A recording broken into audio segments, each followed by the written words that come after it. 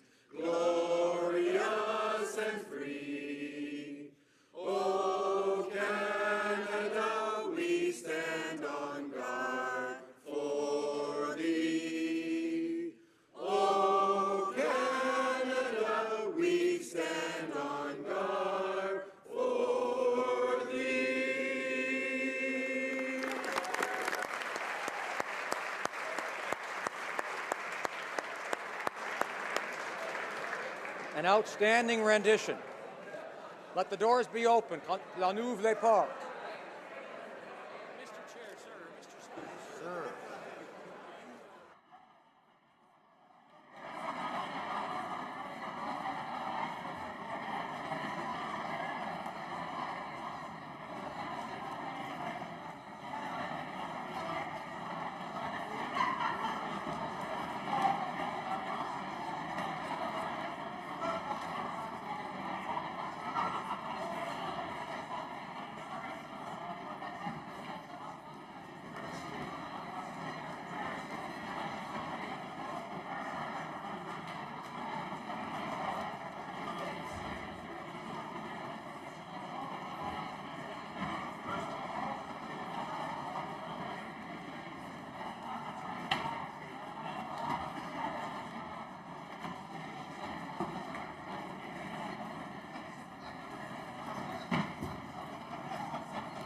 Order. Alors.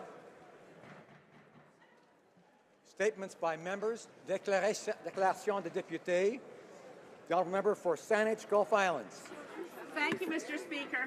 Later this afternoon, there will be a celebration of life just across the street from here, remembering and celebrating the extraordinary litany of accomplishments of Morris Strong. Morris was born in 1929 in the little town of Oak Lake, Manitoba, growing up in the prairies through the dirty 30s. I don't need to describe the hardships that his small and enduring family suffered at that time. He never got beyond high school. But a small scrap of paper came to him across the prairies, landed at his feet, and he read it. It was about the United Nations. And he decided extraordinarily that his path to be of service to the world would be to become a self-made millionaire and put his talents to work for the world. He was a UN Secretary General for 2 global conferences. He was the founder of CEDA, of the United Nations Environment Program, set up the Earth Charter Commission. Mr. Speaker, we celebrate an extraordinary Canadian, a global citizen. Rest in peace.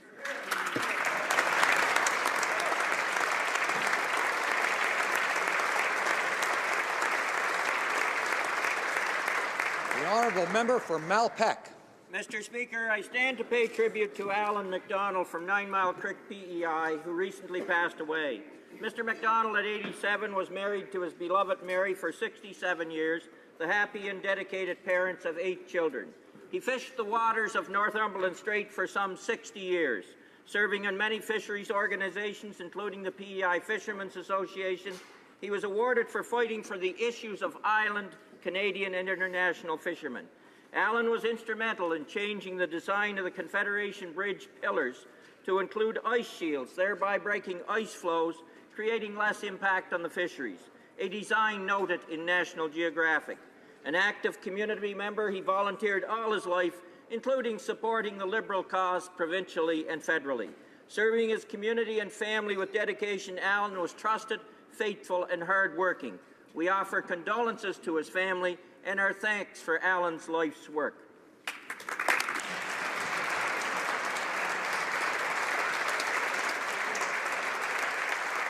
The honourable member for Parry Sound, Muskoka. Thank you, Mr. Speaker. In my first member statement, I'm saluting my tremendous riding of Parry Sound, Muskoka, and in particular all of its volunteers and supporters of charity.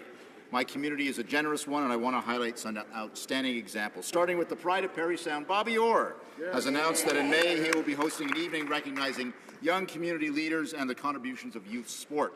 In Huntsville, Chris and George Gilly have donated $250,000 to the Huntsville Hospital Foundation, earmarked for the chemotherapy clinic.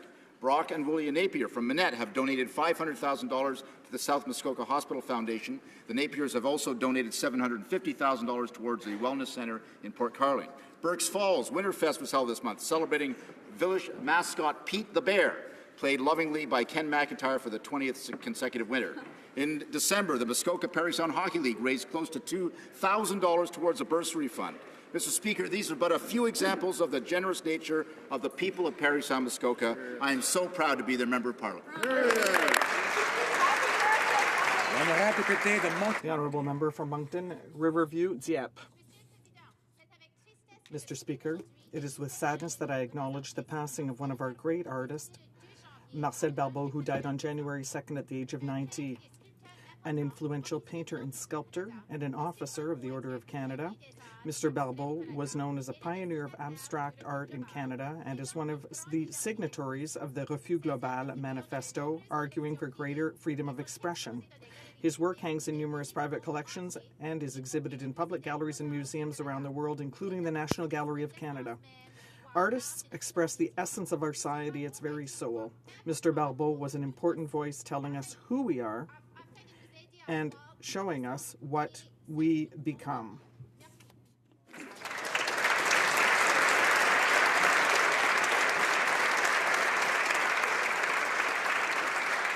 The honourable member for North Island, Powell River.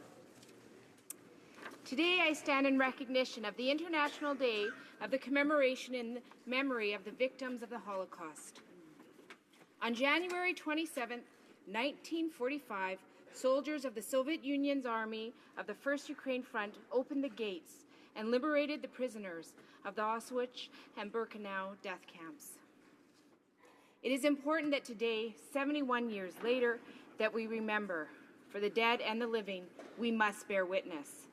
As Elie Wiesel said, today we bear witness to 6 million Jews, a third of the Jewish population, who were killed alongside countless others due to their race, religion, ethnicity, or sexual orientation. As Canadians, we must bear witness and demonstrate action against racial, ethnic, and religious intolerance. Canada has been profoundly shaped by the 40,000 Holocaust survivors who settled in this country after the war. We must not forget this history and teach our children about the victims of the Holocaust and continue to fight all forms of discrimination. We must never forget.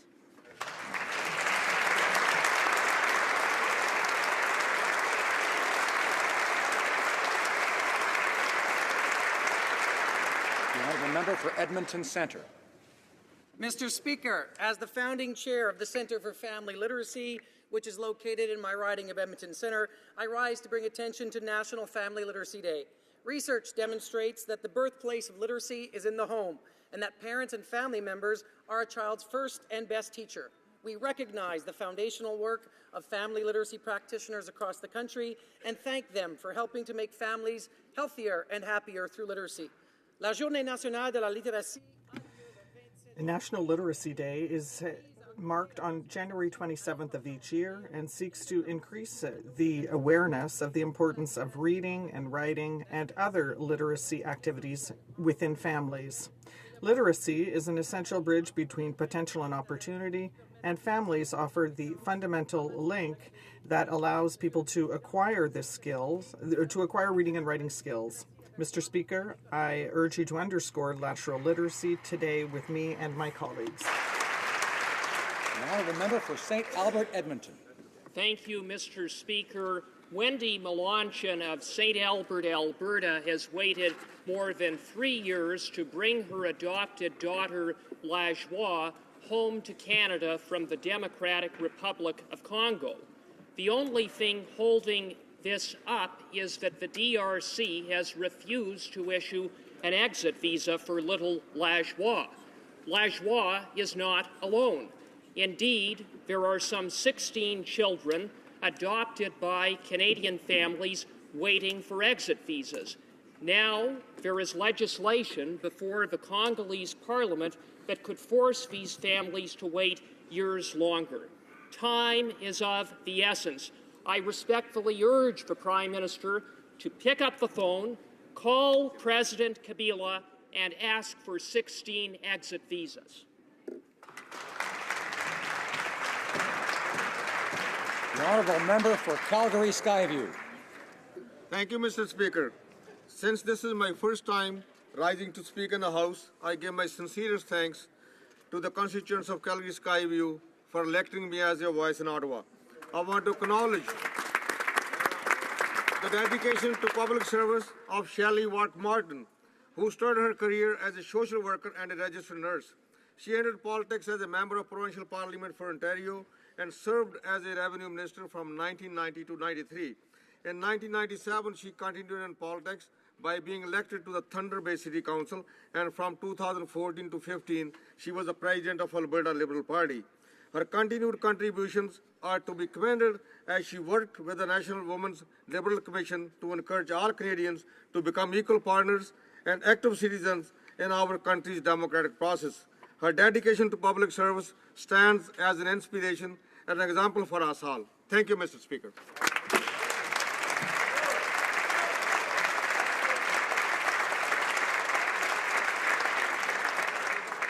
Member for Sackville, Preston, Chesapeake. Oui, bonjour, Monsieur le Président. Good day, Mr. Speaker. I am very pleased to recognize today National Family Literacy Day. I can say that with my experience in education, I know that there are many Canadians across the country who have a great deal of difficulty finding jobs and earning acceptable wages. In Nova Scotia, 38% of people have difficulty with literacy and must follow adult courses. And in my riding a few weeks ago, I had the opportunity to work with the Director General, the lady who's responsible for literacy in Nova Scotia, to distribute hundreds of books free of charge to community organizations in my riding. So I'd like to encourage all parents to take 15 minutes a day to read with their children, because that can make a tremendous difference for their future. Thank you. The Honourable Member for Louis Saint Laurent. Thank you, Mr. Speaker. It is with honour and pride that I represent all the citizens of Louis Saint Laurent here in the House of Commons. In the heart of my riding, there is the Wendake Indigenous nation, and there is also Val-Belair, Loretteville, and other suburb areas. Lucie Lausier, who has been helping people for 55 years, she has been collecting clothing and food to distribute it to the most humble among us. Ms. Lausier started humbly with her, and her dedication was so strong that she opened the food counter, La Luciole. Now her health is failing, and La Luciole has had to close its doors. Mr. Speaker, I'd like to say that Ms. Lausier is for all Canadians an example of determination and success. Thank you, Ms. Lausier.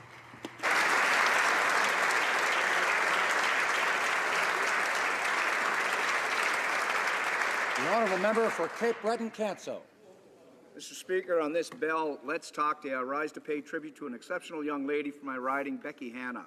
A happy kid with great friends, excellent student at Cape Breton University, and a varsity athlete. She had a great life going on except for one thing, bulimia nervosa, a severe disorder that she hid from her family and friends for a year, a compulsion that was more of an addiction that yielded a binge, then purge cycle that she could not stop no matter how hard she tried. Some days Becky would purge once or twice, but other days it would be 7 or 8 times, taking a heavy toll on her body and a heavier one on her mind. But Becky realized she wasn't alone, and her condition was not uncommon. With the support of her family and friends, she works every day to confront her demons. On Becky's behalf, I ask the House to visit Becky Hanna's Facebook page and share her video with family and friends. On behalf of all parliamentarians, let me commend and thank this exceptional young lady for sharing her important message.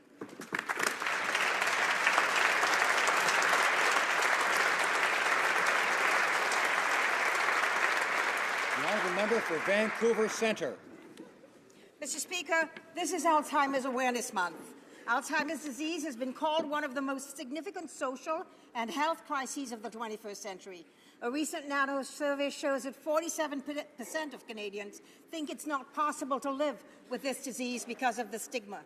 Advances in treatment have improved the quality of life, but this is not enough. 500,000 Canadians live with Alzheimer's or related diseases. This will double within a generation. Dementia costs the Canadian economy $15 billion each year, and by 2038, this will rise to $153 billion. Alzheimer's disease makes all families go under emotional stress every year. Early signs of Alzheimer's include loss of memory, misplacing things, change in personality and mood, disorientation of time, and loss of initiative and difficulty performing tasks. There's urgent need for investment in research towards early diagnosis and cure. Early identification of the risk of Alzheimer's is critical in delaying onset. And the honourable member for Sherwood Park, Fort Saskatchewan. Today is Holocaust Memorial Day, a day when we remember the 6 million Jews and many others who were killed by the Nazis. Many of my relatives were among the victims. My grandmother, a half-Jew living in Germany at the time, survived, but not without suffering the loss of her grandparents, cousins, and many friends. My relatives could have left Germany earlier, but stayed behind because they did not believe that such unspeakable evil was possible in their civilized society. As uncomfortable as it may be, the Holocaust forces us to contemplate evil and how we respond to it. We must never be afraid to call evil what it is. When we say never again, it is time we mean it. Fighting evil had a cost in World War II, and it has a cost today. My grandmother was always grateful that Canada was prepared to pay the cost in her time. Let us be firm in our resolve when we say never again.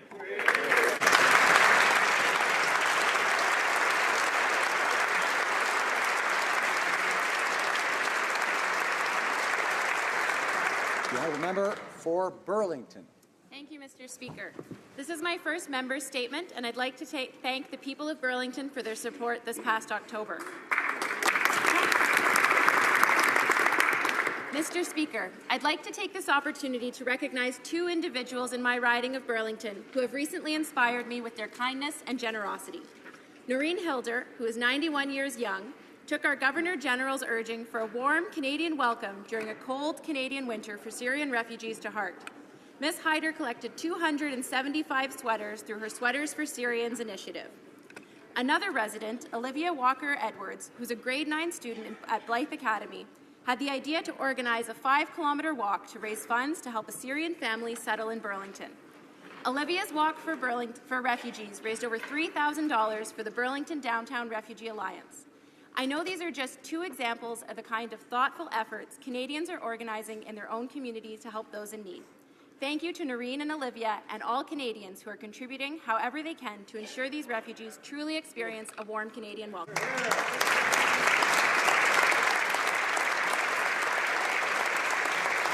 The honourable member for Nanaimo Ladysmith.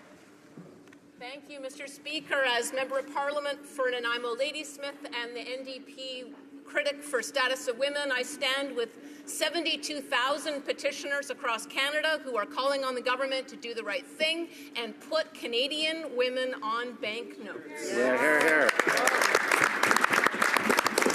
Canada used to have the famous five and Therese Casgrain women who advocated for the right to vote. They used to be on one of our currencies. The Conservative government removed them in favor of an icebreaker. Last year, my NDP colleagues asked the government to do the right thing and recognize the role that Canadian women have played in building our country and contributing to our history. 2 weeks ago, I asked this new government to do the right thing, and indications in the media were that the finance minister is open-minded on the topic. So I urge all of the House to do whatever you can to support recognizing the important role Canadian women have. Now, member for Lethbridge.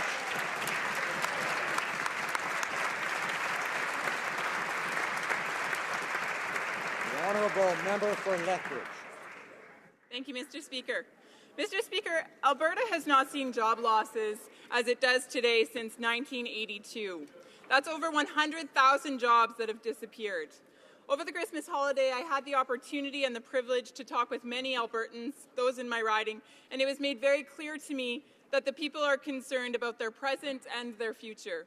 National pipeline projects are stalled because this Liberal government does not believe in Canada's energy sector. The Prime Minister promised Canadian young people a vibrant future, meaningful employment. However, as far as this government is concerned, right now we're seeing one of the worst layoffs that this country has ever seen. This is gutting the middle class, causing families to lose their homes, their livelihoods, and hope for their future. Each day that these pipelines are delayed, the Canadian economy loses out on $50 million. Mr. Speaker, on behalf of all Canadians, I urge the Prime Minister to put down his selfie stick and get to work building these pipelines.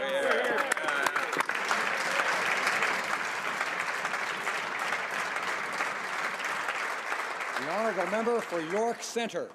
Monsieur le Président, aujourd'hui c'est le... Mr. Speaker, today is Holocaust Memory Day, the 71st anniversary of the liberation of Auschwitz-Birkenau. Remember and reflect on one of history's darkest periods, the systematic, state-sponsored murder of 6 million Jews during the Second World War. Each year, there are fewer survivors to pass on their stories and remind us of the value of human life. Their stories show the need for tolerance and compassion, and the price we pay for ignoring injustice and hatred. We bear a collective responsibility to keep these stories alive by continuing to educate others about the Holocaust and the evil that fueled this attempt to exterminate an entire people. In the aftermath of the Holocaust, the world came together and declared never again. On this day and every day, we must give special meaning to those words by actively standing up against hate, injustice, anti-Semitism and racism, and refusing to be silent in the face of genocide.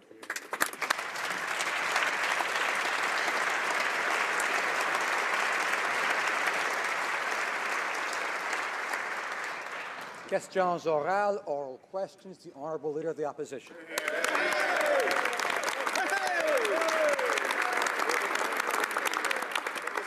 Mr. Speaker, yesterday Statistics Canada said that Alberta has lost more jobs than in any year since 1982. Many Albertans don't know where the next paycheck will come from. They're worried about how they'll put food on the table or a roof over their heads. Families without work aren't feeling refreshed or happy, like the Minister for Calgary said yesterday. How can this Liberal government be so out of touch with Alberta workers and families? Right Honourable Prime Minister. Thank you, Mr. Speaker. The Canadian government is very preoccupied with the fate of Albertans and the fact that there is massive layoffs and they need support. And we're looking to partner with Alberta and indeed with municipalities across the country facing very real challenges. And we look forward to putting forward a historic plan to invest in infrastructure, to create growth and to support the middle class in this country, as will be presented by the Finance Minister in his upcoming budget. The Honourable Leader of the Opposition. Mr. Speaker, the figures reflect the despair felt by people in the natural resources sector across the country. Families don't feel reassured despite what the Liberal representative from Calgary has said. People are not happy, are not doing well in Quebec, in New Brunswick, in Alberta. So how can the government say that it is actually working for new jobs? The Right Honourable Prime Minister. In fact, this is exactly what we are going to do. We were elected on a platform of investing in communities, helping middle classes, families, and creating opportunities across the country. We are thinking very much about the people in Alberta, Saskatchewan, Labrador, those that are affected by the downturn in the oil industry, and certainly in our upcoming budget, we will address the problems. The Honourable Leader of the Opposition. The Supreme Leader consistently calls for the destruction of Israel, and the Iranian regime is one of the world's worst abusers of human rights. Yet the Liberals say they will be lifting Canadian sanctions on Iran. And why? Because according to the Foreign Affairs Minister, it would be in accordance with our allies. But our allies have also been clear that Canada should leave our CF-18s in the fight against ISIS. So the question for the Prime Minister is this: when do our allies matter and when do they not? Right Honourable Prime Minister. Thank you, Mr. Speaker. There is no question that the world is now a safer place because of the P5+1 deal with Iran.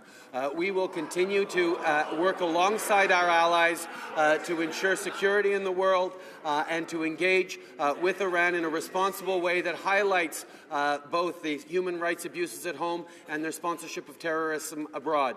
We need to engage in a respectful, responsible way, and we will do exactly that. The honourable member for Parry Sound, Muskoka. Mr. Speaker, the Liberal plan to drop sanctions against Iran reverses a principled stand. Iran commits horrific violations against the human rights of its own people, including against women and religious minorities. It supports terrorism and regularly talks about the destruction of Israel. Why is the government giving Iran a free pass and compromising Canadian values? Honourable Prime Minister. Mr. Speaker, we are going to continue to work with our allies to be engaged responsibly around the world. We know that Iran has created concerns when it comes to terrorism, human rights abuses, or their nuclear aspirations, which have been put aside because of this treaty. So we are going to engage responsibly in the world to ensure security and safety for everyone. Mr. Speaker, while this government is snuggling up to Iran, our allies are going in a very different direction. Reports are that France has asked the European Union to consider new sanctions against Iran over the recent ballistic missile tests. How can this government reduce sanctions at the exact time, that our allies are apparently reconsidering and increasing those very sanctions? The Honourable Prime Minister. We will continue to work alongside our allies to ensure that we are behaving in a responsible way to move Iran away from its position of violation of human rights, of nuclear ambitions, and indeed of sponsoring terrorism around the world. It is through responsible, firm engagement that Canada has always had an impact in the world, and that's what we will continue to do in a thoughtful and responsible way. The member for Outremont.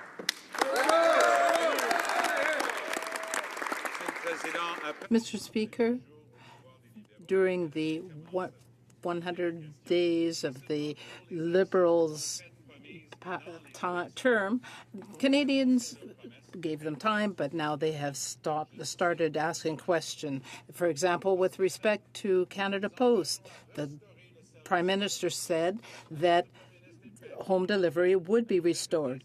Will the Prime Minister repeat that promise here, or will he say that he has already broken that promise? The Right Honourable Prime Minister. We made a commitment during the election campaign to bring in a moratorium in terms of the changes at Canada Post, and we have done that. We're going to work with Canadians and Canada Post to make sure that Canadians receive the services that they need, that they wish to receive. We will do that responsibly. We will be working on that issue, and we will respect Canadians and keep our promises. Honourable member for Outremont. Like selfies, Mr. Speaker, they got cameras everywhere, and we've got a clear tape of that Prime Minister making that promise, not the one he just talked about. But for the fun of it, let's read the Liberal Party platform with regards to another Liberal campaign promise. Quote, a Liberal government will restore the eligibility age to 65 for old age security. They said they would do that immediately.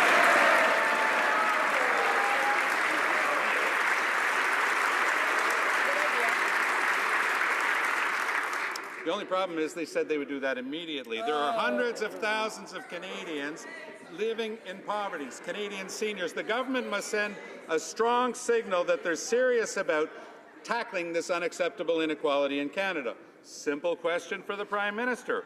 When does he plan to keep this promise to restore OAS to age 65? Right Honourable Prime Minister. Thank you, Mr. Speaker. It's good to point out that OAS is actually right now at 65 and will continue so for the foreseeable future because of this Liberal government. On top of that, our commitments were made to reach out to seniors, to support seniors, and we're going to be doing that as we will put forward in our budget. We're 100 days into this mandate since the day of the election, and we're already extremely pleased with everything we've accomplished to show Canadians the real change they need. Merci.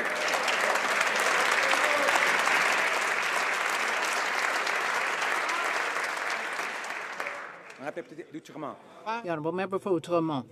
The Liberals promised to take action to make sure that Canadians would have a decent retirement.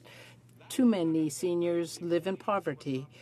The age of retirement was raised to 67, and that will just create more inequality. So I'm going to try one more time to get an answer because the Prime Minister promised to act quickly. So when will he restore the age to 65 as he promised to do it? Will he do this, yes or no? Right Honourable Prime Minister.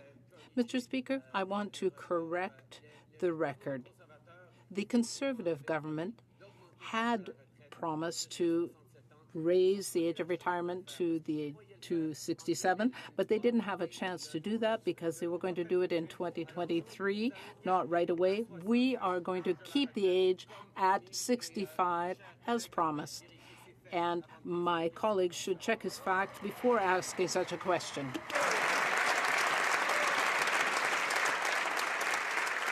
Member for Outremont. The platform also promised to increase benefits under the Canada and Quebec pension plans. But once in government, they're walking away from their pledge to Canadians hoping to retire in dignity. The Premier of Ontario said she'd scrap her separate pension plan if the feds moved on the CPP. But instead, she's now announced that she's moving ahead with it. So, did the Prime Minister tell the Premier that he's going to break his promise even before he's told Canadians about this broken promise? Right Honourable Prime Minister. Once again, Mr. Speaker, I'm happy to correct the record. Our finance minister sat down with all finance ministers across the country to talk exactly about enhancing the CPP as we have made that commitment. Ontario had a firm commitment to move forward with that, and they're doing it at the same time as they're working with us to ensure that we are able to enhance the CPP, and our finance minister and finance ministers across the country are working on that very hard. I thank the member opposite for his question. The Honourable Member for Beauce.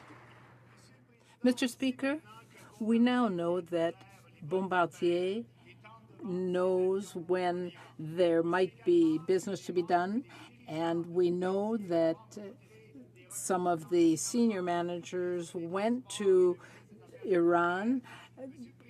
We know that they've been lobbying the Minister of Foreign Affairs and Minister of Transport. Can we be assured that a Bombardier or any other company was not tipped off in advance that sanctions would be dropped? Did the Liberals talk in secret to some of these companies? The Honourable Minister for Foreign Affairs. No, we spoke openly about this issue during the election campaign. The Prime Minister made a commitment to re-engage with Iran. He kept that promise, and all of this has been done openly. We have an agreement. So why is the member asking this kind of question? The Honourable Member for Beauce. Mr. Speaker, I would like to remind my colleague I am the member for Beauce. I represent my constituents and all the Canadians. We have positions of principle abroad as Conservatives, so I want to know why the Liberals have abandoned these principles in dealing with Iran. Iran violates the human rights of its own citizens, supports terrorism. So why has the Liberal government decided to change our stand and support Iran?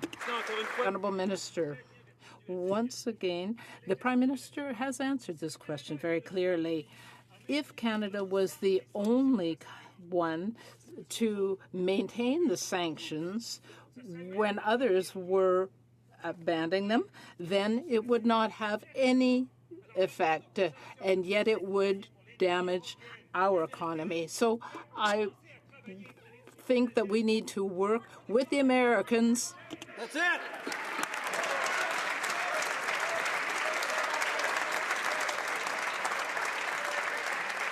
The honourable member for Niagara West. Stephen. Mr. Speaker, here's what Putin's foreign minister said in regards to Russia's illegal occupation of Crimea. We have nothing to give back. We are not holding any talks with anyone on returning Crimea. Crimea is the territory of the Russian Federation. Mr. Speaker, why is the Foreign Affairs Minister considering lifting sanctions on Putin's regime, giving Russians blatant disregard for Ukrainian sovereignty? The Minister of Foreign Affairs. Mr. Speaker, this government will strongly support Ukraine. This government will always be against and criticize the Russian invasion and interference in Ukraine, and we will communicate that very clearly to the government of Russia. We'll do it, and I will be pleased to do it because we owe so much to our friendship with Ukraine. The honourable member for Niagara West. Mr. Speaker, Putin's regime has invaded and illegally occupied sovereign Ukrainian territory. That, Mr. Speaker, is a fact. Now our Foreign Affairs Minister is cozying up to the Putin regime. Can the Minister of Foreign Affairs please explain why he is abandoning our Ukrainian friends? Why is he giving in to Russian aggression? That's right. Now the Minister of Foreign Affairs. I already answered to this question, Mr. Speaker, and the Prime Minister did it and said it very clearly to President Putin. So, but the question is, at the worst time of the Cold War, Canada was speaking to Russia. Today, United States is speaking to Russia. Europe is speaking to Russia. Japan is speaking to Russia. You would say that all these countries are letting down Ukraine? In which way it's helping Ukraine that Canada never speak to Russia, even about the Arctic? Now the member for Thornhill. Thank you, Mr. Speaker. As you know, the sanctions opposed against Russia by our Conservative government have been very effective. So effective, in fact, that the Foreign Minister of Russia is appealing now for the normalization of relations between Canada and Putin's regime. Can the Minister of Foreign Affairs tell us today if this government intends to drop sanctions against Russia in the middle of the night, as they did with Iran? The Minister of Foreign Affairs.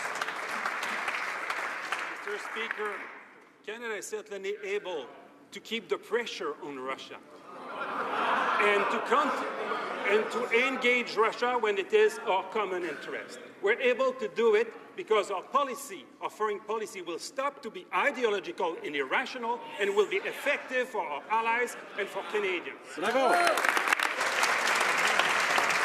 the member for Thornhill. Thank you, Mr. Speaker.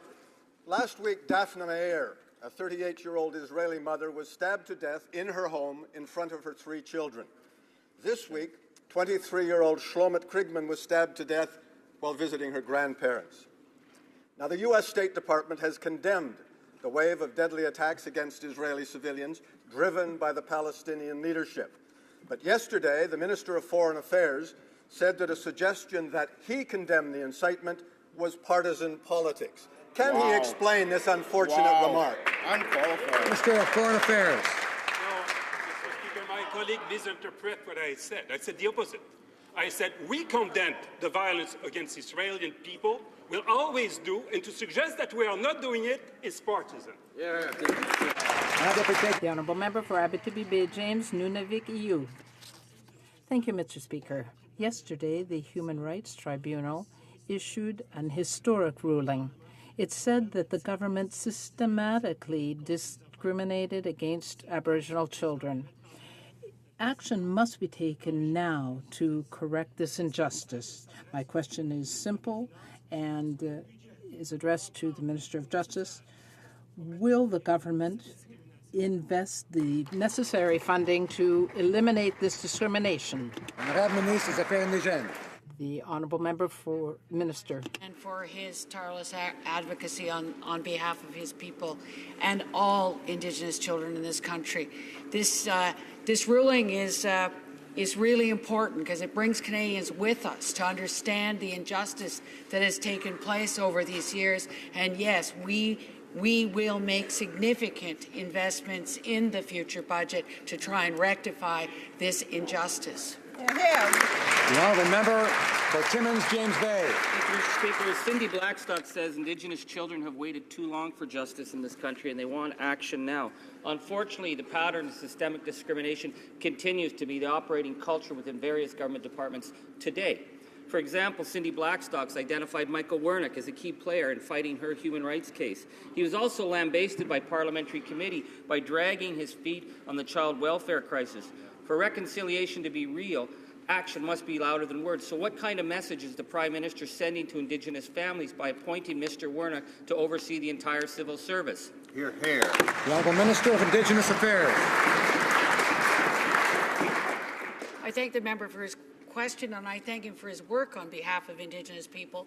But I think that he must understand that the public service in this country's primary goal is loyal implementation. There is a new government here, and the Clerk of the Privy Council is empowered to deliver the work that we have promised in the past election, and he will do it. The honourable member for Foothills. Mr. Speaker, contrary to what the Liberals may believe, Alberta is facing an economic crisis. They are losing jobs at a rate we have not seen before since, ironically, the Liberals introduced the National Energy Program in the 1980s. When asked about these job losses, the member for Calgary Centre sounded like a Liberal from the 1980s. He said the people he has spoken to feel refreshed with the Prime Minister's failed approach. Refreshed is certainly not the feedback that I'm hearing from Albertans. They are not refreshed to be losing their jobs. They're not refreshed to be losing their homes. Why is the only job that this minister seems to care about is his own? The Honourable Minister of Natural Resources. Mr. Speaker, we know that there are job losses across the country in the natural resource sector. We were in New Brunswick only last week, and there were hundreds of jobs lost in a potash mine because of commodity prices. We understand that Alberta is very keen to see natural resources moved in a sustainable way. We can no longer talk about the economy without environmental sustainability, Mr. Speaker. That's the economy of now. That's our way forward. The honourable member for Lakeland. This position on job losses in Alberta is pathetic. The most the finance minister could say when he visited Calgary recently was that he had a heightened sense of concern about Albertans losing their jobs. And yesterday, the Minister of Veterans Affairs said that Calgarians are refreshed with his government's direction. But really, 100,000 lost jobs and people losing their homes. My constituents in Lakeland are resourceful, but they're not refreshed. Mr. Speaker, was the minister serious? Does he actually think Albertans are happy with this government in charge? Good question. The Honourable Minister of Finance. Mr. Speaker, we recognize that the change in oil prices has had a significant impact on Alberta. It's had a significant impact in other parts of the country as well. We have started with a plan that's going to make a difference in this country. We started with tax reductions that are going to help 9 million Canadians to be better off. We're going to move forward with infrastructure investments that will make a significant impact on growth in this country. We want to focus on things that can help in Alberta and in the rest of the country to improve our economy. The honourable member for Red Deer Lacombe. Mr. Speaker, unemployment is skyrocketing in Alberta. In the riding of Red Deer Lacombe, people are faced with the prospects of losing their homes and their life savings. Some of my constituents are desperate to put food on their table and to pay their mortgage. They don't want to be left out in the cold. However, Mr. Speaker, the Minister of Veterans Affairs yesterday callously referred to these as refreshing times. Appalling. Does he think it's refreshing to lose your home in Alberta in January? The Honourable Minister of Finance. Mr. Speaker, We know that the natural resource sector accounts for about 1.8 million jobs in Canada. It accounts for many, many, many jobs in Alberta, and many of those jobs have been lost. We recognize that this is an extremely challenging situation. We are working to put in our budget measures that will improve the situation in Alberta, Saskatchewan, and Newfoundland, and other parts across this country so we can deal with this enormous challenge. Yes. The member for Carleton Trail Eagle Creek. Mr. Speaker, every day the fine print of the Liberal platform becomes more and more devastating to Canada's economy. We've recently heard announcements from CP and WestJet. This Liberal government's silence on the job losses in Alberta and Saskatchewan and the resulting impact on the transportation sector is deafening. Will the member from Wascana continue to remain silent, or will he stand up and support Western Canadian jobs? The Honourable Minister of Finance. Mr. Speaker, we are focused on how we can help Canadians across this country with a challenged global economy. We are particularly focused on how we can help those people in the parts of our country that are so deeply impacted by the change in global oil prices. We are working diligently to figure out the priorities of Canadians so that in our budget we can address these issues by helping Albertans, Saskatchewans, people in Newfoundland and across the country. The Honourable Member for Rimouski, Neigette, Témiscouata-les-Basses. Thank you, Mr. Speaker. The government has not conducted any pre-budget consultations in Parliament, as is normally the case. Instead, it's using the Liberal Party website to consult people, and I'm sure it's a coincidence that they collect data that can be used for fundraising. The economy is slow to a crawl. Job losses are multiplying, but only 38% of the unemployed have access to EI. Instead of helping itself, will the government immediately help those in need and create a universal EI accessibility threshold of 360 hours? Merci, Monsieur President. Thank you, Mr. Speaker. To talk about our government's plan to help Canadians in a situation that is very serious for those that are facing it most acutely in Alberta, Saskatchewan, and Newfoundland. There's inherent barriers in the EI system that we promised to take care of and address immediately, and that will happen very soon. The Honourable Member for Churchill-Kiewatnook-Askey. Mr. Speaker, Canadians want answers on timelines, and if the Liberals were actually consulting with Canadians on the budget, they would know that they are hurting. The economy is slowing, but only 38% of Canadians who are out of work are eligible for EI. Instead of speeches to millionaires in Switzerland, Canadians want to see real action in their own communities. So will the government expand access to EI immediately by creating a universal threshold of 360 hours? Minister of Employment. Merci, Monsieur le Président. Thank you, Mr. Speaker. We have indicated to all Canadians that we are reviewing the EI system.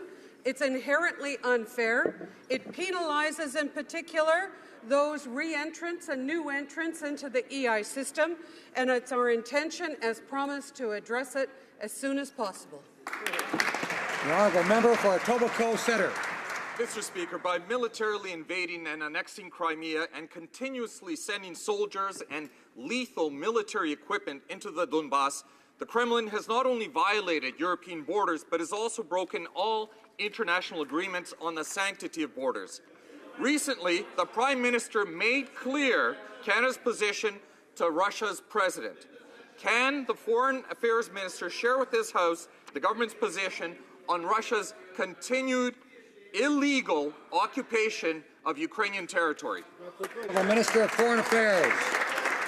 Mr. Speaker, the traveling that I was planning for a while to Ukraine will be true 4 days from now, and I'm so pleased to be in Ukraine, to express to the government of Ukraine the steadfast support of Canada for Ukraine, and how much we deeply disagree with the invasion and interference of the Russian government in Ukraine, and also how much we will not tolerate from a Russian minister and the insult against the community of Ukraine in Canada. Ukrainian Canadians, we owe so much to them, we will always support them.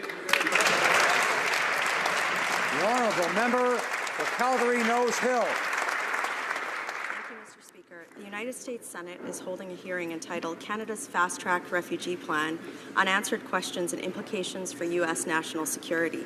It's our understanding that government representatives may have received an invitation to participate in the hearing, but have in fact declined. Can the minister explain to Canadians why they would decline this opportunity to be transparent, open, and accountable? Good question. Honourable Minister of Public Safety. Mr. Speaker, the Government of Canada is transparent, open and accountable in this House. This is the Parliament of Canada, and this is where we respond to the questions like Canadian security. We have put in place layers of security activity to ensure that our refugee initiative with respect to Syria can be successful.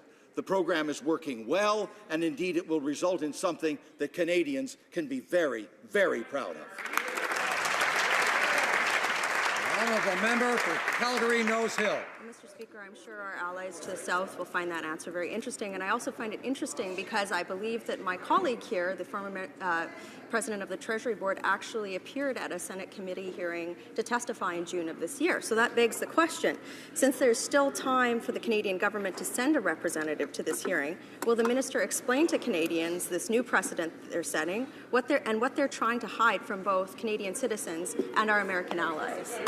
The Honourable Minister of Public Safety. Mr. Speaker, there is absolutely nothing to hide because we have completely briefed the Department of Homeland Security. We've completely briefed the U.S. Ambassador to Canada, and there is a very open line of communication directly to the White House. They understand exactly the layers of security screening that are put in place, from the activity with the UNHCR through the the personal interviews that are done, to the collection of biometrics, to the checking against international databases, to ensure that this project is done safely and successfully, a very strong humanitarian credit to Canada.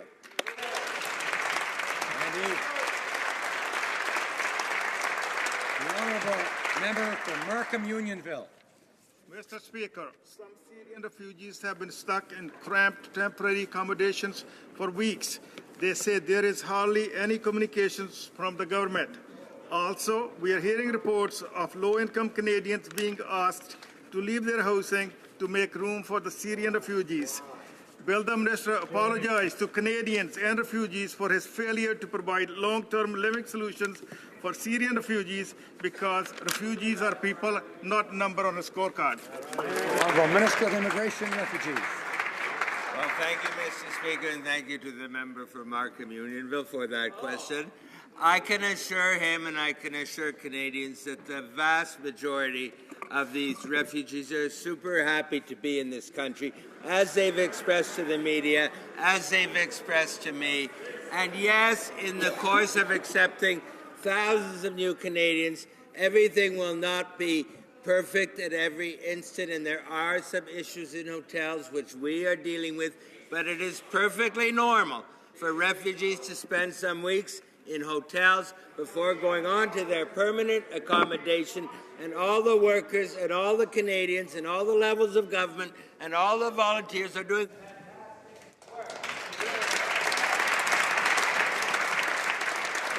This exchanging of riding names is confusing for the Speaker.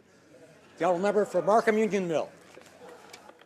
Mr. Speaker, the Parliamentary Secretary for Immigration is on the record saying that the government's policy is to, quote, treat Syrian refugees differently than refugees from the other parts of the world. Can the minister confirm that this is the government's policy and explain if being treated differently means being stuck in the temporary cramped housing for weeks? The Minister of Immigration. Mr. Speaker, Canadians across this land are welcoming with open arms and open hearts these Syrian refugees. They are proceeding quickly to their housing. Yes, they are spending some time in hotels. That is normal for the process. And it is also the case that refugee applicants from other countries are proceeding as planned. So Canadians can be reassured that this operation is a great success, and we will soon have 25,000 new Canadians on our soil. Honourable member for Saskatoon West. Mr. Speaker, Canadians are proud of our public health care system. A central principle of our public system is that people's access to health care does not depend on one's ability to pay. But while the Canada Health Act outlaws user fees, Saskatchewan is now allowing those who can afford to get special access to private MRIs. Why won't the Health Minister act? Will she enforce the Canada Health Act in Saskatchewan and across the country to crack down on these private payments, yes or no? The Honourable Minister of Health. Mr. Speaker, I'm pleased to further inform the House about the excellent meetings that I had last week with the health ministers from across the country, all the provinces and territories. And among the things that we discussed was our commitment to the Canada Health Act. As the member opposite is aware, that act is one of the foundations of a system that we're proud of. And one of the pieces of that of which I'm most proud is the fact that we are determined to make sure that Canadians will always be able to access the appropriate care that they require based on need and not based on ability to pay. And we will do all that is in our power to uphold that act. The honourable member for Saint-Hyacinthe-Bagot. Mr. Speaker, we need more than discussions and talks. We need action to preserve the accessibility of health care in this country. Thousands of Quebecers have denounced the legalization of ancillary fees in Quebec. $300 for ophthalmic drops, $500 for a colonoscopy. It is unacceptable that wealth determine access to care. What action, and I am repeating, action, will the minister take to ensure that all Quebecers have the same level of access to health care regardless of their income? Okay. The Honourable Minister of Health. Mr. Speaker, I'm pleased that the member opposite is so committed to making sure that Canadians will have access to the care that they need when they need it on the basis of that need, and I will support her in that commitment. One of the fundamental principles that I will go forward in my work with my colleagues is to establish a strong relationship, which I'm pleased to say that I was able to do. I will continue working with the health ministers across the country, including the health minister from Quebec and other provinces and territories, in order to address the concerns of Canadians. The honourable member for Grand Prairie Mackenzie. Well, thank you, Mr. Speaker. I have a couple of questions for the Minister of Agriculture. The first one is I'm wondering if you can confirm to this House that the Ethics Commissioner has cleared his Chief of Staff to serve in her new capacity. I also wonder if he can confirm to this House if or not his new Chief of Staff has got the RCMP's security clearances necessary to do her job. Yes or no? The Minister of Agriculture. Thank you, Mr. Speaker. My Chief of Staff is extremely qualified for the job and is dedicated to serving the best interests of the entire agricultural sector and all Canadians. She is following the guidelines laid out by the Conflict of Interest and Ethics Commissioner and will fully comply with any advice provided by the non-partisan Commissioner. Thank you, Mr. Speaker. The honourable member for Grand Prairie Mackenzie. Well, thank you. I'll take that as a no. So the second very straightforward question I ask the Minister of Agriculture, is the Minister aware of any past criminal charges involving his Chief of Staff that may lead Canadians to believe that she's not suitable for the job that she's now tasked to do? Yes. The honourable Minister of Agriculture. Thank you, Mr. Speaker. I am proud that she has a strong agricultural background. And Mr. Speaker, it's a pillar in her community. It's a pillar in her community and brings a deep commitment to agriculture. And as you all know, all appropriate information will be publicly available on the Ethics Commissioner's public website. Thank you, Mr. Speaker. Honourable member for Barrie, Springwater, Laurel, Medunta. A Liberal candidate in Alberta said pipelines make Canada America's dirty gas tank. That candidate is now the Chief of Staff to the Minister of the Environment. Another Liberal candidate from Quebec wants Ontario to transition away from manufacturing. That candidate is the Prime Minister of Canada. Why does the Liberal government oppose oil sands in the West, energy east, and manufacturing right here in Ontario? Minister of Natural Resources. Mr. Speaker, we realize that a very strong natural resource sector is so important to the future of the Canadian economy. We also have a mandate to make sure that those projects end up at Tidewater and export markets with the public confidence of Canadians through a robust environmental assessment process. That is a serious promise to Canadians that we intend to uphold. The Honourable Member for Vimy. Mr. Speaker, as my colleagues know, today is Bell's Let's Talk Day, an initiative that was started 6 years ago to raise awareness on the issue of mental health. Canadians know that we have to take care of our mental health just as we take care of our physical health. Can the Minister of Health give us an update on the government's commitment to improving mental health for Canadians? The Honourable Minister of Health. Mr. Speaker, as a family doctor and Minister of Health, I'm committed to working with our partners in order to improve the mental health of Canadians and make mental health services more accessible. Our government has made mental health a priority, and we will continue to invest to promote good mental health and contribute to preventing mental illness and suicide. The Honourable Member for Beauport-Limoilou. Mr. Speaker, we're still waiting for the Liberal promises concerning veterans.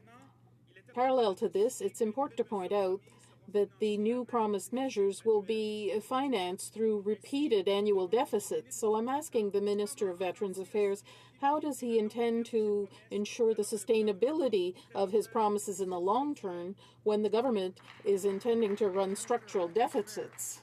Well, thank you very much for the question. I can tell you that I have an aggressive mandate from my Prime Minister in dealing with Veterans Affairs. We have 15 different commitments that we've made to veterans to see them get the care, compassion, respect that they deserve for serving our country, whether that's through more opportunities in the workforce, more opportunities for education, more opportunities their families succeed. That's what we promised, and that's what we're going to deliver.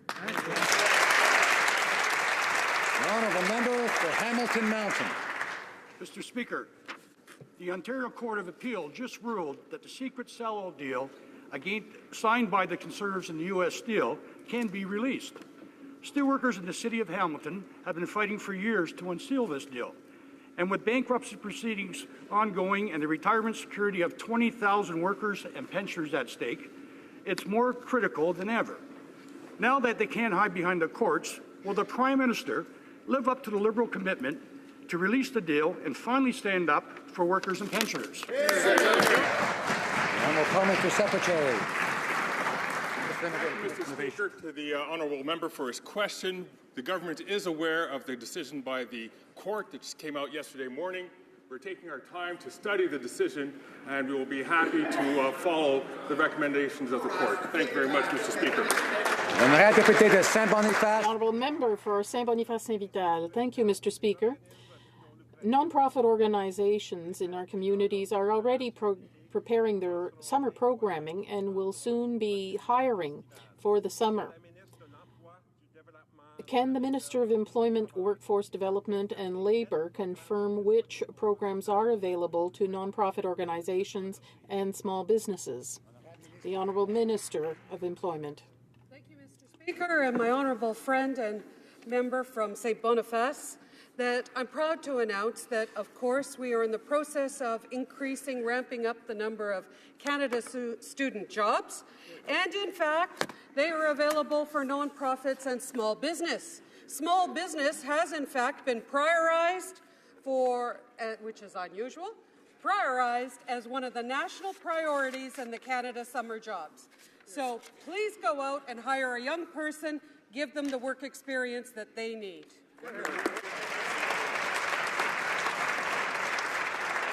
Honourable Member for Lanark, Frontenac, Kingston. Thank you, Mr. Speaker. First of all, I want to thank the Minister for wishing me a happy 39th birthday yesterday. I was, however, less happy with her response to my question why the government won't hold a referendum. She said the conversation is, quote, more complex than a simple yes or no answer. Now, the government can characterize its consultation process any way it wants, but when the process is over, the government has to write a law, for their no electoral system. So let me ask the minister now a question that really can't be answered with a yes or a no. Will she submit that law to Canadians in a referendum, yes or no? The Honourable Minister of Democratic Institutions. Mr. Speaker, I'm certainly glad that the member opposite was born, and I would like to assure him that I'll be working hard with my colleague, the government House Leader, to convene a parliamentary committee to examine a wide range of electoral reform options, and it is not wise to predetermine the outcome of that consultation process. Now that's this pleasant spirit we like in the House. The Honourable Member for Mirabel. Mr. Speaker, we found out recently that in the past year, 257 dairy farms have been forced to close within the national territory of Quebec. 257 farms is not nothing. These are families, men and women, who are essential to the development of our regions. It is now that our dairy farmers need federal support. Will the minister take a look immediately at the increasing imports of dairy protein? Question. And of course, any farms that are closing, if it's through financial reasons, is most unfortunate, but a lot of amalgamation. But I can assure my honourable colleague in this House that this government fully supports supply management. I would like to draw to the attention of honourable members the presence in the gallery of Mr. Achim Steiner, Undersecretary General of the United Nations.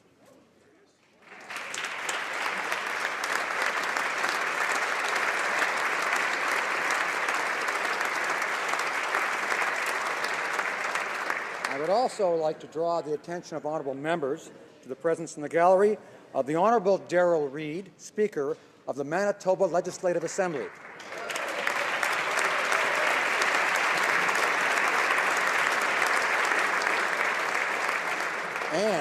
And the Honourable David Laxton, Speaker of the Yukon Legislative Assembly.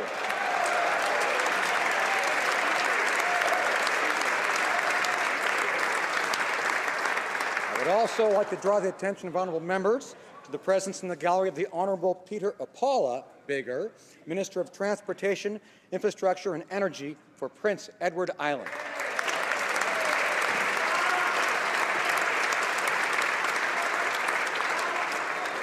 And the Honourable Jeff McClellan, Minister of Transportation and Infrastructure Renewal for Nova Scotia.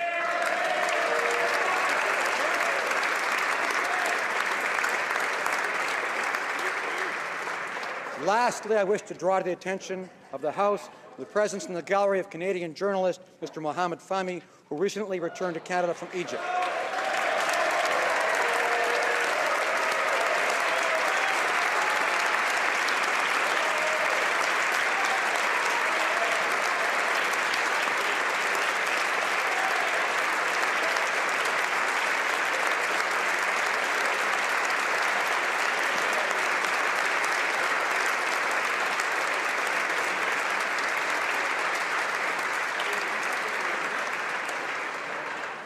Routine proceedings, tabling of documents.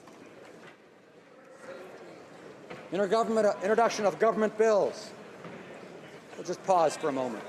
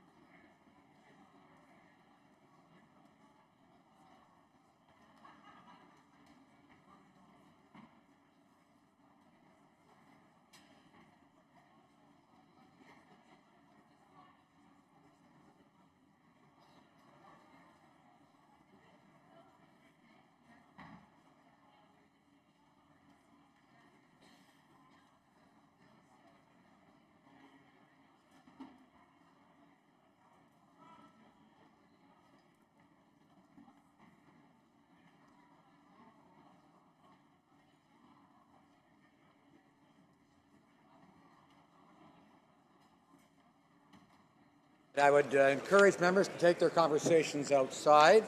I know that members like to take the opportunity, it's just after question period, to consult each other, clearly speak to ministers when there's a chance to do so. But it's time to do that outside, behind the curtains, or in the lobbies. Statements by ministers. The Honourable Minister of the Environment. Thank you, Mr. Speaker. Je vous remercie, Monsieur le Président. Thank you, Mr. Speaker. I am very honored to rise in this House today to report on the historic agreement that was reached by more than 195 countries at the United Nations Climate Change Conference in Paris this past December.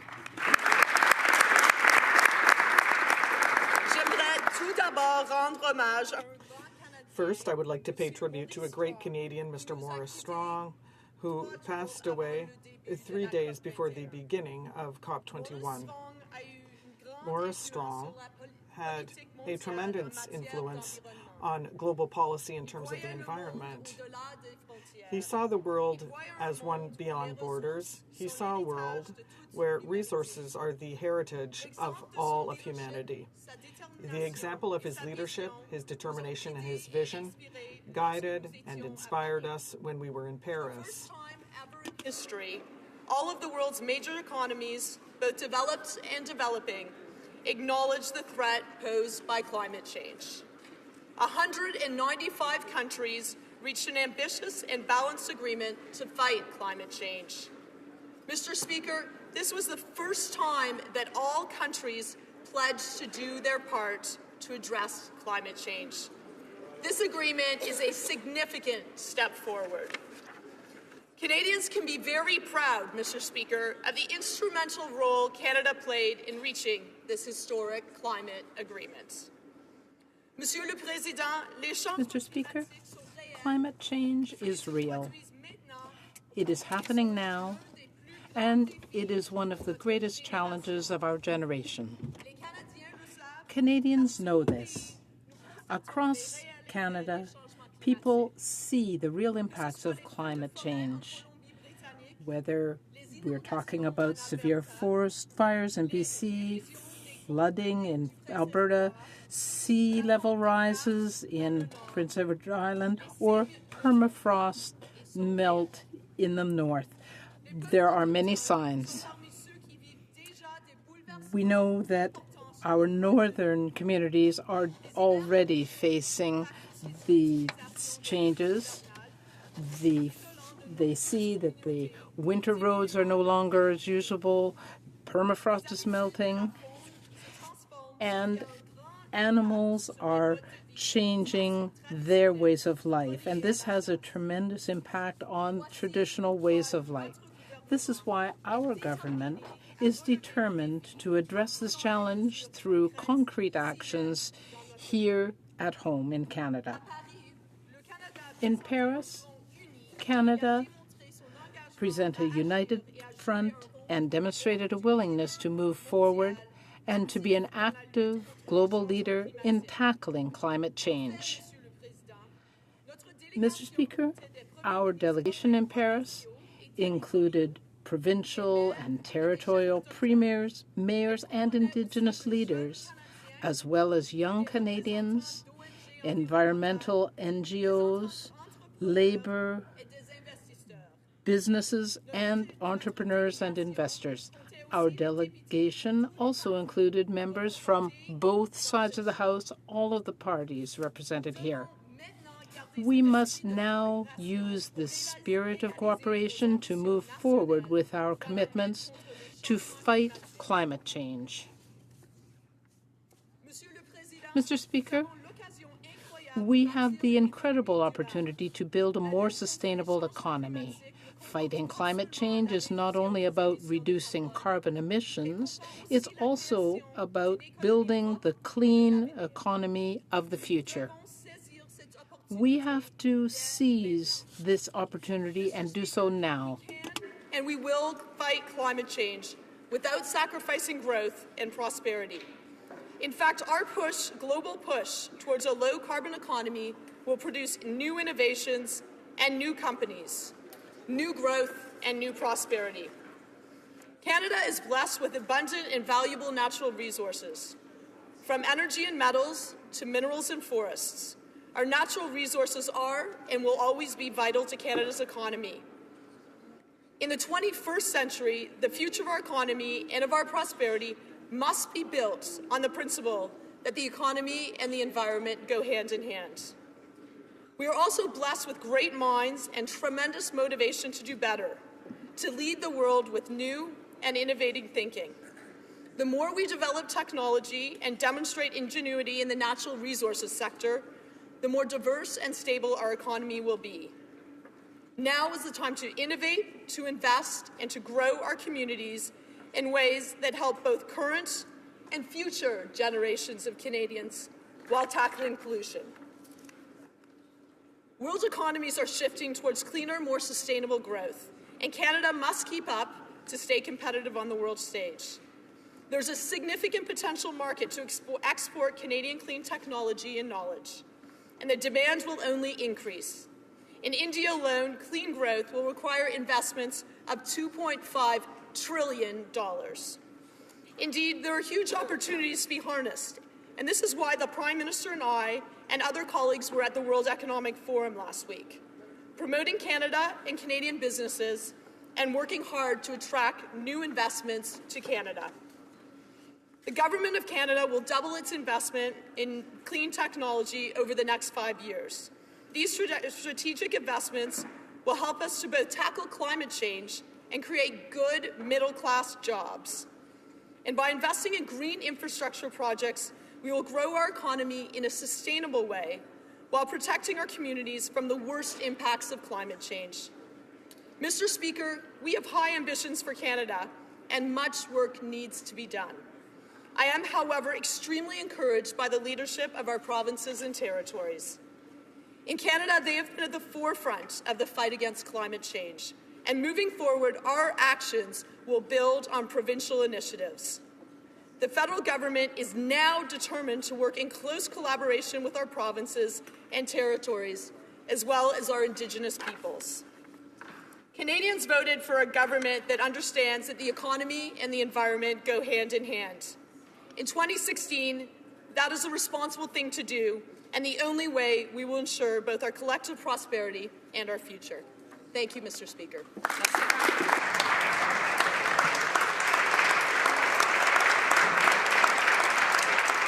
The honourable member for Abbotsford. Well, thank you, Mr. Speaker, and I'd like to thank the Minister for her comments on the UN Climate Change Conference in Paris. It's my first opportunity to welcome her to her job, and I do wish her well. I'm also pleased to note that the new government continues to use the nationally determined contributions set by our Conservative government, namely a 30% reduction of GHG emissions over 2005 levels by the year 2030. These targets are ambitious, and much work needs to be done in order to meet them within the required time frame. Now, that said, and despite the language of inclusivity and positivity infused throughout the Minister's speech, I'd like to take this opportunity to remind her of some of the very real challenges she faces. The Minister, of course, is right to point out that Canadians do experience the impacts of climate change, especially right here in Canada and especially in northern communities. And that's exactly why we're concerned that one of the very first actions of this government after the election was to drop a bombshell on Canadians. To the surprise of everyone, the Prime Minister announced without warning or consultations that he was spending more than $2 billion of additional taxpayers' money on climate change initiatives, not within Canada, but outside of Canada in foreign countries. Over $2 billion. This is money that is being spent abroad without a climate change plan, without a clear idea of who will receive the money, and without any assurance the money will be spent as intended. So what happened to the Minister's commitment to, and I quote, address this challenge through concrete actions here at home? Now, Mr. Speaker, I want to be clear that we understand Canada's responsibility to help the less fortunate countries of our world, and Canada has always done its part. However, billions of dollars to the United Nations and other agencies without consulting Canadians? without clear oversight, without effective control over how the money is spent? Where's the transparency the Prime Minister and his government were boasting about? It is our view that the government's priorities right now should be to invest in Canada first, under a clear, defensible plan to address our own environmental challenges before throwing more money at unelected and often unaccountable agencies outside of Canada. Canadians deserve better. Mr. Speaker, the minister rightly pointed to last month's speech from the throne, which stated, "Protecting the environment and growing our economy go hand in hand." But what she failed to repeat was the actual promise in the text, namely, and again I quote, "Working together, the government will continue to provide leadership as Canada works toward putting a price on carbon." End of quote. Mr. Speaker, while the minister used today's statement to proudly boast of her government's wild spending on foreign green initiatives, I would have hoped that she would have also addressed the actual elephant in the room. And that is to say, what additional burden does she intend to place on Canadian consumers and businesses? What additional price does she intend to place on carbon? What devastation will she wreak upon hard-working Canadian families at a time when our economy is facing such significant headwinds? And how many more Canadians will lose their jobs because of her policies? Does she not realize the dire straits facing our energy sector? Those are the questions the minister refused to answer today. So where's the leadership and where is the transparency? With a Liberal government that speaks so fervently about transparency and inclusivity, I'm perplexed that these fundamental policy questions were not even addressed today. Yes, Mr. Speaker, we must, as the minister states, use a spirit of cooperation to fight climate change. But we can't very well cooperate if she spends billions of dollars of taxpayers' money without warning, without consultation, and when she fails to address the most serious environmental policy proposals contained in the government's speech from the throne, including the plan to price carbon. Now, Mr. Speaker, the minister also failed to address any of the work being undertaken with our North American counterparts. I've applauded the minister for making cooperation with our American and Mexican friends a priority as we seek to align our climate change policies with those of our North American partners.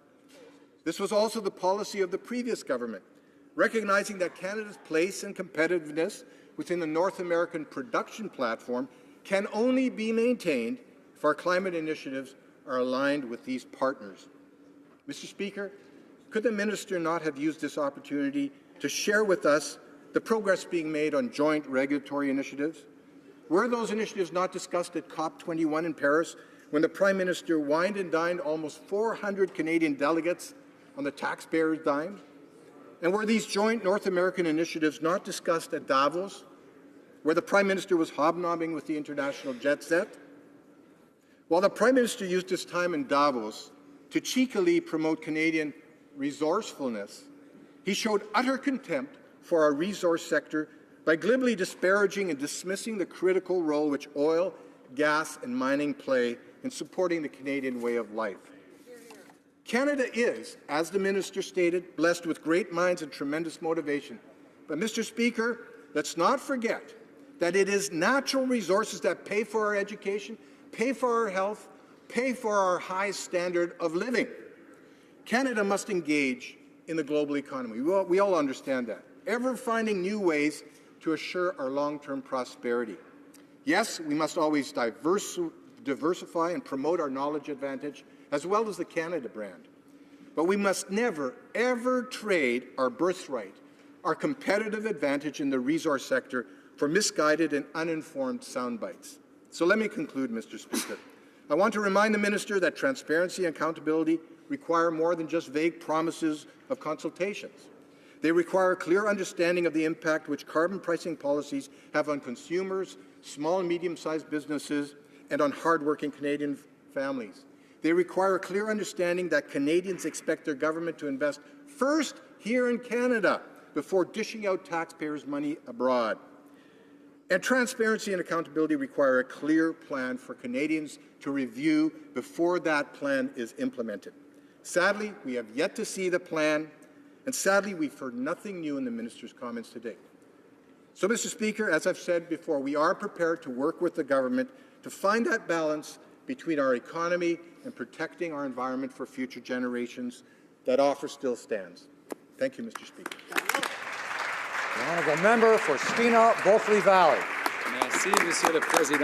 Thank you, Mr. Speaker, and I want to thank my colleagues. First of all, I want to thank the minister sincerely and her team for the work that we did together in Paris, working with other groups from around the world. It was difficult at times.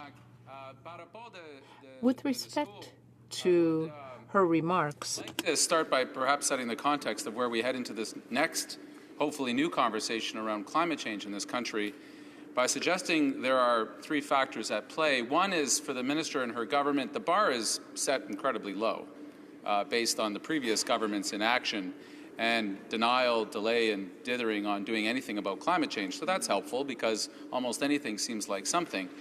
I would also suggest that the expectations of Canadians are quite high. That after so many years of failed attempts to address climate change, Canadians are now looking to this new government for real steps, concrete action, and resolution of this constant myth of the economy versus the environment. I would also, and lastly, suggest that the need to be effective and the need to satisfy our commitments to the world has never been greater. That as we have known for many years, the costs of dealing with climate change only go up the further we delay, the longer we wait to act. Now, there's different ways, and it's important to recognize what future steps we must take by looking somewhat to the past. Canada has, and Canadian governments have failed on two significant fronts with respect to climate change. The initial failure was to overpromise and underdeliver. Commitments were made to the world at Kyoto by a previous Liberal government with no real plan, or I would offer intention to follow through on them. And the results were quite demonstrative, that a commitment to go below 6% of 1990 levels resulted in an increase of more than 30% of our levels. And by anybody's measure, that's not success. Now, that should be a great teacher to the government that came forward, but unfortunately, as the previous government took office in 2006, we saw a government decide to, at first, suggest that there was no problem at all, that climate change was a myth. It was a socialist scheme designed by the UN. And it was wonderful to hear the Conservatives actually quoting the UN earlier today and yesterday. But that was a true missed opportunity, as we now see an economy suffering greatly by not having much in the way of alternatives to the energy sector and not having much in the way of answering the 500,000 manufacturing jobs that we've lost in this country over the last 9 years. But it is not right for us simply to look back and say what could have been. We have to look forward. And voters clearly in the last election on October 19th voted for change. Now, what's different, a skeptical Canadian voter could say about this agreement? What's different than the previous efforts at the United Nations? What's different by previous efforts of previous governments? Now, one would suggest that the goal has been placed quite ambitiously.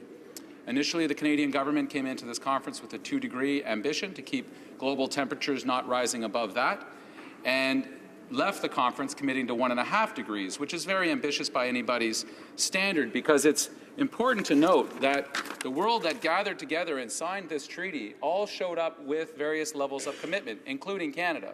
This government, the Liberal government, took the previous Conservative government's goals to Paris, not having established new targets, and said, yet this was the floor, we would get beyond that. But I'll quote the eminent Dale Marshall, who said, "Current pledges made by countries to reduce emissions are too weak to stay below the safe 1.5-degree warming limit. We are in great danger of being locked into dangerous climate change, as the Paris Agreement has no requirements for these commitments to be reviewed or strengthened in the near future." Now, so the concern, if you pull away from the minister's particular comments, is that the world's commitments right now that we signed on to in Paris lead to a 2.7-degree warming of the Earth's atmosphere, which every climate scientist on the planet will tell you would be disastrous for our environment and our economy. So clearly we need to do more. Now, we also know that the key elements of success from those countries that have gone ahead and actually followed through on their commitments are twofold. One is it actually reduces their climate impact on the planet, and also improves the strength and diversity of their economy. It's the true win-win, which is so rare in politics. Now, I want to take one small moment to compare the current commitments from the government towards those solutions, because oftentimes the struggle with talking about climate change is about parts per million, it's about reducing carbon impact, and as my Conservative colleague just framed the conversation, it's somehow about pain and sacrifice, as opposed to the opportunity that this challenge offers us to have a cleaner, greener, more efficient economy. Now, often our friends in Norway are held out, and they have an $8 billion commitment over the next number of years, which works out to about $400 per person in that country. The recent announcement by the Minister of Canada's commitment of $100 million over 5 is $1.61 per person. So Norway's effort at $400, Canada's effort at $1.61 leaves lots of room for more ambition, more hope, more hard work, more energy into the green energy solutions that we need, because truly this is an opportunity we must seize, Mr. Speaker, that a lot of the decisions that we will be making as a parliament in the coming months will not in fact impact on us but on future generations. And if we were to hold sacred that trust that the voters have placed in us to do the right thing, to improve our economy, and to answer our commitments not just to the world but to those future generations, we must strengthen the commitments made by this government to this point.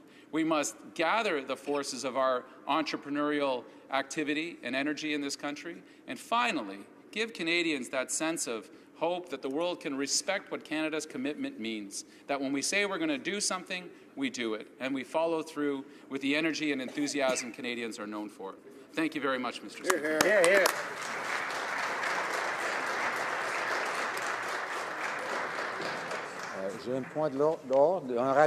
Point of order, the Honourable Member from Montcalm. Mr. Speaker, I would ask for unanimous consent to enable our environment critic, the member for Repentigny, to speak for 2 minutes. Does the Honourable Member have unanimous consent to move this motion? There's no unanimous consent. Déclaration de ministre. Statements by ministers. Pour les délégations interparlementaires. Parliamentary delegations. The Honourable Member for Lévis-Lobinière. Mr. Speaker, under Standing Order 34.1, I have the honour to introduce in both official languages the report of the Canadian Parliamentary Delegation respecting its participation in the 50th anniversary celebrations of the Canada-France Interparliamentary Association, including the 43rd annual meeting in Paris and Nord-Pas-de-Calais, May 18th to 22nd, 2015. Introduction of private members' bills. Presenting reports from committees. Okay. Introductions of private members' bills. The Honourable Member for Ottawa Van. First, next up, I got to read this first.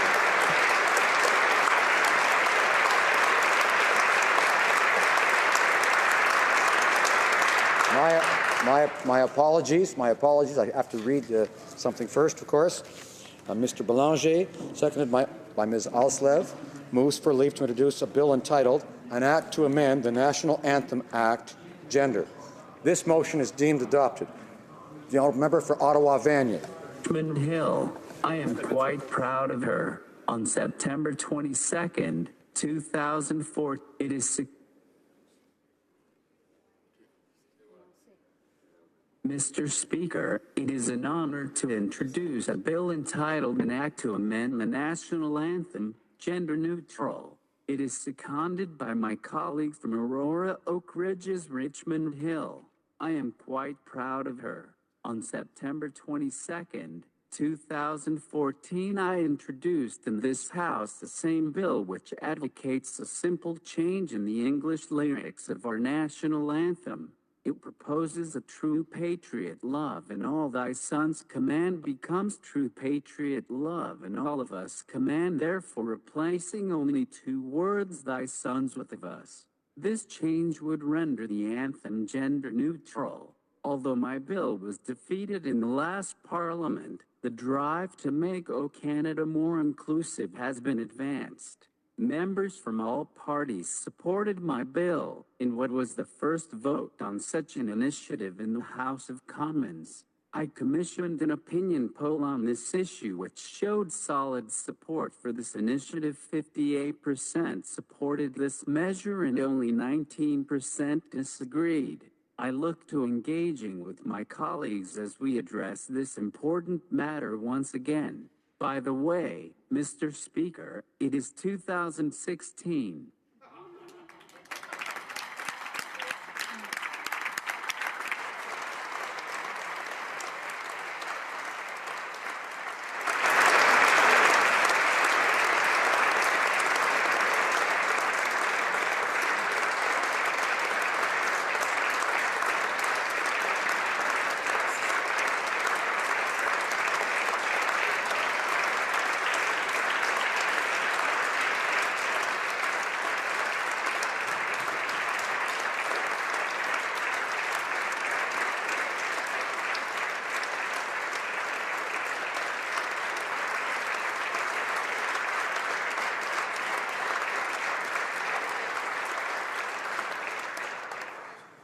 Mr. Belanger. Mr. Belanger, appuyé par Madame Seconded by Ms. Elselev, moves that this bill be now read a first time and be printed. This motion is deemed adopted. First reading of this bill. When shall the bill be read a second time? At the next sitting of the House. First reading of Senate public bills. Motion. Motions. Présentation de pétitions. Presenting petitions. Member for Sarnia-Lambton. Thank you, Mr. Speaker. I have two petitions to present today. The first one is about a national anti-poverty plan brought forward by my constituents to call on the Government of Canada to work with the provinces and territories to implement an anti-poverty plan based on human rights that focuses on income security, housing and homelessness, health, food security, early childhood education and care, jobs and employment, and to work with partners to get measurable goals, timelines, indicators of progress, and an ongoing improvement for the anti-poverty plan and underlying strategies. The second petition, Mr. Speaker, is based on Falun Gong, which is a traditional Chinese spiritual discipline, and it is calling for the government to pass a resolution to stop the Chinese Communist Party's crime of systematically murdering Falun Gong practitioners for their organs and publicly call for an end to the persecution of Falun Gong in China. Thank you, Mr. Speaker. Petition. Presenting petitions. The Honourable Member for Hochelaga. Thank you, Mr. Speaker. I have a petition here with 271 signatures from various provinces asking the government to preserve funding for social housing. This goes together with subsidies for housing that many people need, and I'd like to remind the House that less than a month ago, at the end of 2015, in Canada, we lost 25,000 housing subsidies, 5,200 in Quebec alone, with the end of the agreement. So a lot of them are ending, and we cannot allow ourselves to lose all that social housing. Thank you, Mr. Speaker. Presenting petitions. Questions on the order paper. The Honourable Parliamentary Secretary to the Government House Leader. Yes, Mr. Speaker, I would ask that all notices of motions for the production of papers be allowed to stand. Is it agreed? Agreed. Notices of motions for the production of papers. The Honourable Parliamentary Secretary to the Government House Leader. Yes, Mr. Speaker, I would ask that all notices of motions for the production of papers be allowed to stand. Is it agreed? Agreed. Orders of the day. Orders of the day. Resuming debate on the address in reply to speech from the throne. I wish to inform the House that because of the ministerial statements, government orders will be extended by 21 minutes.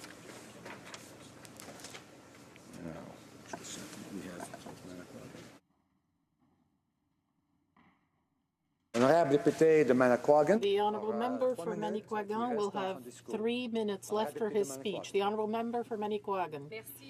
Thank you, Mr. Speaker. It's earlier than I thought. Today, I'd like to get back to my reply to the throne speech. I invoked a word that wasn't in the speech, that is region. I was talking about the White Road, the reality of many people in my riding. In the ranks of government, I heard barely veiled laughter, and this in the House is practically obscene. Apparently, they're very uncomfortable with the word region. When they seem to giggle about the notion of snow roads or ice roads and snowmobiles, and about the situation where there's not enough housing for battered women to leave home, they need another partner in order to get different housing. If I talk about seasonal workers, you have to talk about that with the reform of employment insurance, and that 360-hour threshold is not sufficient. The reality of seasonal workers is different. If you talk about children who've disappeared on the lower North Shore, disappeared children, there are no roads. There is an ice road. I could talk about... My region is not folkloric. It exists. When they mock, when the elected official is talking, you're weakening democracy. It just creates a divide between regions and urban regions and discredits certain elected officials. I would suggest to the government that it had a regionalist aspect to some aspects of the throne speech. I talked about regions, and let me add colony. We're in the 21st century, as we hear often. My reading of the situation in this post-colonial era is that the regions are still perceived as colonies. We have to justify living in ridings that are the size of huge states. We have to justify occupying that territory, but that's not just exploiting the land and the forest and the sea. It's developing the territory, be it economically, culturally, and socially. It means humanly. This disengagement is simply a splitting off of the people of a territory where there's no fusion cuisine or theaters. Let's stop thinking of the regions of a reservoir of resources where they can just grab whatever they want. Questions and comments. Questions and comments? The honourable member for Salaberry-sur-Roi. Thank you, Mr. Speaker. I thank my colleague for rising to defend the regions in particular. I'd refer to mine in my own region of Salaberry-sur-Roi. We also have problems when it comes to fighting poverty and homelessness in particular. We have a region that is very underprivileged. We have an organization called l'Antichambre that offers young people 12 to 17 with social intervention and housing services. So there's prevention being done with youth that have family problems and that may be at risk of being homeless or being thrown out of their home. At the federal level, they don't fit into any pigeonhole because they're a youth organization. They don't provide long-term housing or permanent housing, so they can't get any money from the homelessness program. So I'd like to know whether my colleague agrees that the federal government should address this and open up the purse strings to help young people escape these problems in the regions in particular where we have a great deal of poverty. So I'd like to hear my colleague's answer to that. The honourable member for Manicouagan. Well, I'll try to link this question by my colleague from Salaberry-sur-Roi to what I was saying earlier. Of course, I'm not against the fact that there should be action taken to help the life situations of young people. In the regions, of course, there's a big difference between a region that is 10 hours away from Montreal and one that it's 1 hour away. It's not to sound pitiful, but when I say we don't have roads, it's not the same as when you're 45 minutes from downtown Montreal. I simply like to close by saying that there's silence in the throne speech about the regions. I hope that that's not to obscure the problems, but simply means that the government is trying to see what it can do. Questions and comments. The Honourable Member, Honourable Private Secretary to the Government House Leader. Yes, Mr. Speaker, the member's comments are just not true. When you take a look at the infrastructure, all communities of all sizes, the Liberal government is investing more in Canada's infrastructure than any government prior, Mr. Speaker. We're talking into the billions of dollars. It is something that is a huge amount of dollars and investment into our infrastructure and the system, Mr. Speaker, is going to be so much better when we start to see that money flowing in the construction, creating jobs and opportunities, not to mention just the sheer economic positive impact of having a more modern infrastructure. And I'm wondering if the member could provide comment in terms of how she believes the infrastructure programming in the province of Quebec that's going to be taking place could in fact benefit all Quebecers, Mr. Speaker. The Honourable Member for Manicouagan. I thank the member, my colleague opposite, for his question. He wanted a comment on what could be relevant for Quebec in the infrastructure program. I was being more restrictive by talking about one half of Quebec, that is Manicouagan in particular, and the whole question of port infrastructure. We're talking about wharves, that's very important, harbors for the St. Lawrence Seaway, that's something else. There's the question of airports in many regions. That's half of all Quebec, starting at Quebec City. The question of a road, this is 2016. There is no Trans-Canada Highway linking Labrador to the rest of the country. It's a dangerous route to try to get outside. I think that would be a good thing for Quebec. And that could be even a historical advancement, Mr. Speaker. Thank you. Resuming debate, the Honourable Member for Saskatoon-Grasswood.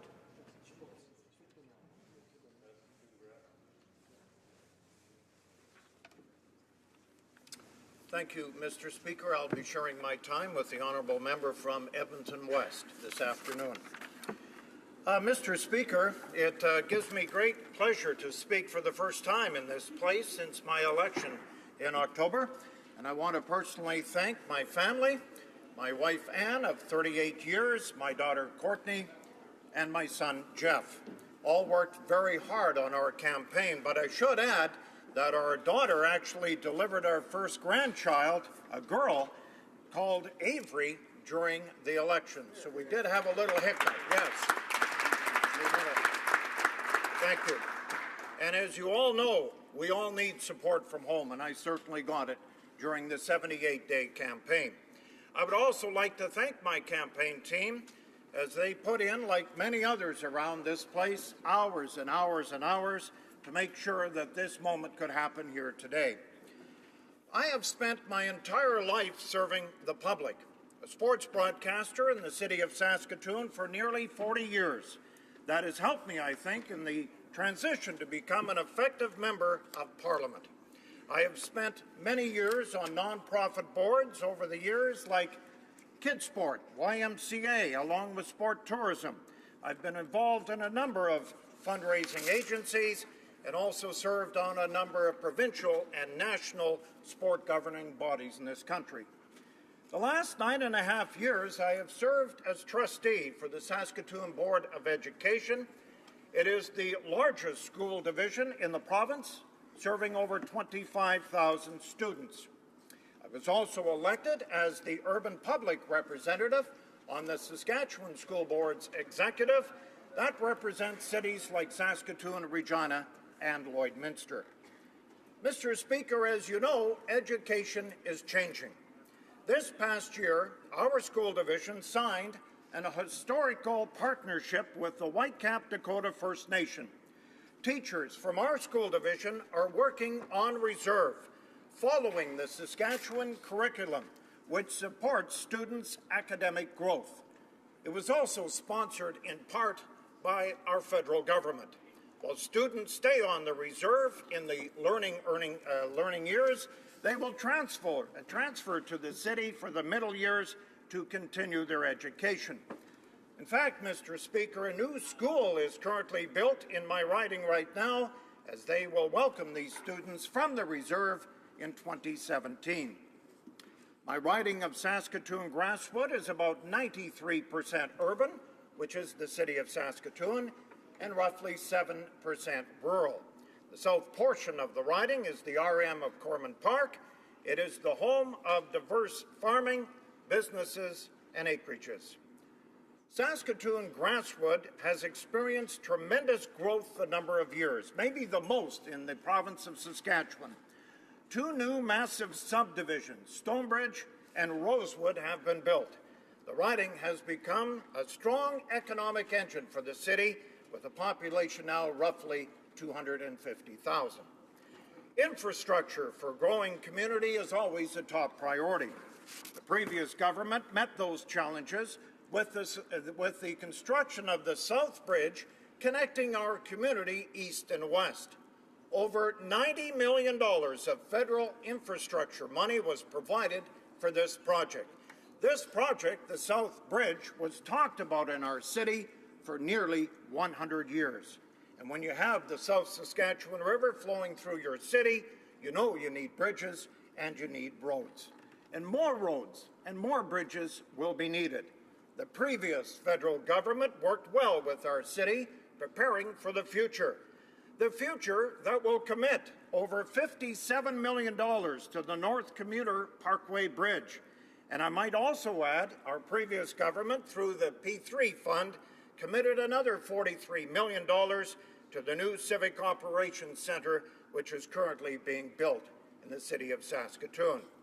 And the Federal Gas Tax Fund has been a winner in the province of Saskatchewan and certainly the city of Saskatoon. It has committed over $12 million to the city each and every year since 2011. Saskatoon, as you know, has been known as the hub city. It's roughly situated about halfway through the province. It is very, very important for the lucrative resource sector. The resource sector of potash, uranium, oil and gas, forestry, plus the agriculture community that surrounds the city of Saskatoon. Manufacturing is a big part of employment, supplying the necessary equipment to the mines and the farming community. The throne speech, though, said nothing about agriculture. And I recently attended the crop production show at Prairieland Park. It's the largest winter agriculture event in the province of Saskatchewan. There was little optimism, Mr. Speaker, directed towards the federal government because of no mention of agriculture from the speech of the throne. Companies like Potash Corp, headquartered in Saskatoon, look for signals and directions from the federal government. Since there was no mention of agriculture, it came as no surprise whatsoever when the company announced the closure of their mine in New Brunswick earlier this month, putting over 400 people out of work. Saskatoon-Grasswood has the highest number of seniors in the province. Now, during the election, we had many meetings with senior groups. They were excited about the proposed increase in the tax-free savings account. Seniors enjoyed the benefits of income splitting, 2 very good innovations from the former government. Unfortunately, the speech from the throne offered very little to my constituents, the seniors of Saskatoon-Grasswood. Our riding has welcomed immigrants, along with refugees, with open arms. Our neighborhoods have certainly changed over the years. In fact, we have many Muslims in our riding. They provided huge support for myself and our campaign team, along with our party in the riding. and the Ahmadiyyan Muslim group, Mr. Speaker, are currently building a new mosque right in the riding of Saskatoon-Grasswood. I should add, our riding is also the home of the Western Development Museum. Now, every summer, we have what's called Heritage Days for the public to gain a better understanding for what our ancestors had to go through. I am honored to be the Deputy Critic of Heritage. We are anxious also to see how the Canada 150 Fund is rolled out as we celebrate Canada's 150th birthday in the year of 2017. Our government committed $500,000 for playground structure upgrades and another $300,000 to help support the White Buffalo Youth Lodge. Our previous government played a very important part in our heritage in the city and the province. In fact, we are currently building a new art gallery in Saskatoon in partnership with the province, the city, and the community stakeholders.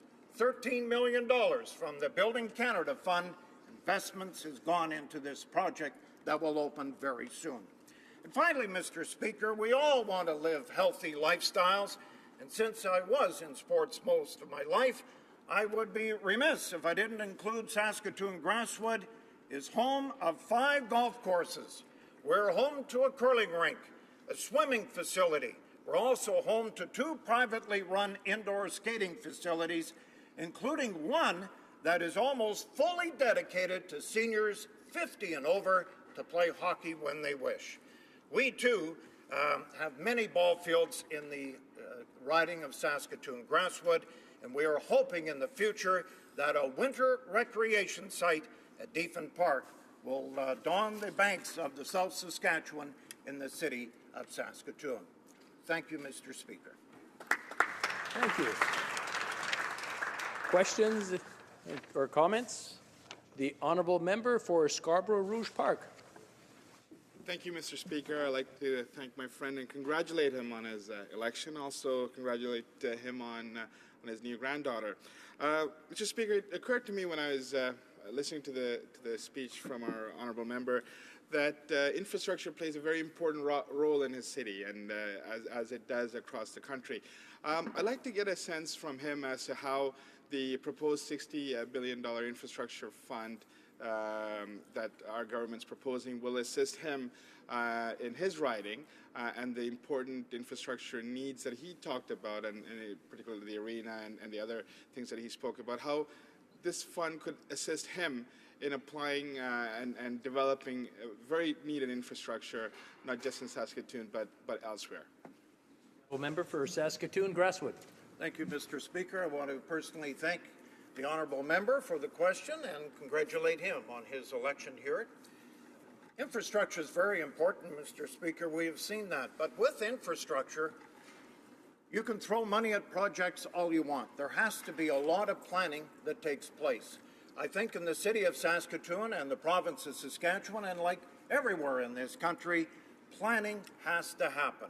You have to plan, then you have to execute. And something that we don't often talk about in government is you have to debrief after projects have done, after they've been progressed through.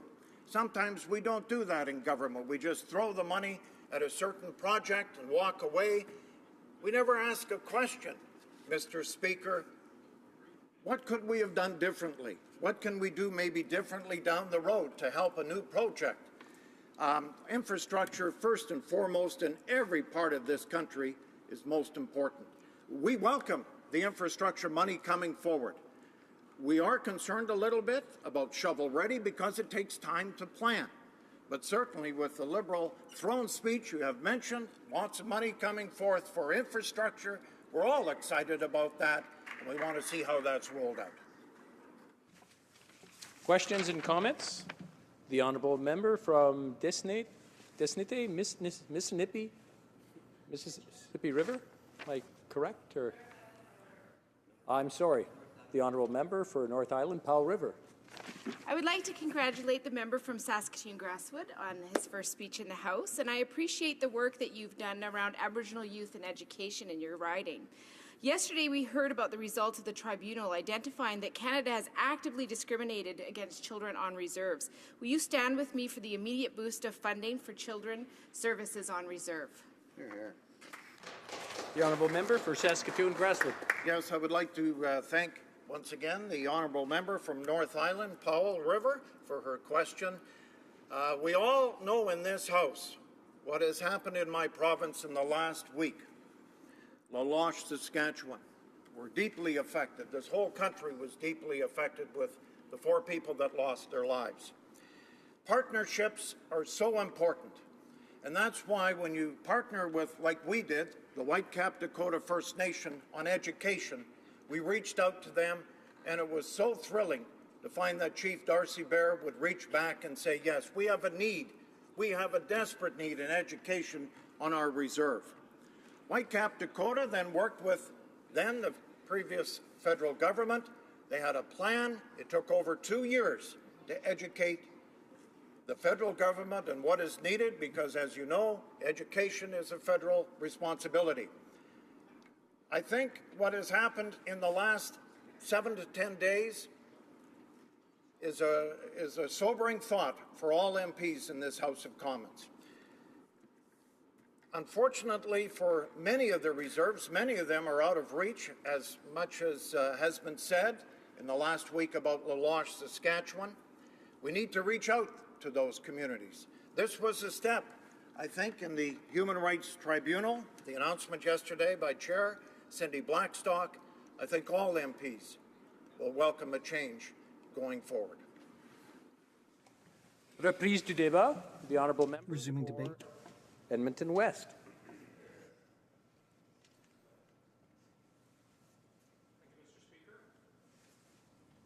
Congratulations on your appointment.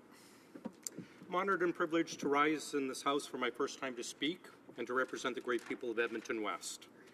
Mr. Speaker, the last election was a long and spirited one with a tremendous slate of candidates in Edmonton West. Each candidate gave it the role and worked tirelessly to meet constituents and to understand their concerns. I'd like to congratulate both Heather McKenzie and Karen Leibovici on their campaigns, and on behalf of the constituents of Edmonton West, I would also like to thank them for putting their names forward for democracy. I'd like to take this time as well to thank my dedicated team of hardworking volunteers.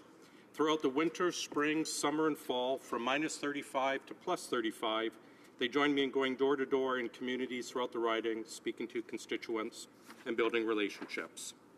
And speaking of relationships, I'd like to give thanks to my loving wife, Sasha, and my 2 amazing sons, Jensen and Parker. Their love and support guided me throughout this amazing journey. Without them, I would not be standing here today. I give a special thanks to my son, Jensen, who at just 16 years of age knocked over 3,000 doors by himself, often educating people of the benefits of Adam Smith's invisible hand for the economy. You know, Mr. Speaker, they say that our role models are the ones that shape us. They help us become the people that we are, and I'm one of the lucky few that have been able to meet with their role model and develop a friendship with them. That role model is a former member of this House and a former colleague for many of us sitting here. That role model is none other than Laurie Hahn. As a member of Parliament for Edmonton Centre, part of which became Edmonton West with the boundary redrawing, Mr. Hahn selflessly worked for the constituents that he served. He never took them for granted and always went the extra mile to accommodate their needs and wants. If there's one thing that Mr. Hahn taught me, it was this, that regardless of your political stripes, you must always remember that job as a member of Parliament is to serve the constituents. It's not about political bickering, but about providing your constituents with the service that they deserve. For the role of MP, there's no better moral compass than Laurie Hahn.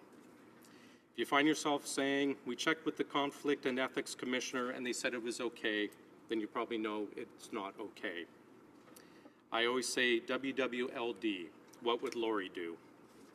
Mr. Speaker, that is what I aim to do as a newly elected member of Parliament. I plan on serving the great people of Edmonton West because, after all, as a public service is what we're expected to do. I'm also fortunate to have inherited part of the riding of Edmonton Spruce Grove, served so ably by a mentor to myself and so many Conservatives both inside and outside this House, the Honourable Leader of our opposition. The riding of Edmonton West is also famous for 2 great wonders of the world, West Edmonton Mall and my dear friend Ted Byfield, godfather of the Conservative movement in Canada. I'm proud to represent both. Upon assuming the position of the MP for Edmonton West, I took a look back at the history of this great riding. The individuals who represented Edmonton West have always put the public before themselves. The Honourable Lieutenant Colonel Marcel Lambert, for example, served the constituents of Edmonton West with dignity and with respect. Serving as a Conservative in this House for 27 years, including time as Speaker of the House, Mr. Lambert understood the importance of public service and never shied away from hard work. As his title notes, not only was he honourable in his capacity in this House, but also honourable and dedicated in serving his country on the battlefield. Mr. Lambert served as a tank commander in the 14th Armoured Regiment, the Calgary Regiment, during World War II, seeing action on the beaches of Dieppe, where he was captured, spending the next 3 years of his life as a prisoner of war. Mr. Lambert is an inspiration to myself, and I proudly follow in his footsteps as serving the constituents of Edmonton West.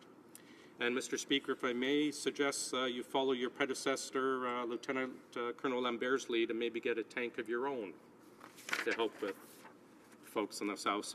Mr. Speaker, I'm truly humbled to serve the great people of Edmonton West in the capacity as their Member of Parliament. They're a hardworking and entrepreneurial group of Canadians who, from a diverse field of professional backgrounds. Not only do they come from different industries, they come from many different regions of the country and the world. Edmonton West boasts not only West Edmonton Mall, but also a thriving tourism sector with many great hotels, restaurants, and attractions, and including the best part of the Edmonton River Valley, the largest urban park in Canada. It's home to Finning Canada and many companies, big and small, that are leaders in the energy services industry. It's home to some of the hardest working people and entrepreneurs in Canada, giving it one of the highest average incomes in the country and allowing it to be the fastest growing city year after year.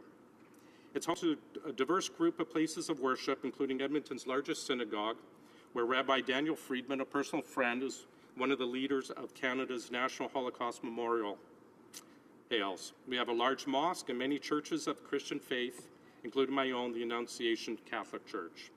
I'm proud to have friends at many of these, and equally proud of the interfaith work they do together for the betterment of Edmontonians. And that is the beauty of Edmonton and Alberta. Canadians from coast to coast to coast look to it as a beacon of hope and the land of opportunity. Opportunity, Mr. Speaker, is a word I'd like to focus on. What exactly does opportunity mean? To me, opportunity means having the availability and the freedom to accomplish all that you have ever dreamed of. It means of having options available to you to succeed. Opportunity means having a good paying job, economic stability, and the hope that tomorrow will always bring better things.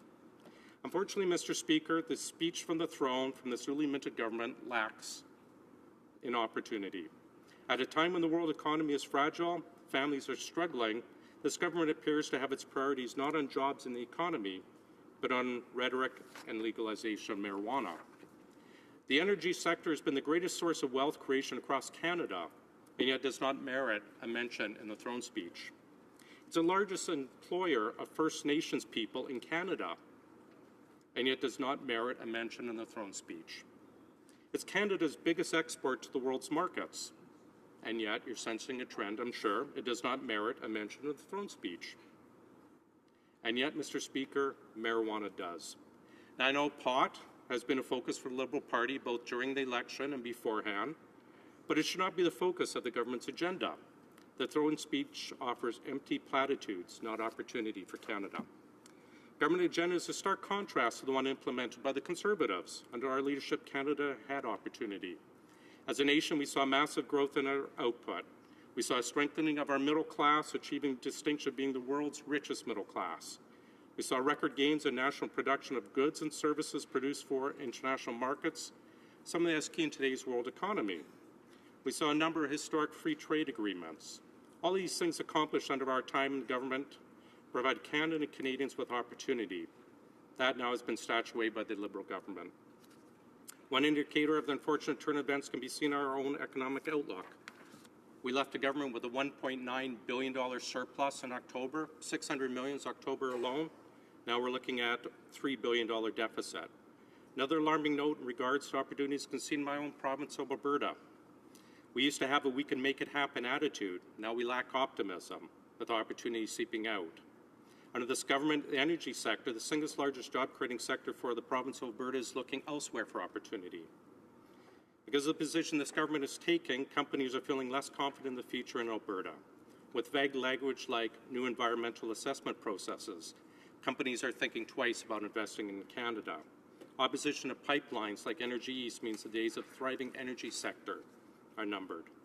Investment dollars have fled Alberta alone in the last 6 months dwarf planned infrastructure country or money planned for the entire country. The new government in its throne speech stated that it wants to, and I quote, encourage economic growth, but rather than encouraging such growth, Mr. Speaker, they're doing the opposite. Investment in Canada is falling at a dramatic rate. Investments previously committed to staying in this country are now fleeing our borders. All this to say, Mr. Speaker, there is zero opportunity contained in the speech from the throne. It is with this reasoning that I will not be able to support the speech from the throne. While I'm disappointed, and I'm sure you are as well, with this government's agenda and vision for this country, I know I and members of our party will work with them to get it right, not for the benefit of ourselves, but for the benefit of all Canadians. Thank you, Mr. Speaker. Questions et commentaires? The honourable questions and comments. Spadina, Fort York. Listen to the member opposite and welcome him to the House and congratulate him on his election victory and hope his work to represent his constituents will be a fruitful one and deliver good things to good people. He quoted Adam Smith and cited him as a reference and as an inspiration. And I just wonder if the member opposite would like to reflect on some of the things that Mr. Smith said. No society can be flourishing and happy in which by far the greater part of the numbers are poor or miserable. Also, it's not very unreasonable that the rich should contribute to the public expense not only in proportion to the revenue, but something more than in proportion. So the member opposite has the opportunity now to support tax measures which will actually deliver exactly what Adam Smith said would create not only a good, strong economy, but also a good moral economy. Will the member opposite now revisit his opposition to the throne speech and perhaps follow his mentor, Adam Smith, and follow us into a better tomorrow? The honourable member for Edmonton West. Mr. Speaker, I thank my colleague across the way for the question. I will always follow Adam Smith as opposed to following Keynes. Tax breaks are always excellent. I do not agree with the tax breaks our government has proposed. They're focused on some of the highest paid people in Canada, up to $190,000. They do very little for the poor. I also see the cancelling of the TFSA as something that takes away from Canadians. So no, I will not be taking your advice and supporting the throne speech. Questions et commentaires. Questions and comments. The honourable member for Salaberry-sur-Roi. M'excuse. Thank you, Mr. Speaker. And I'd like to thank my colleague for his speech. And I just want to say that the throne speech did not mention agriculture at all. And we're talking about protecting jobs. And agriculture represents 1 job out of 8 in Canada. So it's very important to support it. And it's important to support it for our health and for the environment. In my riding, there is an issue that is very, very important with regard to farming. And that has to do with milk proteins that are transferred to liquid form across the U.S. border. I live very close to the U.S. border. And so the federal government is not reviewing the processing of these milk proteins, and that is taking away a lot of revenue from our farmers. What does my Conservative colleague think of this? Does he believe that the federal government should intervene to protect our dairy producers and our farmers? Because the Conservatives really turned a blind eye to the issue when they were in power. Member for Edmonton West. Mr. Speaker, I thank my colleague for the question. There was quite a few things missing from the throne speech. Agriculture is one. Tourism, which one of the industry actually dwarfs. Agriculture is one as well. It's lacking a lot of things, but to directly answer your question, we do need to support agriculture. In fact, our government, as part of the TPP, offered about $500 million in support for dairy industry. So our government have planned to do it, put it in as part of the program, and we stand behind that. Thank you. Questions and comments? Quick question from the member from Sarnia-Lambton.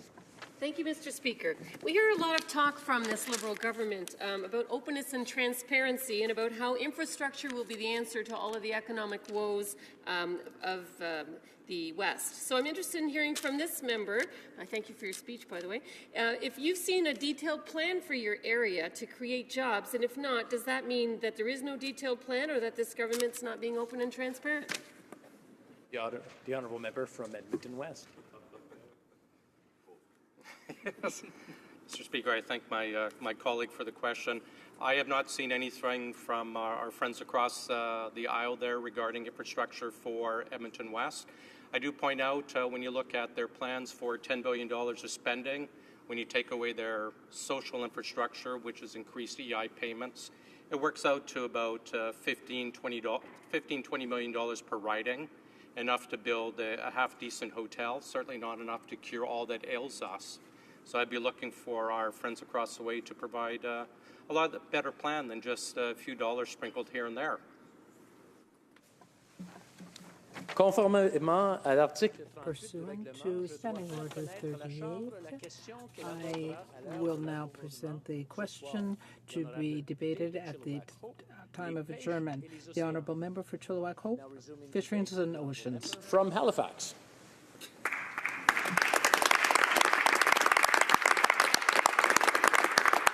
Mr. Speaker, I would first like to offer sincere thanks to the member from Mississauga East, Cooksville, for generously ceding his time to me today, and add that I will then be splitting my newfound time with the member from Kitchener-Waterloo. Thank you, Mr. Speaker. Today I'm honored to speak for the first time in this House as the Member of Parliament for Halifax. And as I rise today, I find that I am full. I'm full of humility in the face of this profound honor. I'm full of enthusiasm with the prospect of what this House will do on behalf of all Canadians. And I'm full of gratitude for all of those who helped me and indeed all of us get elected to this place. Please indulge me, Mr. Speaker, as I thank my loving wife and daughter, and indeed all of my family, and also my extended campaign family for working so tirelessly and with such purpose. Thank you also to the people of Halifax who have entrusted me with the privilege of representing them in this government. Thank you all for your trust and support, and I pledge to you that I will toil ceaselessly on your behalf. Mr. Speaker, there is one other pledge I would like to make. Earlier this week, our colleague, the Minister of Democratic Institutions, astutely likened heckling in this House to common schoolyard bullying. She called upon each of us to show proper respect in this place and to the Canadians who sent us here by pledging not to heckle when our colleagues are speaking, and I so pledge. Further, Mr. Speaker, I repeat the Minister's invitation to all colleagues to also take this pledge. Now I speak in reply to the speech from the throne. Mr. Speaker, I am proud to serve in a government that is committed to growing our economy through investment in public transit. I'm proud to serve a government committed to investing in green infrastructure, green tech, clean tech, to create the jobs of tomorrow. Proud to serve in a government committed to investing in social infrastructure like housing, transitional shelters, and early childhood development facilities. I'm proud to support a government that will offer more support for seniors. I'm proud to serve in a government committed to reducing greenhouse gas emissions, committed to making life better for Canadians by implementing a middle-class tax cut, by offering a hand up to Canadians working hard to improve their situation by implementing the new Canada Child Benefit.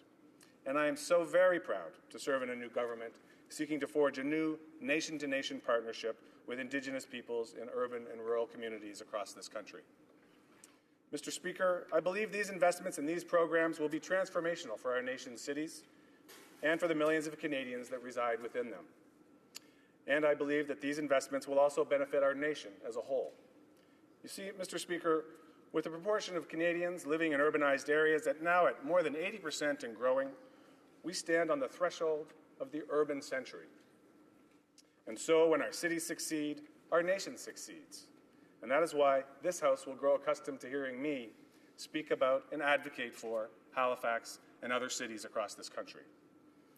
Mr. Speaker, I'd like to share a story about what can happen when we begin to harness the power of cities. It was only a few short years ago that downtown Halifax emerged from a decades-long period of stagnation, An entire generation grew up with never seeing a construction crane on the horizon of our city. What growth we did have was happening on the edge of the city, eating up forests and farmland, sprawling ever outward while our urban core atrophied. And the cost of this low-density, dispersed growth was and remains tragically high. Financially high, with the capital and maintenance costs of vast new systems of infrastructure, environmentally high, with ecological degradation and greenhouse gas emissions, and socially high, with increased commuting times and poor health outcomes, to name a few, and all of this completely unsustainable. In 2006, I became the City of Halifax's first manager of urban design. And from that perch, I set out to put my city back on track towards sustainability. I had the pleasure of working with Halifax volunteer extraordinaire Dale Godsoe, fresh off her service on Prime Minister Paul Martin's External Advisory Committee on Cities and Communities. Together with a wonderful team of staff and volunteers and an engaged council, we set in motion a broad 3-year program of community engagement to build a new plan for our city. And Mr. Speaker, our new plan hit a gusher. In a recent conversation with Halifax Mayor Mike Savage, a former member of this House and now a member of the FCM Big City Mayors Caucus, and the meeting with our own Minister of Infrastructure and Communities, the Mayor revealed to us that downtown Halifax's share of regional growth had ballooned from a mere 16% before our new plan took hold to a share of greater than 40% since the plan did take hold. A stunning public policy victory. As a result of this plan, cranes now dot the skyline, and development activity in the downtown core has increased by 40 times. We are seeing new office, retail, and mixed-use space, and we're on our way towards seeing 5,000 new residential units in the urban core, which otherwise would have been built out in those farms and forests. And Mr. Speaker, because land use and transportation are always two sides of the same coin, the intensification of our downtown has implications for public transit and active transportation as well. Our transit authority, Metro Transit, is in the process of redesigning its service, possibly to include commuter rail for the first time, and more bike lanes are turning up, due in large part to the advocacy of groups like the Halifax Cycling Coalition. But the jewel in the crown of our downtown renaissance is surely the new Halifax Central Library, a project which I am proud to have helped lead among a cast of other civic leaders. Our library recently celebrated its 1-year anniversary, and in the hands of its amazing CEO, Osa Cashin, the library has had nearly 2 million visitors since it opened its door. Not bad in a province of only 1 million people. And it has exceeded every single expectation that we had set for it. It has become the city's living room. It's become a nucleus of community in our downtown, a place where people come to learn languages, to meet friends, to do business, and even to start businesses. There is a place for every member of our community at the Central Library. It's put our city on the world stage of architecture and culture, winning numerous national and international distinctions, and has become a point of deep pride for Halifax. So, Mr. Speaker, although my city still has a tremendous amount of work to do, like many Canadian cities, I will recap some of the things that we have gotten right. We have authentically engaged with community members so that they themselves could craft the plan for their downtown, thereby including them in the decisions that impact their lives. We created progressive public policy that eliminates red tape and allows the private sector to do its work. We are matching these land use improvements with complementary and necessary improvements to transit and active transportation. And in the case of the Central Library, we made a significant public investment in our community that has given the private sector confidence to initiate multiple mixed-use projects nearby. Mr. Speaker, this is a story about the importance of smart public policy and public investment in community infrastructure, such as that referred to in the speech from the throne, and of how it has helped position Halifax for success. Success with the tremendous opportunity and responsibility of a national shipbuilding contract, with the Irving Shipyard already becoming a key economic driver in our city. Success with the greatest concentration of ocean-related PhDs of anywhere in the world in capitalizing on our potential of the oceans nearby for research, for nutrition, for energy, logistics, and even in the case of the Marine Research Station in Ketch Harbor in my riding, for cutting-edge algae biofuel. Success in helping to support our local arts and culture scene with groups like Shakespeare by the Sea, the Khyber Center for the Arts, Neptune Theatre. the Art Gallery of Nova Scotia, and festivals like Nocturne Art at Night and North by Night were just a few examples of the vibrant culture found in our city. Success with a rich diversity of food and food security initiatives in Halifax, like Hope Blooms, a modest community garden program, empowering at-risk youth in the urban core, or like our urban farms, Common Roots Urban Farm in Spryfield Urban Farm and the John Umlau Community Garden. Success in attracting and supporting diversity in our city. Just last month, I visited the Mi'kmaq Native Friendship Center in downtown Halifax to discuss with its director, Pamela Glodes-Durocher, how I can help advance their objective of improving the lives of Aboriginal people in an urban environment through social and cultural programming. Forgive me, Mr. Speaker, I was under the impression I had 10 minutes today. Thank you.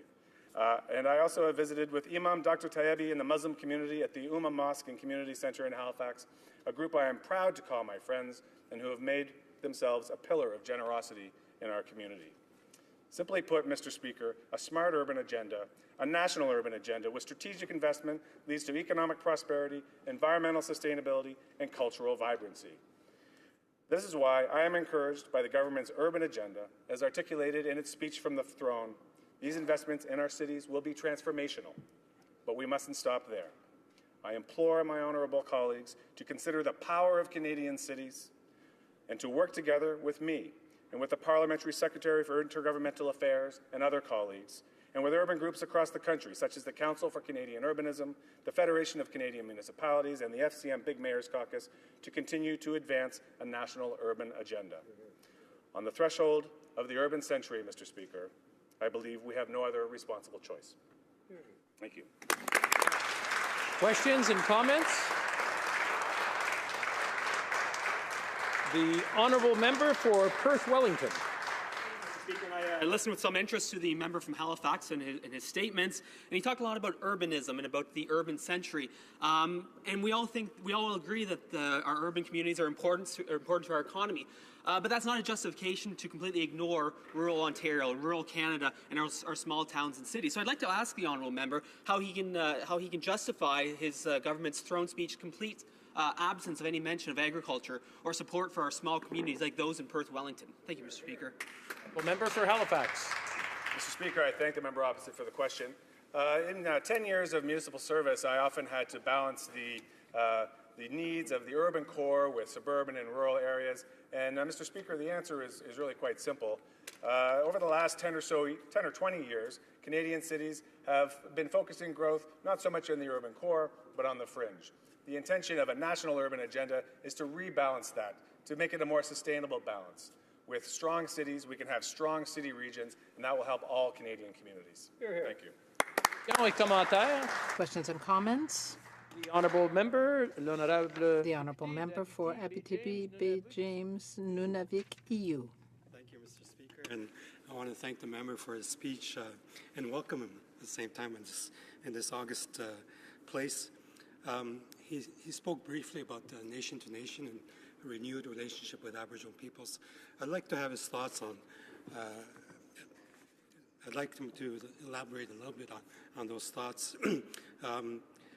The Truth and Reconciliation Commission proposed that the framework of reconciliation in this country should be the UN Declaration on the Rights of Indigenous Peoples. The mandate letters that several ministers received also talked about implementing the UN Declaration on the Rights of Indigenous Peoples. I'd like to hear him as to what he understands from this recommendation and from these mandate letters with respect to those specific questions, and concretely what would that mean for Indigenous peoples in this country. Halifax. Mr. Speaker, I'd like to thank the member opposite for the well-considered question. During the period of the election campaign and since, I've been in conversations with the Aboriginal communities of Nova Scotia, predominantly the Mi'kmaq community, and I mentioned in my remarks earlier the time that I've spent with the director of the Mi'kmaq Friendship Center in downtown Halifax. I'm in the process of a marvelous education at her hands. I've also participated in a process called partnership, a new Canadian partnership that was held in Halifax several months ago, and I was very pleased to meet Grand National Chief Perry Bellegarde at that meeting and had a good conversation with him as well as other Aboriginal leaders from across the country.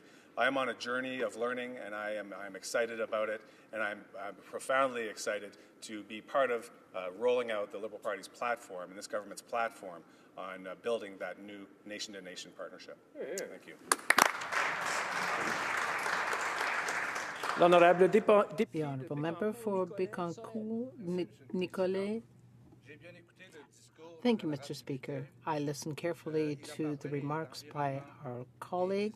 He talked about the environment and the government's intentions expressed in the throne speech very clearly. He also talked about the success that has been won in Halifax. He gave us the name of the mayor and those that have worked to make sure that Halifax had successful development. That's a good thing. Now, in Quebec, we've got the pipeline debate, Energy East. 82 mayors from the Montreal region, representing 4 million people, have said that they are opposed to this pipeline. When the BC Premier opposed the pipelines that were planned for that region, immediately the government came out against the project.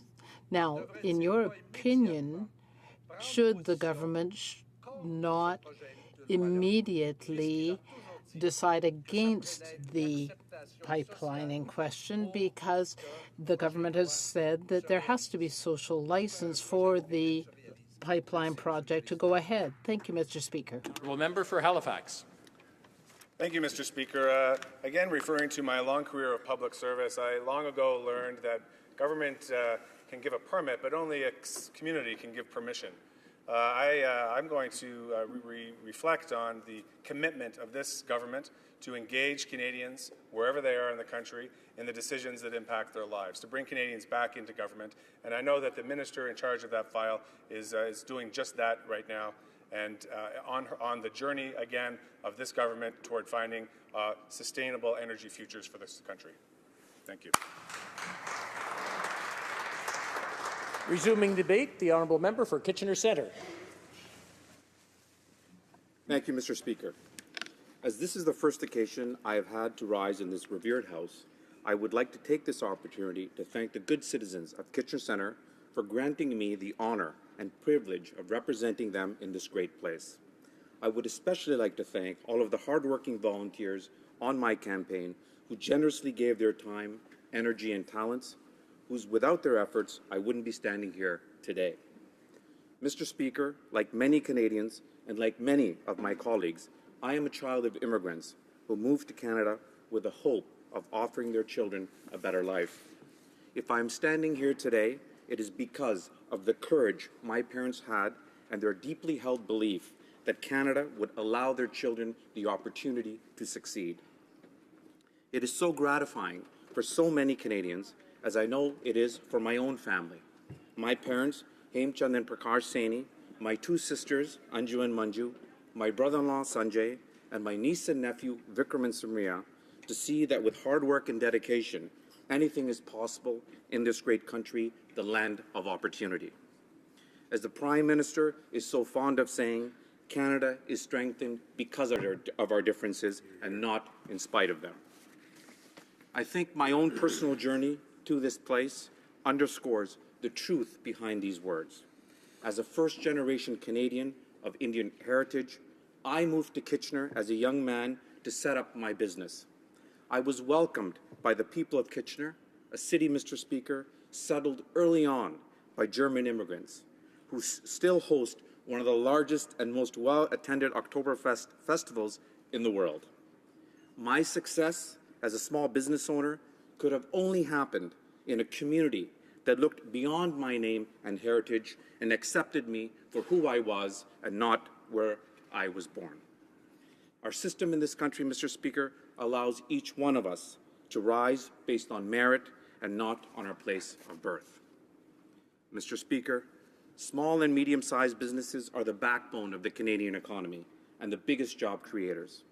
As someone who has owned a small business for over 20 years, I understand the difficulties that small and medium businesses face on a daily basis. In a volatile economy, small businesses are often the first hit and the hardest hit. It is extremely important, therefore, that the government work as a partner with small and medium-sized businesses to help them expand, access international markets, and enable them to reinvest in the Canadian economy. This is something I am proud to champion as a Member of Parliament. As you may know, Mr. Speaker, Kitchener is part of Canada's high-tech innovation hub. Kitchener is part of the Quantum Valley corridor that stretches from the Kitchener-Waterloo region through to Toronto. This unique, innovative, and collaborative high-tech hub is an economic driver, not only locally, but for the entire company, and enjoys a global reputation for excellence. In order to maintain the leadership in this area and to compete in the global economy, we need to ensure we continue to invest in this sector.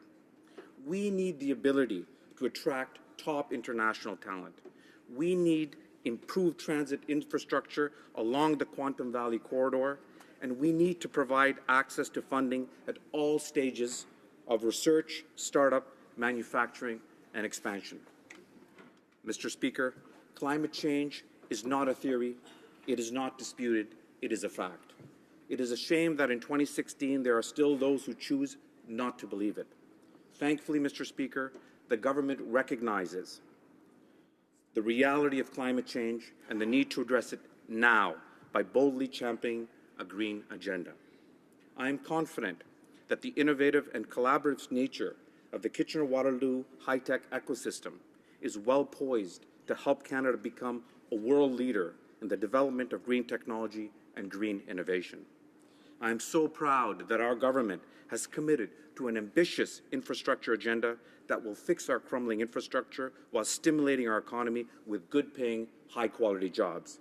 Infrastructure should not be a partisan issue, Mr. Speaker. We can all agree that we all drive on the same roads, we all cross the same bridges, and we all visit the same hospitals. Mr. Speaker, we know that investment in transit infrastructure is good for business, allowing goods and services to reach markets faster, is good for the environment by reducing the number of cars on the road, and is good for people, allowing them to spend less time in transit and more quality time with friends and family. Mr. Speaker, the #1 transit infrastructure priority for my community is two-way, all-day go between Kitchener and Toronto. This priority is championed by all levels of government and is an essential ingredient to solidifying Quantum Valley, providing economic growth with good-paying jobs, and ensuring Canada can continue to compete globally in the high-tech sector. Affordable housing is also a huge concern for my community. The recent influx of refugees has helped raise awareness of our housing needs and shone a light on this important issue. The region of Waterloo, which Kitchener is part of, was chosen as a site for refugee resettlement because of the existing framework of collaborative services between community agencies, strong regional and municipal leadership, and a broad base of dedicated individuals already engaged in finding permanent solutions to homelessness in our community. When it comes to affordable housing, Mr. Speaker, whether it be for those experiencing homelessness or for refugees, for long-term residents or for new Canadians, it is not a matter of one over the other. It is a matter of finding solutions for both. It is worth noting, Mr. Speaker, that housing is not the problem, it is the solution. I'm gratified that our social infrastructure proposals will contribute to ensuring all members of our community have a place to call home. The development of a national housing framework is not only good social policy, not only good healthcare policy, but is also good economic policy. Mr. Speaker, people in my riding are also deeply concerned about the future of Canadian healthcare. One of the most troubling decisions that the previous government made was the decision to not renew the Canada Health Accord. Predictable funding is necessary in order for provinces and territories to make the long-term investments needed in our healthcare system so it can continue to serve Canadians now and into the future. This is something I'm very happy to see our government working to restore. As I mentioned earlier, Mr. Speaker, I'm a proud small business owner. That business is a pharmacy. I've spent a good portion of my adult life helping people of all ages access the medication they need in order to lead happy, productive, and healthy lives. This is a tremendous responsibility and one that I was proud to undertake for many years. As a pharmacist, however, I was all too often aware of the challenges facing people when trying to afford the medication they needed. This is unacceptable. No one should have to choose between eating or buying medication. No one should have to choose between paying rent or buying medication. This is why I'm extremely pleased that our government has pledged to take steps towards bulk buying of pharmaceutical drugs. This is an important and necessary step in the right direction, but that is not the end. I will continue to advocate for policies that make prescription medication more affordable, more available, and more accessible to all Canadians.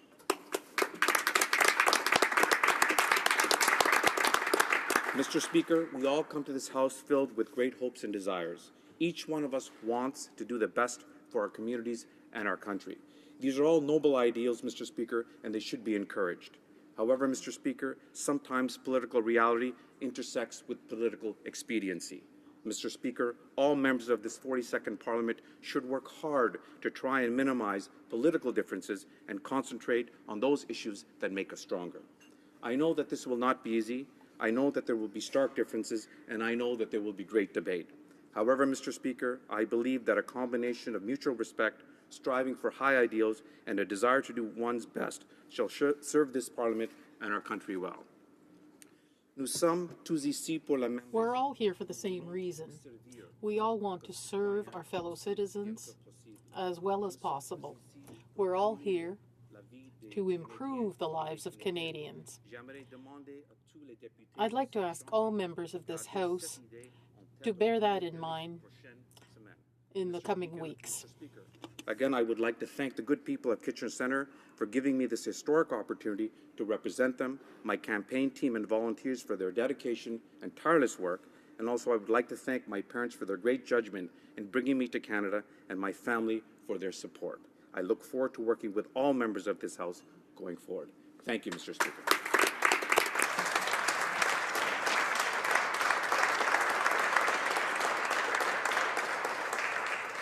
Questions and comments? The honourable member for Sarnia-Lambton. Thank you, Mr. Speaker. I wish to congratulate the honourable member on his speech and on his election. The member mentioned the importance of small business to Canada, and I heartily agree. My question for the member is, does he not think that carbon pricing increases and increases in the amount employers will pay for CPP and EI, will they not push small business out of business? Thank you, Mr. Speaker. The honourable member for Kitchener Centre.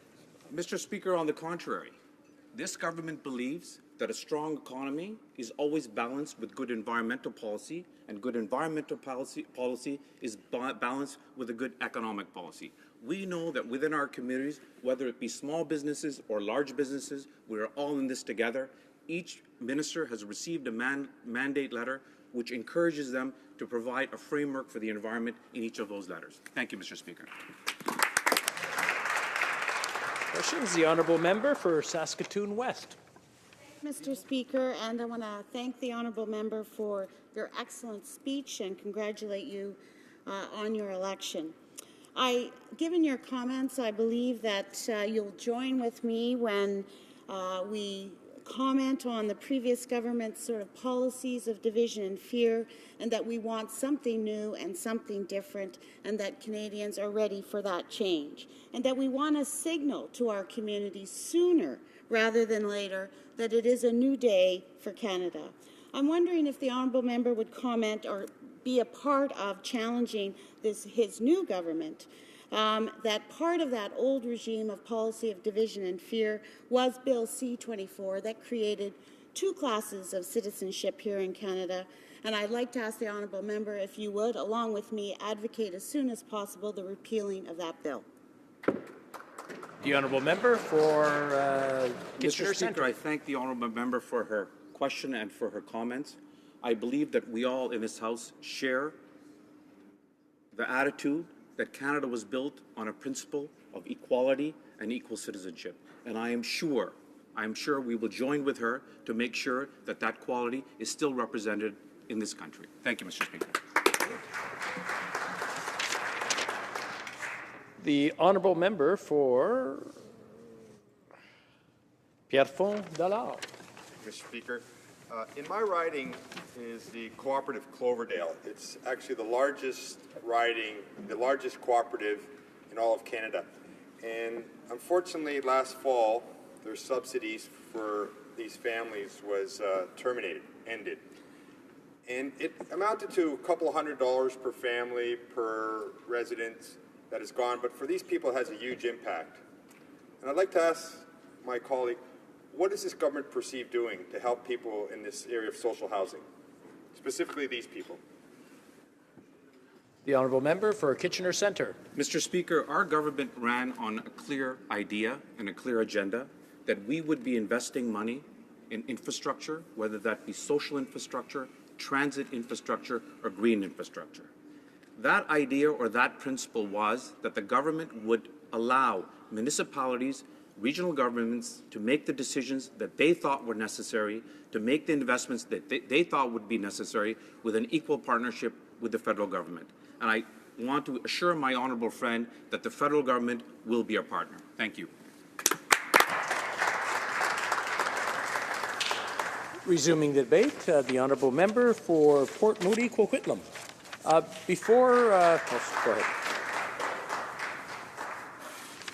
Please go. Merci, Monsieur President. Thank you, Mr. Speaker. Be splitting my time with my colleague from Windsor-Tecumseh. Although this is not the first time I've spoken in this House, this session I would like to take this opportunity to thank the people of Port Moody, Coquitlam and Moore Belcarra for the trust and support they have shown in electing me as their Member of Parliament. It's an honour to continue to serve such a beautiful and diverse area and communities, and I will continue to work hard to serve with integrity and respect. And I'd also like to acknowledge my wife, Linda, my parents, Val and Cy, my campaign team, and the hundreds of volunteers and staff who work so tirelessly on my election campaign. To them, I am indebted. Mr. Speaker, I was encouraged to hear the speech from the throne address some of the real concerns facing the people in my riding and across the country. But a throne speech is just words if it is not followed up with concrete actions. Every day I hear from constituents who are struggling with the real-life consequences of growing income, economic inequality, degraded public services, and a changing climate. In the last election, the Liberals promised change, quick, urgent, positive change. So it was disappointing to see such a thin speech from the throne, a speech with few details and virtually no timelines. No details on key issues like climate change targets, funding to close the gap for First Nation education and water, or reversing conservative cuts to health care and pensions. Given the lack of detail, I sincerely hope that this isn't a sign that the Liberals are looking for an excuse to back away from the promises they made to Canadians during the election. Canadians are tired of broken promises, and they are understandably suspicious of empty government rhetoric. After 10 years of Conservative rule, it's hard to blame them. Canadians want and deserve concrete action. During the recent federal election, the Liberals promised to address income inequality and our stagnating middle class. And with good reason, income inequality in Canada continues to rise, and Canadian families are paying the price. Unfortunately, instead of helping the Canadian families, the first thing they did when they got to Ottawa was make equality worse by implementing their so-called middle-class tax cut. The Parliamentary Budget Office shows the benefits of the new Liberal tax cut plan mainly go to the top 30% of income earners, with the most money going to the richest 10%. My constituents in Port Moody, Coquitlam are feeling the financial pain from the exorbitant costs of housing, expensive childcare, prescription drugs, and groceries. We can and must do better, Mr. Speaker. The government needs to tackle income inequality head-on. They can start by asking the richest corporations to pay their fair share, crack down on tax havens, and bring back the federal minimum wage to drive up wages and salaries for all Canadian workers. The Liberals promised investments in what they call social infrastructure. Depending on where you live, that could mean anything. I'm hopeful that we will get details on infrastructure spending plans soon, because additional funds for affordable housing are imperative to help relieve the pressure on those struggling with the high costs and personal debt. The staggering cost of housing has many living in Metro Vancouver very concerned. The average cost of a home in the Tri-Cities jumped between 17 and 25% last year alone. For many young families, home ownership is unrealistic, forcing them to move further from their jobs, meaning more time in traffic and less time with their loved ones. Property tax increases have forced seniors living on fixed incomes to move and sell their homes at a time when there are no affordable options for them to move into. The last time the federal government invested in affordable housing was when the late NDP leader Jack Layton convinced the government to abandon corporate tax cuts in favor of social infrastructure investment. I encourage our new Prime Minister to remember this progressive example and take action now. Mr. Speaker, I'm proud to be serving as NDP critic for Fisheries and Oceans and Canadian Coast Guard. On the West Coast, the Liberal promise to reopen the Kitsilano Coast Guard Station is welcome news, and it can't be open soon enough. The previous government's closure of the Kitsilano Coast Guard Station and the cuts and closures to the Marine Communication and Traffic Service Centres, the MCTS stations, has been disastrous for BC. These cuts threaten the lives of fishers and other mariners, as well as putting the marine environment at risk. The government should reopen the Kitsilano Coast Guard Station to its full complement and do it now. They should reopen the recently closed Ucluelet and Tofino MCTS station and halt the plans to close the Vancouver and Comox MCTS stations. Together, we can protect our coastal waters from environmental hazards and protect the people who navigate these waters on a daily basis. I'm hopeful the government will fulfill its promise and implement the 75 recommendations of the Cohen Commission report.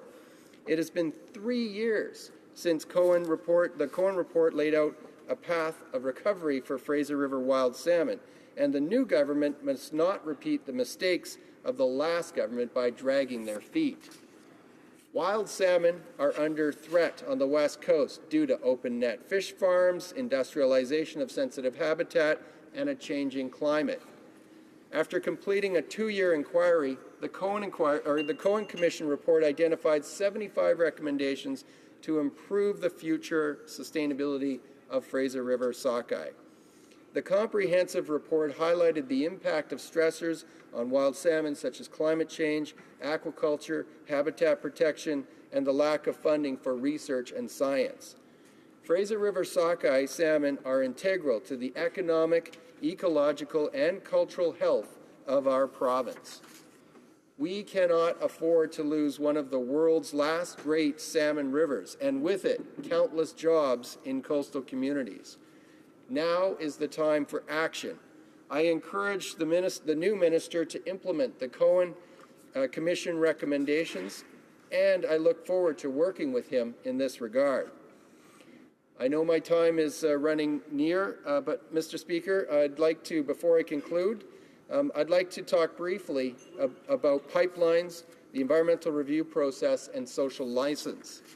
Inherent in our treaty rights of First Nations, they're enshrined in Canadian law. First Nation, Inuit, and Métis have a nearly unbroken record of about 200 court case wins affirming their rights. So it's time to get serious on a nation-to-nation approach with First Nations and make First Nations true partners in natural resource development. New Democrats believe that the social license for natural resource projects will engage First Nations, communities, citizens, and the broader civil society to include their views and expertise in the sustainable development of our resources. And I encourage the government to move in that direction. Fixing the environmental assessment process that was dismantled by the previous federal government should be a priority. We need to reinstate the Burrard Inlet Environmental Action Program and the Fraser River Estuary Management Program that were cut under the Conservatives. Increased industrial activities that look at the cumulative impacts of each major project and make science-based recommendations to all levels of government. Looking at each project in isolation without taking into account downstream effects is short-sighted for our coastal economy. New Democrats want sustainable natural resource development that fosters value-added jobs in Canada and reduces our dependence on foreign oil. We do not have to compromise the health of our environment or our future children in the pursuit of these goals. We need federal leadership. We need strong leadership. We cannot continue with the rip and ship approach. We can develop a sustainable economy that will provide hundreds of thousands of jobs and protect our environment for future generations. Mr. Speaker, in closing, Canada is facing some very tough environmental and economic challenges, and the Liberals have made many promises to address them. Let's hope they'll live up to their promises, and I will promise you, Mr. Speaker, that we in the NDP will hold this government to account. We'll be right there to remind them and speak loud about the actions that are needed to move on these very serious concerns. Canadians deserve nothing less. Thank you, Mr. Speaker. I'd like to thank the honourable member. I'd like to remind the members in the House of two things. One, that you have to be sitting at your own seat in order to speak in the House, so in case there's any questions. Et deuxièmement, l'autre chose, and second, the next thing is, before speaking, please check to make sure that the little light on your microphone is turned on to ensure that people here in the House and people listening at home will be able to hear what you're saying. Resuming debate. For Hastings, Lennox, and Addington. I would like to congratulate the member on winning his seat in October and on his eloquent speech, excellent speech this afternoon. Thank you. I come from a rural riding, like yourself, and what we see in the speech from the throne, or what I see from the speech from the throne, will benefit all of the ridings in this country from the standpoint of our focus on social infrastructure, on green tech infrastructure and climate resilient infrastructure, and our tax cuts will benefit a large proportion of people who live in our ridings, that 45 to 90,000 income rate, and also the Canada Child Benefit that will assist many low and middle income families to support their children and lift 300,000 children out of poverty. On the social infrastructure side, as far as our emphasis on long-term care facilities, on affordable housing, on seniors facilities and childcare spaces, I'm sure that the member in his own riding will find that he also sees projects that would be valuable to him as well. Thank you. The honourable member for Port Moody, Coquitlam. Thank you, Mr. Speaker, and I'd like to thank my colleague for the questions. Just to correct, first of all, Port Moody Coquitlam is more of a suburban, perhaps more urban than rural riding. However, we do face many concerns. Many of the folks in my riding there are some low-income earners, and they will not benefit, unfortunately, by this tax cut, whereas the higher income earners, as it's shown out, will under this the Liberal tax cut. So I think the adjustment in that plan could have been done better to affect more, certainly in my riding and those across the country. In terms of the infrastructure projects, absolutely. We're looking forward to seeing the details of the plan that's coming forward from the government. We obviously want to know the timeline, the details, how municipalities and provinces can play a role, how others can be involved, and we want to see some details in terms of housing. I know that housing is astronomically high in my riding, and that is a huge concern for many people, many young families and others trying to make a start in life in Port Moody Coquitlam. Questions et commentaires? Questions and comments. The honourable member for Sarnia-Lambton. Thank you, Mr. Speaker. I'd like to thank the honourable member for his speech and congratulate him on his election. This Liberal government has talked about real change, but so far we're not seeing many detailed plans that match the timelines in the campaign promises. My question for the member is, can he tell us which plans and timelines he'd most like to see from this government? The honourable member for Port Moody Coquitlam. Thank you, Mr. Speaker, and appreciate the question from my colleague. And absolutely, and looking at the speech from the throne, as I mentioned in my speech, the speech itself was very thin. It was short on timeline and detail. Yes, there are many priorities. I mentioned on the inequality gap, and I think that needs to be addressed. I think in terms of housing, we need to know the details on housing. That's, I think, a concern across the country. I think we need to have specifics on climate change. When are those targets going to be addressed at a national level? I mean, we've heard commitment from the government on the international level, which is great, but what does that mean for Canada? When are we going to see action on the ground in this country? There are many other issues. I mentioned the reopening of the Kitsilano Coast Guard Station, but there's not a commitment to the equipment or to the staffing level or how soon that will be open. We're looking at an imminent closure of the COMOX Marine Communication Traffic Service Center, which is the eyes and ears for mariners, very similar to traffic control centers for planes. This is a critical function, and it needs to be stopped. We need to reverse those plans immediately, stop the closure of this center, and reopen those that have already been closed to get the kind of resources needed to take care and proper care and provide the safety and security on our coast and our coastal communities what they deserve. Resuming debate, the honourable member for Windsor-Tecumseh. Thank you, Mr. Speaker. I'm pleased today, as the recently elected member from the great riding of Windsor-Tecumseh, to be among you all. I'm honoured and grateful to be here.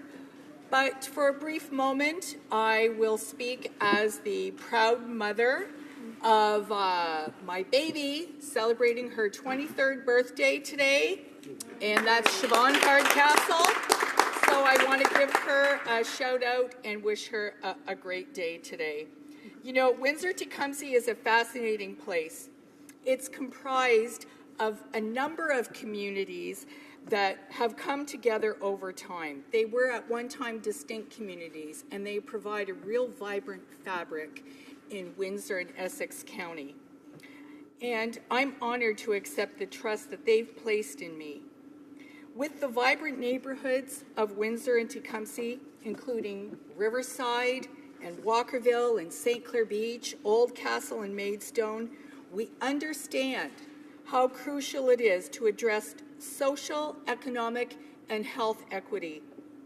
We eagerly await the new era we've been promised, a new era of cooperation between all levels of government, as well as a return to national leadership on health care and to the negotiation of a new health accord. During the election campaign, I promised my constituents that when in Ottawa, I would fight for them on behalf of these issues that do matter the most to them. And I intend to honor this commitment. In many ways, the riding of Windsor-Tecumseh is, much like the rest of the country, our people are deeply concerned about the condition of our healthcare system, about opportunities for our young people, about jobs, about security and dignity for people who are retiring, affordable housing. The list goes on.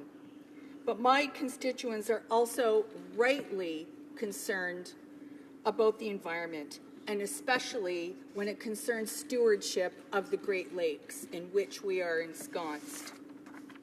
In Windsor-Tecumseh, we champion the causes of social justice. And fortunately, my being a New Democrat means that the priorities of my constituents are the same as those of the party to which I belong. And this is no coincidence. The NDP exists to fight for these issues, these values. In Windsor-Tecumseh, we champion the causes of social justice, and you need look no further than the sub-amendment offered by the NDP to the government's speech from the throne to see that this is true. And here's what the sub-amendment says. Working in collaboration with opposition parties to present realistic, structured, and concrete changes that benefit some of Canada's most vulnerable citizens, including seniors through an increase to the guaranteed income supplement, middle-class families through reducing taxes on the first income tax bracket, low-income workers with leadership by introducing a $15 an hour per hour federal minimum wage, and supports to those struggling to enter the workforce with a robust and reliable employment insurance program. Members are no doubt aware of the rich history of the City of Windsor and the County of Essex and the role it has historically played in North America and its automotive industry. With innovation and research, much can be done to encourage further development of this sector within our region. In their election platform, the Liberals committed to investing in growing our economy, in strengthening the middle class, and helping those working hard to join it. The new government has also declared, and this is important, it's declared that it expects Canadians to hold it responsible for delivering on its commitments. Well, New Democrats are committed to supporting this government as it delivers on its promises and hold it accountable where it does not. While the Liberal Party did not mention the auto sector in its election platform or in the throne speech, I nevertheless hope that the government will pursue policies that will rebuild this vital sector in our economy. The Americans are already ahead of us in this regard, having last year launched the Investing in Manufacturing Communities Partnership. This program encourages communities to develop comprehensive economic development strategies that will strengthen their competitive edge for attracting global manufacturing and supply chain investments. This is mandated with coordinating federal aid to support communities' strong development plans and with synchronizing grant programs across municipal departments and agencies. That's something that we New Democrats envision. We have a number of ideas about how Canada might achieve similar goals within our own automotive industry. We've been vocal about the need for national strategies in our manufacturing sectors, and especially a national auto strategy that is long awaited in Windsor-Tecumseh. Like our American friends, we believe that the Government of Canada should make it easier for automakers and investors to set up operations in Canada. We envision a program that we call iCanada. iCanada would be a one-stop shop to facilitate the federal government and automakers and investors with various government programs and incentives that are in place. And we hope soon that these will be in place. We believe that the government should improve financial incentives for automakers and parts suppliers in exchange for firm commitments on jobs and investment here in Canada.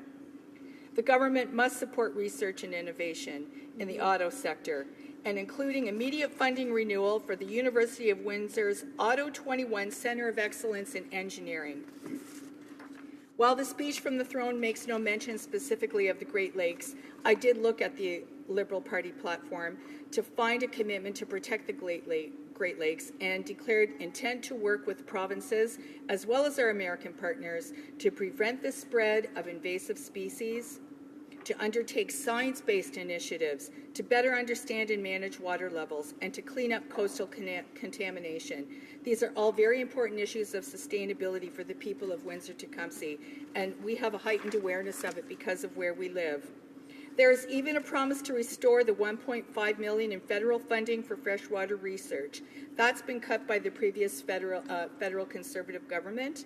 And I'm going to pause right here and salute our Great Lakes Institute for Environmental Research at the University of Windsor. The work they do is so important, not only regionally and nationally, but globally. As many of you will recall from the many news reports, the shorelines around Windsor-Essex area have been subject to massive toxic blue-green algae blooms. And from the shore, these blooms seem to stretch out and cover the entirety of Lake Erie. They make our water supplies toxic. No boil water advisory can fix that. The boiling water does not work. So these toxic emissions in the water are starving the fish and aquatic wildlife of oxygen. And we're all concerned with the safety of fresh water that's been taken for granted. And this is a real clarion call for us that we need to do the research and take this seriously. I applaud the work of the Citizens Environment Alliance and the Detroit River Remedial Action Plan. Along with them, I'll be following quite closely the new government's work in these areas and will do whatever I can to assist it and hold it accountable for the promises made that I mentioned earlier. On the subject of health care, the Liberals have likewise promised to negotiate a new health accord, and the provinces and territories, including a new agreement on funding, are supposed to be included in the plan. But so far, few details have been released. As you might expect, New Democrats have a few ideas on the subject of health care that our friends across the way will find helpful. On the doorstep in my riding, one issue I heard a great deal about was the exorbitant cost of prescription drugs. New Democrats strongly believe that increased funding should go to a national prescription drug plan. 1 in 4 Canadian households has someone who cannot afford the medications subscribed to them by the doctor. We therefore strongly urge the new government to move quickly to address the important matter. No one should have to choose between paying for food and getting the medications they need in order to stay alive. We also urge the new government to cancel the former Conservative government's planned cuts to health care so we can work with provinces to improve health care services for Canadians. It's imperative that we support the hiring of new doctors and nurses to help the 5 million Canadians who don't have a family doctor. This shortage is of particular concern in my area. As well, we should formulate a clear and detailed plan to help the 1 million Canadian children and youth who have a mental illness but who do not have access to appropriate care and the early intervention they need for successful outcomes. And seniors, we require a strategy to provide care for seniors in need at home, in hospitals, in long-term care facilities, and through palliative care. So far, we have not heard anything from the new government on whether or not it intends to cancel the Conservatives' planned cuts to health care. And yet... Questions et commentaires. Questions and comments? The honourable member for Winnipeg North. Yes, thank you, Mr. Speaker. And the member talks about health care, and there's no doubt that the government of the day today recognizes the value and the importance of health care, as Canadians take a great deal of pride in our health care system. In fact, today you see much more cooperation between the different levels of government. Paul Martin established the Health Care Accord that ultimately led to the highest number of dollars being given to provinces in order to support our health care system, and we see that high sense of cooperation.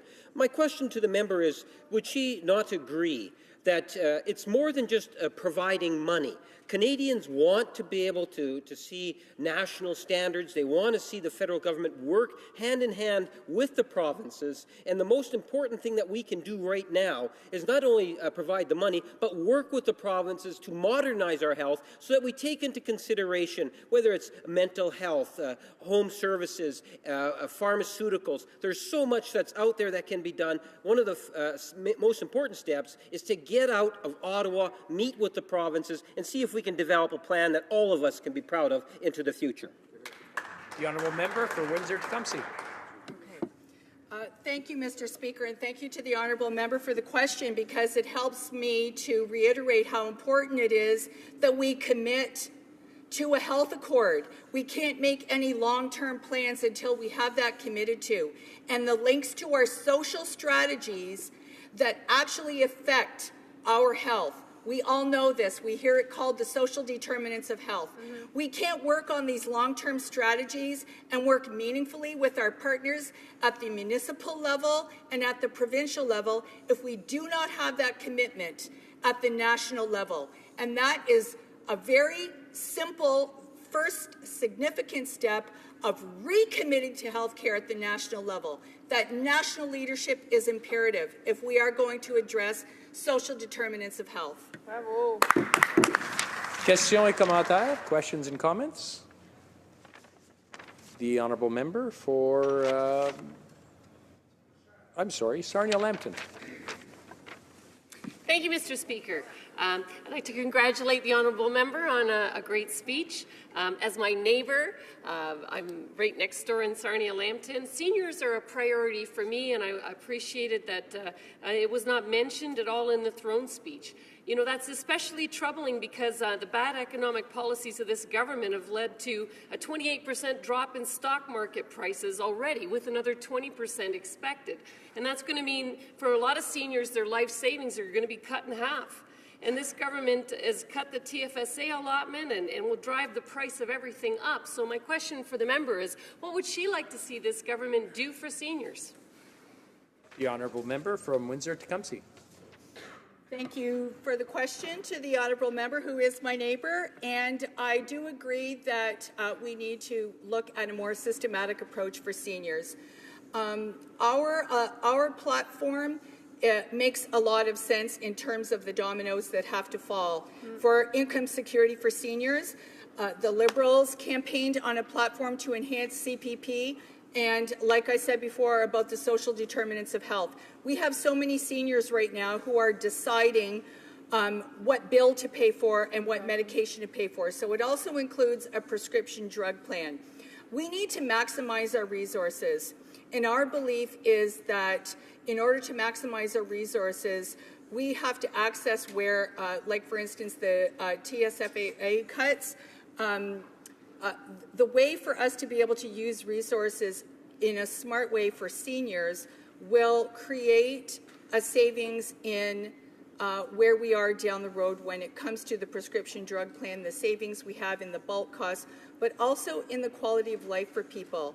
The longer people are at home and independent, the more, not just quality of life, but the more that our system can flourish and help people who really do need it. So these supports have to be put in place. And I believe that it starts with a national pension reform that addresses income security for seniors. Reprise du débat, the honourable Resuming debate. Secretary to the Status of Women. Here, here.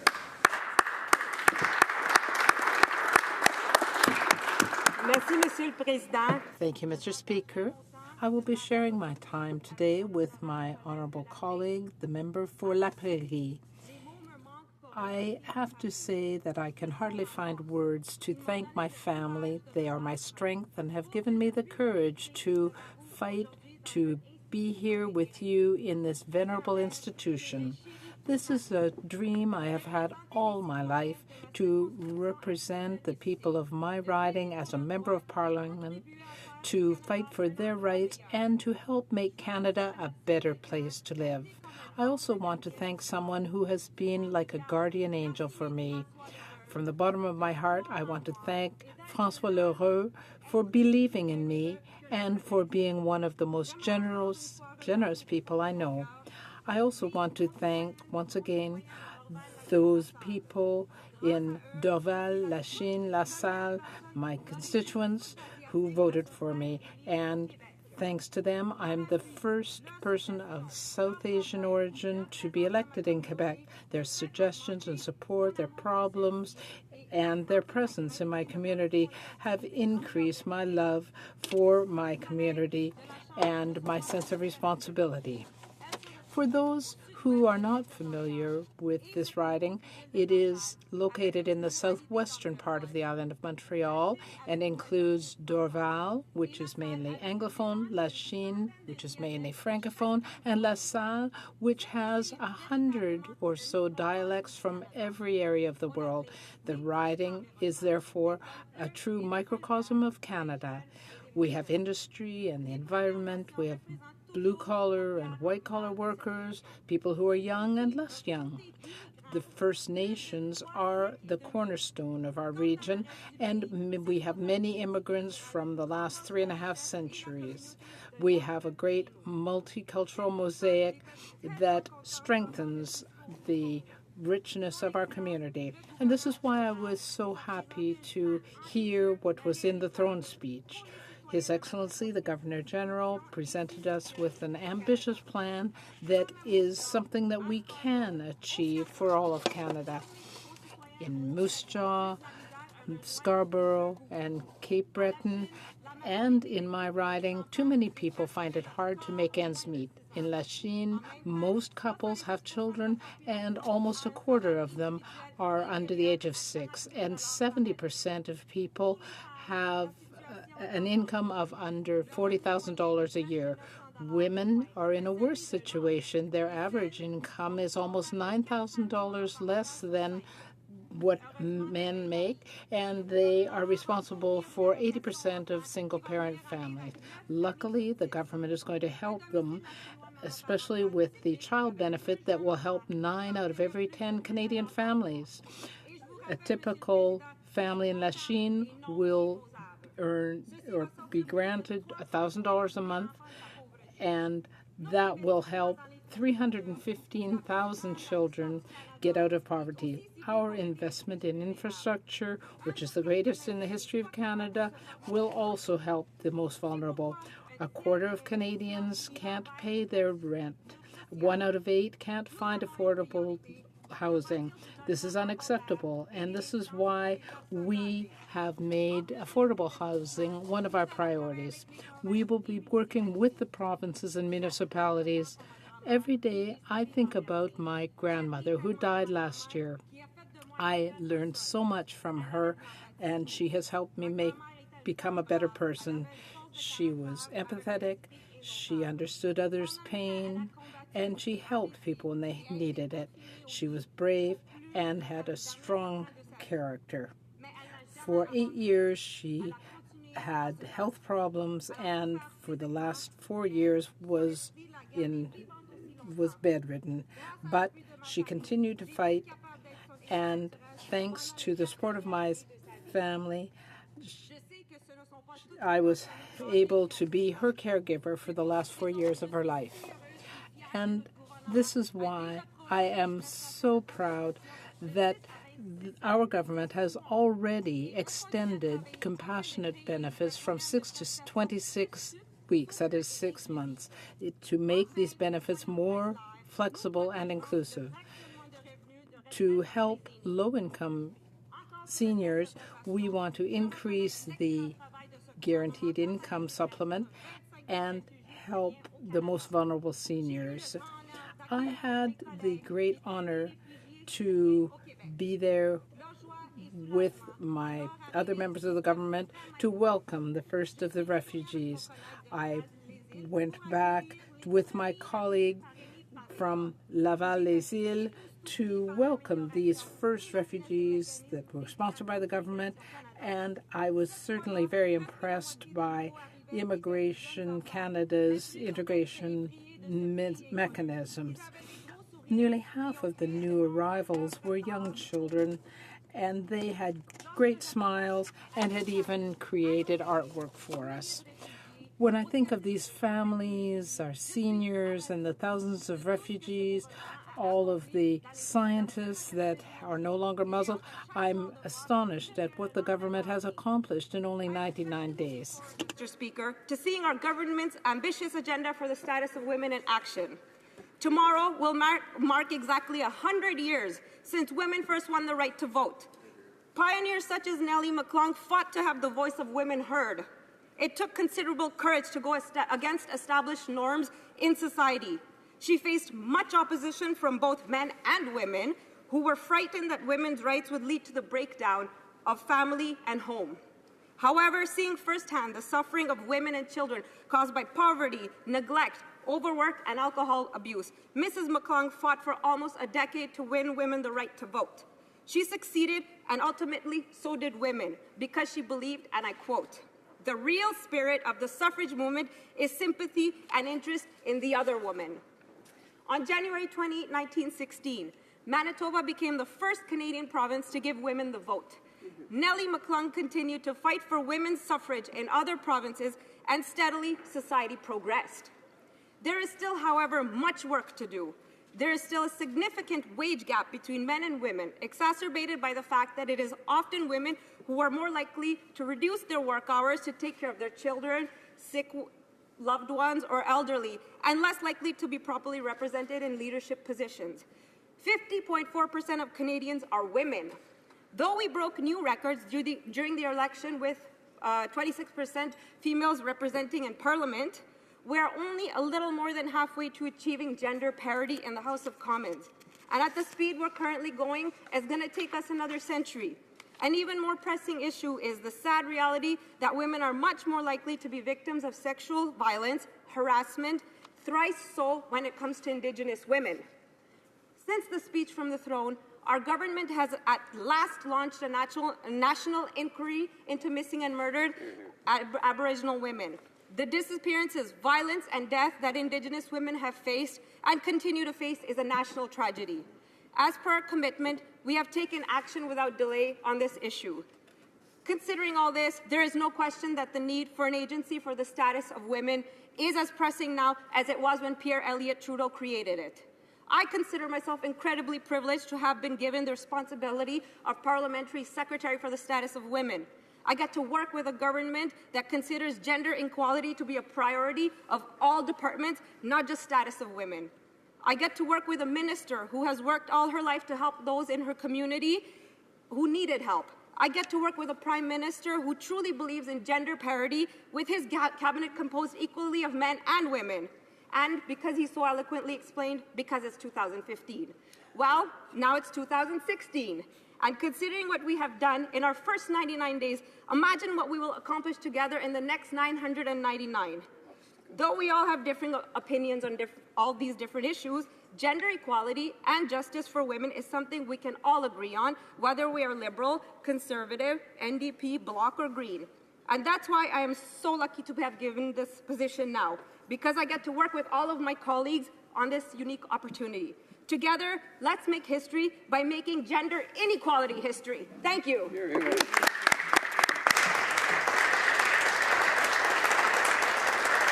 Questions and comments? Questions et commentaires? The honourable member from Abitibi Bay James, Nunavut, EU. Thank you, Madam Speaker. I would like to thank my colleague across the floor for her passion and her sincere concern for the vulnerable. I also want to welcome her here in the country. She talked about the most vulnerable people in the country, and I would like to know something. When we look at the conditions in which Indigenous people live in this country, which is one of the richest in the world, is not even the third world, but rather the fourth world we're looking at. So we hear about this new nation-to-nation relationship, and I would like to know from my colleague, well, we had a ruling yesterday from the Human Rights Tribunal that showed systematic discrimination against young Aboriginal people when it came to funding for child welfare. So I would like to know from her what she thinks about the fact that the responsibility for this really belongs to her party, because it set this cap of 2% on the increase. And so I would like to know what's going to be done to eliminate this discrimination. The Honourable Parliamentary Secretary. My honourable colleague has raised a very important question, and I want to thank him for that.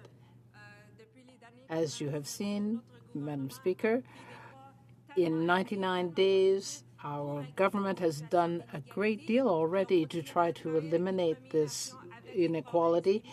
There have been meetings with Indigenous leaders, territories, provinces, in order to eliminate this discrimination and make sure that it never returns. And comments, questions et commentaires.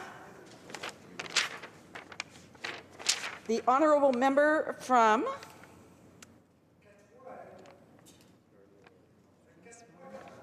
Sarnia-Lambton. Thank you, Madam Speaker. I'd like to congratulate the honourable member on a great speech, lots of passion, and congratulate you on your election as well. Creating jobs in the green and clean tech industries is a multi-year initiative. It's not going to do anything to immediately replace all of the hundreds of thousands of jobs that have been lost in Alberta, nor the jobs that will be lost in future from the implementation of carbon pricing, higher EI, and higher CPP. We've heard that the infrastructure spending works out to less than $20 million per riding. And so what is your government really going to do immediately to help those that have lost their jobs? The honourable member, Parliamentary Secretary for the Status of Women. Thank you, Madam Speaker, and thank you, dear colleague, for your question. It's a very important question. Job losses across Canada are a chronic problem, and our government will be dealing with it already in our infrastructure investments. This will create more jobs. This will stimulate our economy. At the same time, creating jobs to make up for those losses. And as well, we are going to be giving more benefits to those who have children under a certain age so that they can help their families grow and reach the middle class and reach and stay in the middle class as well. Thank you. Questions and comments, questions et commentaires. The honourable member from Spadina, Fort York. Thank you very much. To follow up on the member opposite's question, would you not agree that actually spending the money is so much more important than just announcing it? When we talked to mayors in the run-up to the election, in the run-up to putting the platform together, what we found was that although hundreds of millions of dollars had been announced by the previous government, none of it actually got spent. In fact, if you take a look at the cities of Vancouver, Calgary, Saskatoon, Regina, Winnipeg, Ottawa, Mississauga, Toronto, Montreal, Halifax, and St. John's, those cities were all promised infrastructure dollars, but not one penny in the last 2 calendar years has ever been delivered to those cities. Would you not agree that spending infrastructure money is more important than promising it? The Parliamentary Secretary for Status of Women has 24 seconds to answer. Yes. Thank you, Madam President. Not only is this a very important question, it's a very important comment. Put your money where your mouth is. I think that's what my colleague is saying. That's what was not done in the past. That's what will happen with our government. Thank you. Resuming debate, reprise de débat, the Honourable Parliamentary Secretary to the Minister of Agriculture and Agri-Food.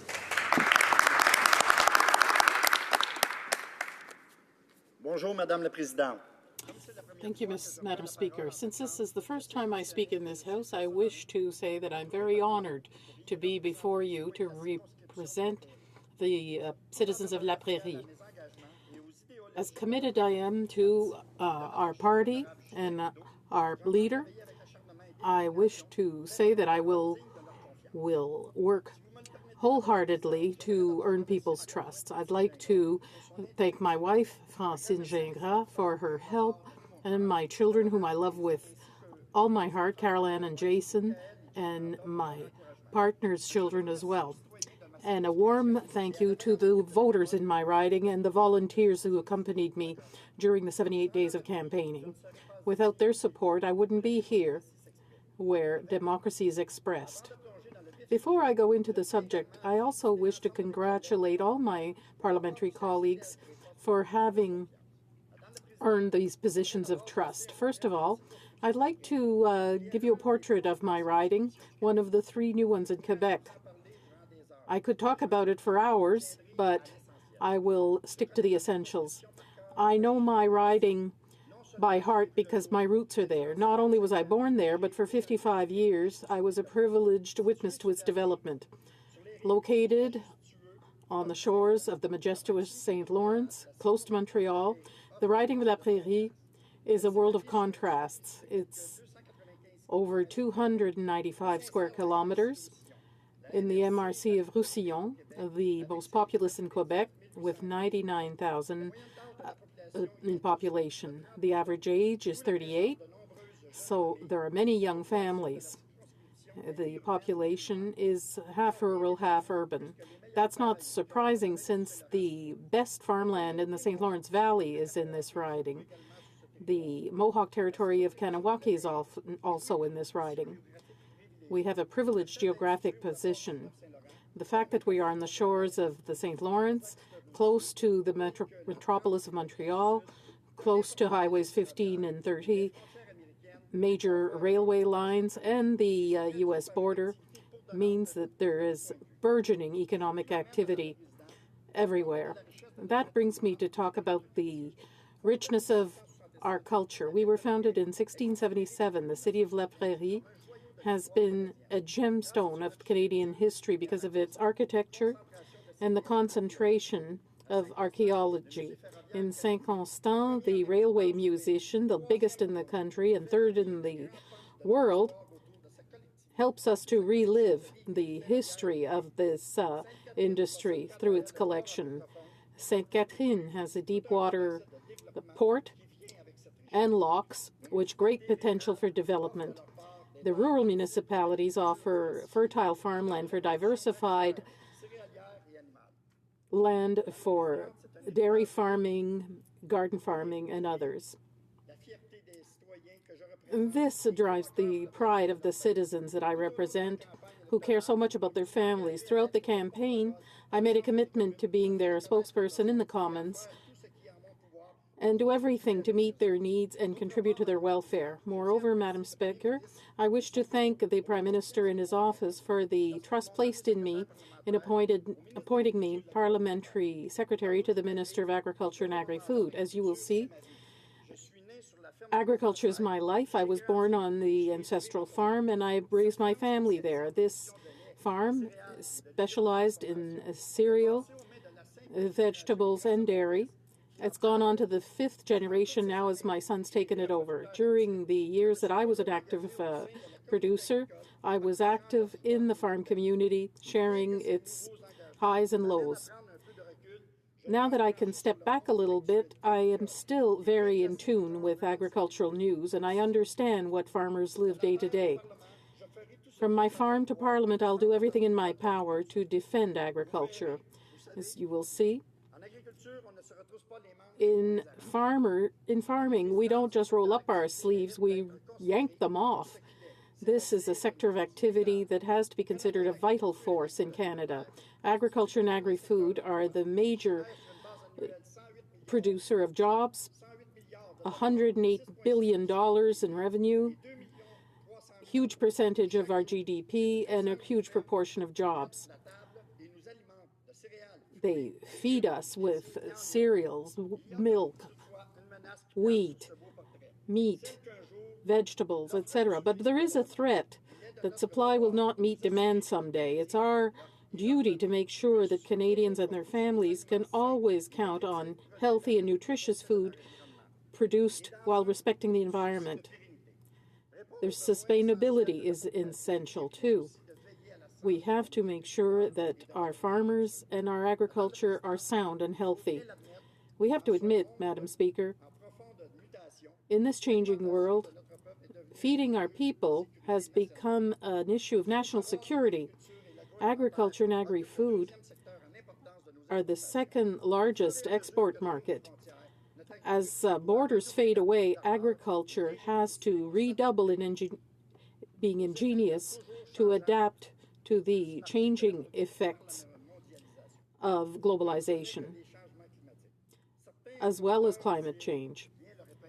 Some producers do well, others don't. Between 2001 and 2006, over 2,000 farms had to close in Canada. We have to stop this hemorrhage that leaves physical and psychological scars. Throughout our election campaign, Madam Speaker, we noted the need to provide Canadians with the appropriate tools to access good food and good nutrition every day. We need a national policy for this. In my riding in the last 2 years, use of food banks has increased by 28% throughout Canada.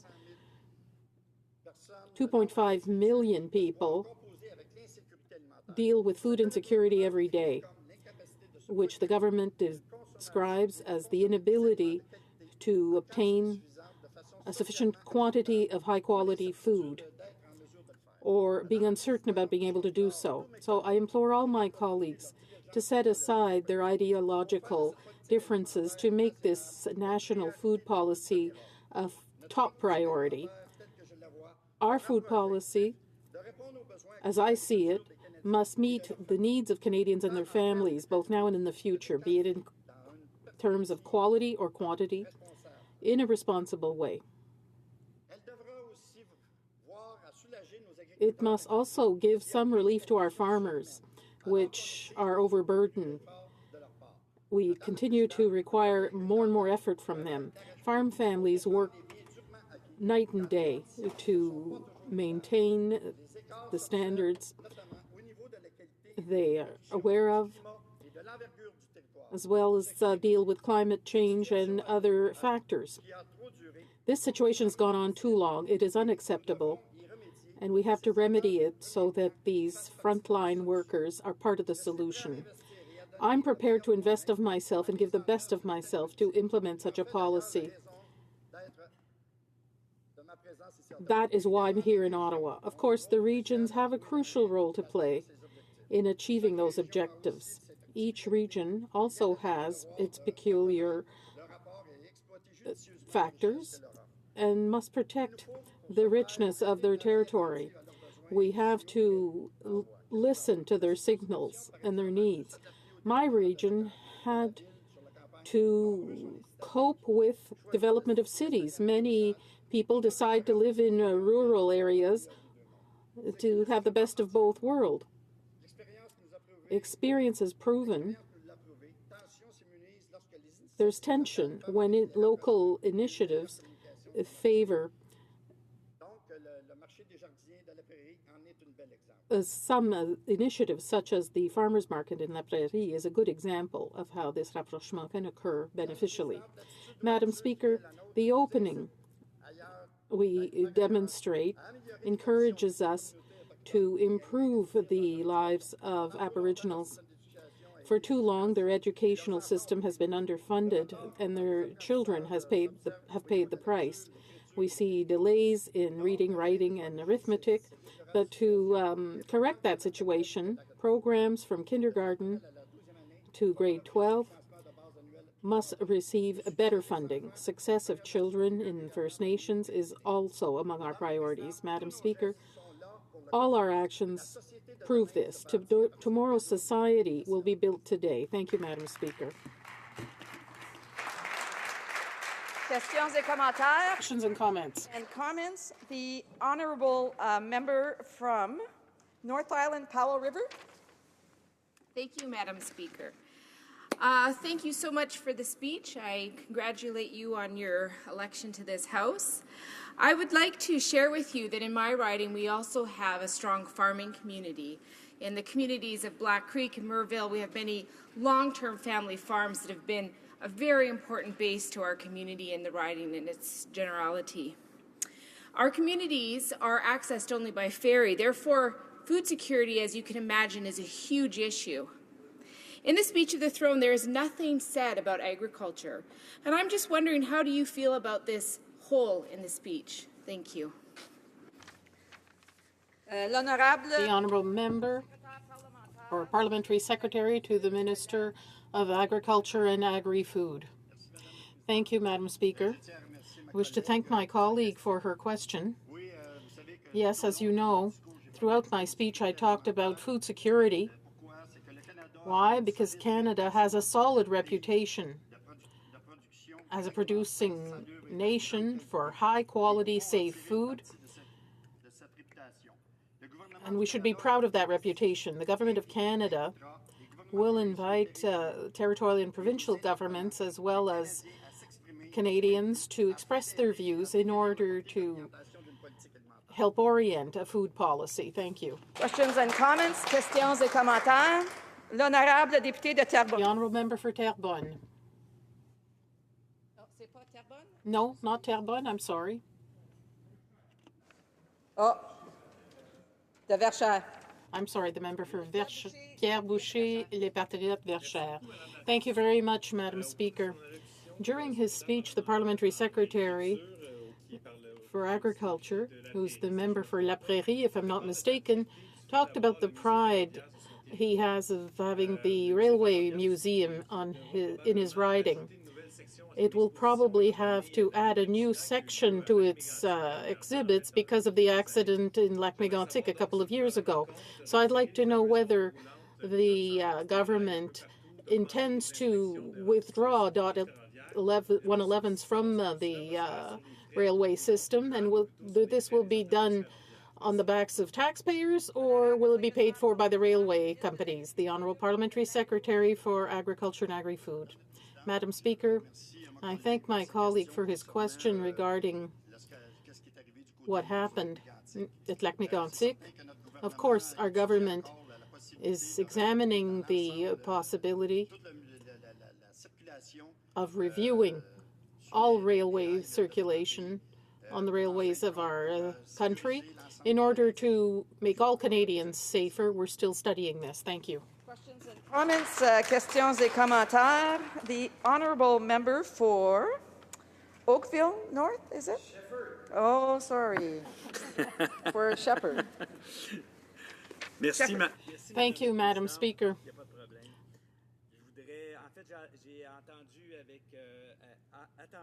I listened to the speech carefully, and I'd like to congratulate you and thank you for bringing up these issues. My riding, the riding of Shepherd, is 80% agricultural.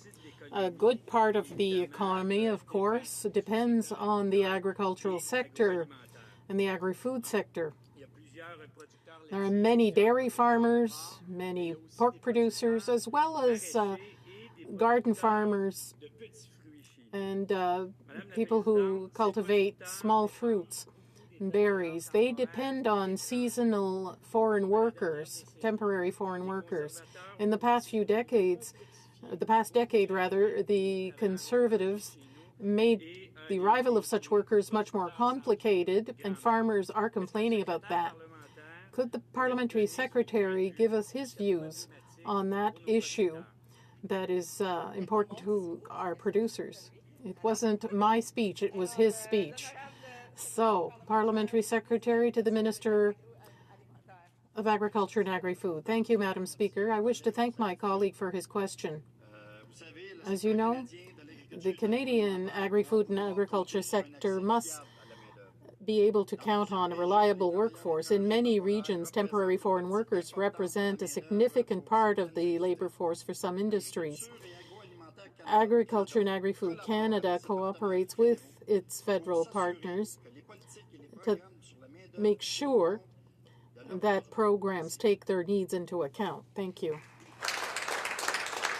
Resuming debate, reprise de débat. Resuming debate. The honourable member for Bécancour, Nicolet Sorel. Thank you, Madam Speaker. It's a pleasure for me to take part in this debate in reply to the speech from the throne. I had the honour of occupying your prestigious chair on the first day and salute my family, organizers, volunteers, and voters. I want to take this opportunity today to wish them a very happy new year, 2016. Wish them health and prosperity and happiness, and I've had the honor of representing them for 31 years now. Some members ask me whether one runs out of steam after years and years spent in this House. I would like to tell new members who just arrived this year that the passion for politics increases with time. The longer you're here, the more passionate you'll be about serving the public. The more passionate you'll be about politics, and the more you will respect this great House of Commons, a place of democracy. It is a great privilege to sit in this chamber. No one can enter here if one is not garbed in democracy and wants to serve the population of his or her riding. So I continue to love working here with great passion. Sometimes we have heated debates, that goes without saying. One cannot always be of the same opinion. Some people would say things are kind of difficult in the House. And say, well, we send our soldiers to defend democracy so that there can be different opinions. When there are different opinions, let's take advantage of the debates we can have in the House of Commons. So, Madam Speaker, once again, I'm very pleased to speak today. I do regret one thing. The throne speech was tabled December 4th. And since our party is considered independent, we had the 34th chance to speak and the 64th. It seems to me that in a normal democracy, we could have had one turn to speak a little closer to the beginning. Today, again, the Honourable Minister made a significant speech about the environment. The other parties were able to reply and get about the same time as the Minister. We asked for 2 minutes, just 2 minutes to reply, to have the floor so that our environment critic can speak, and this was refused. The same was true when other ministers made statements. We were not given permission to speak on a special committee without the right to vote, or to sit on a special committee without the right to vote or to ask questions. It's not normal that some members don't have the same privileges or resources as others and prepare to do their work here in the House and in their ridings. That's not normal. This is the only democracy in the world where this is the case. Doesn't exist anywhere else in the provinces or any world democracy where some political parties don't have the same rights and privileges as other parties in the House. It's only true in the Canadian democracy. And this is an aberration because it's not based on any standing order of the House. It's only a decision of the 3 leaders of the 3 major parties, the 3 whips of the 3 major parties who decide this arbitrarily. They decide we have to be 12. Now, we were 6. There were 6 members of the Bloc. The NDP, there were 9 members of the NDP. They were refused too. We're 10. We were 4. But listen, now this is 2016. It's the 21st century. And it is not normal that our party should not have the same privileges as the other parties. And the same goes for the Green Party. The Green Party is it trends across Canada. They receive thousands of votes, and it should have the same rights as other parties. So I wanted to present my first part of the speech on this, and I would call on the members of the House to reflect in their respective caucuses and to try to defend this concept of democracy. They should tell that to their constituents, that certain parties have certain rights and other parties don't. And they should ask their constituents if they agree with that. There's not one legal expert with a crumb of judgment who would say that they were right. And it is not the fault of the members of Parliament here in the House. It's because of the stubbornness of your whips. And you should challenge their decision.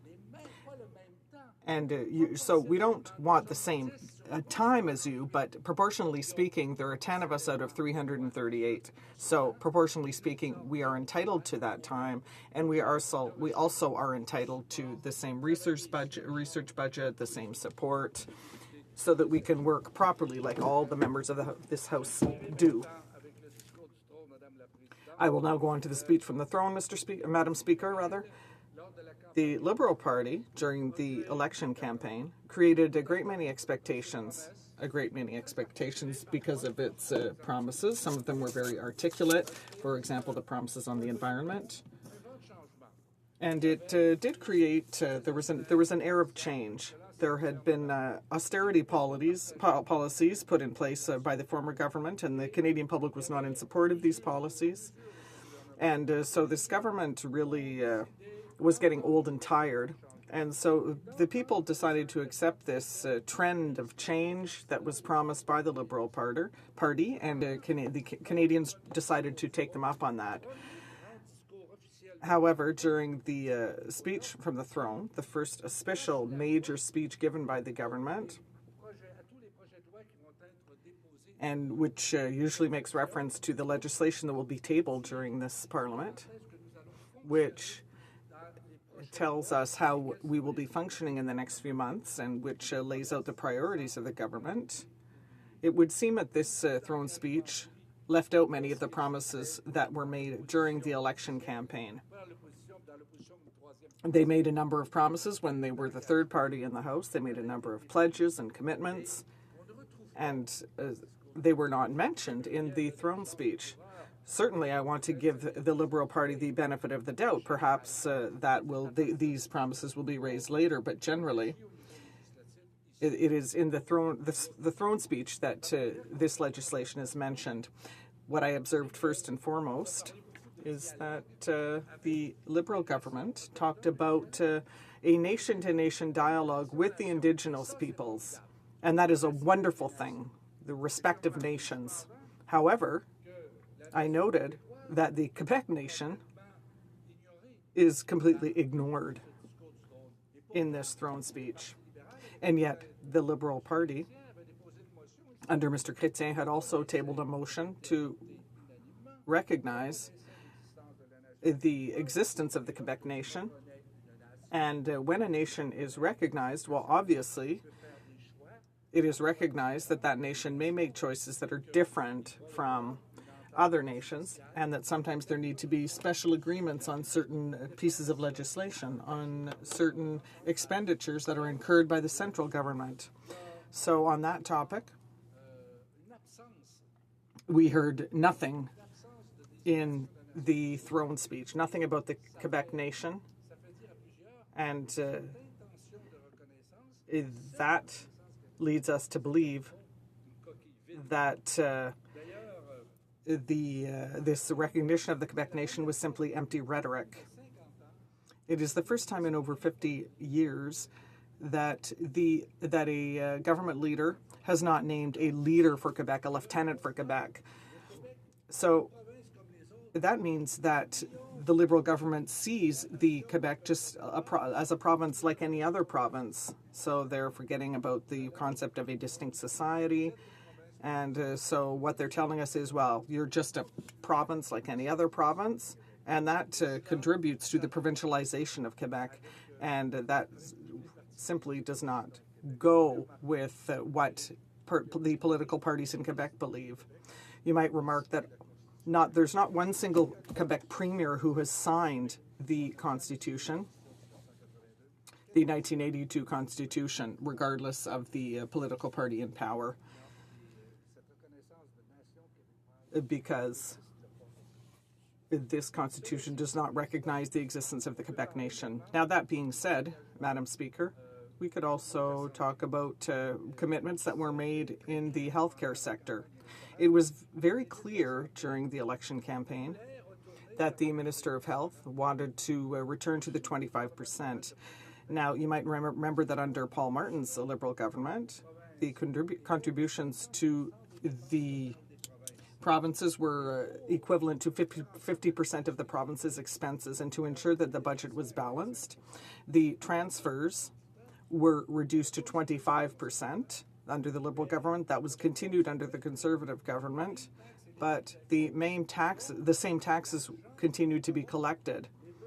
So the provinces are the one with the needs in the healthcare sector, but the transfers are being reduced more and more.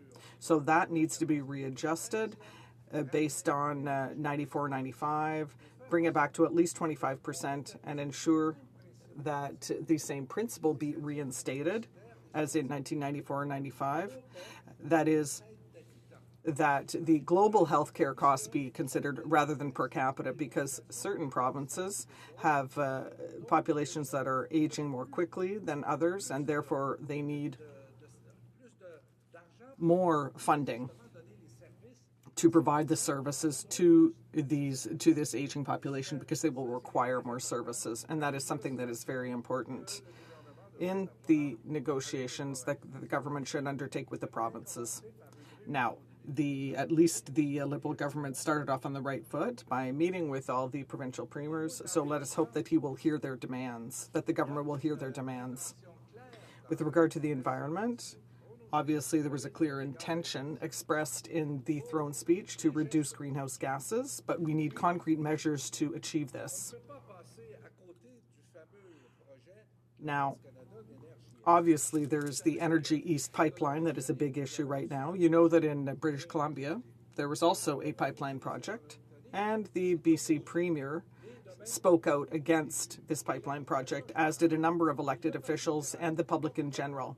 And the Liberal Party did not form government at the time, but it immediately supported BC, saying that it was opposed to this pipeline project, as the NDP members did as well.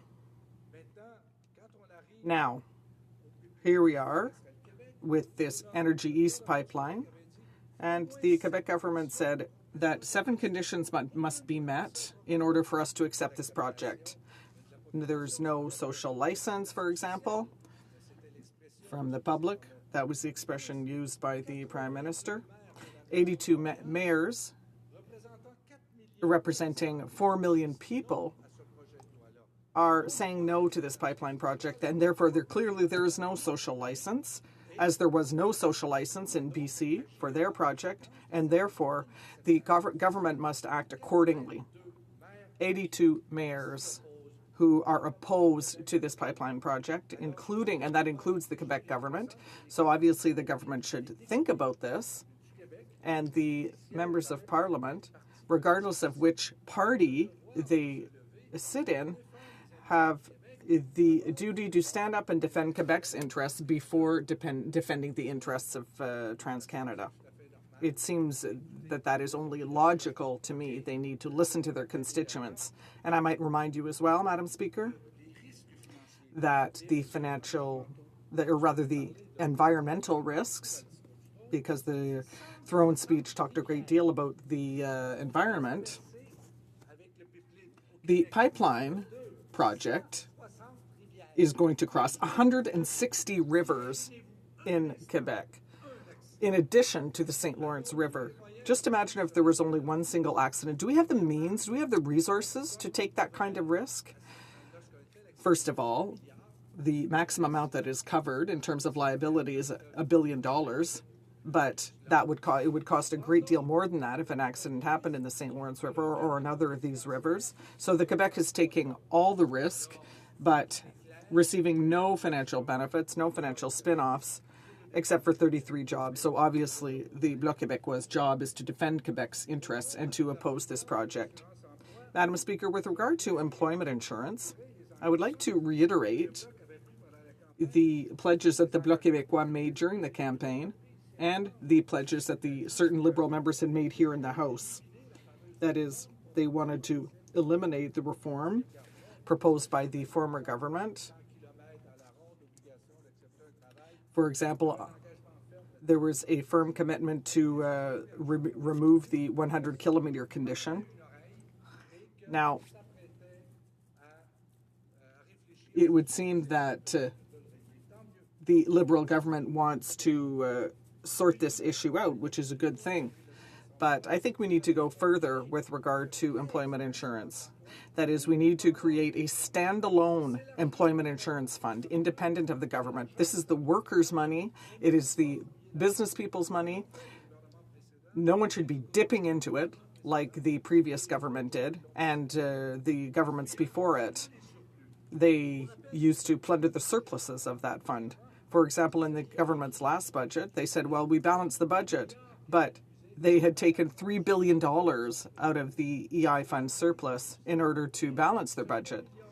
And that $3 billion was over the next two budgets. So this is the kind of thing that has to stop. We need to set up a standalone employment insurance fund, and when there's a surplus,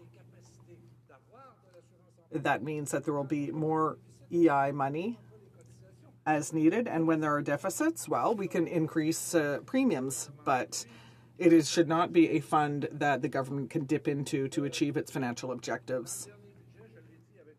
In the last budget, the government dipped into it to the tune of $3 billion.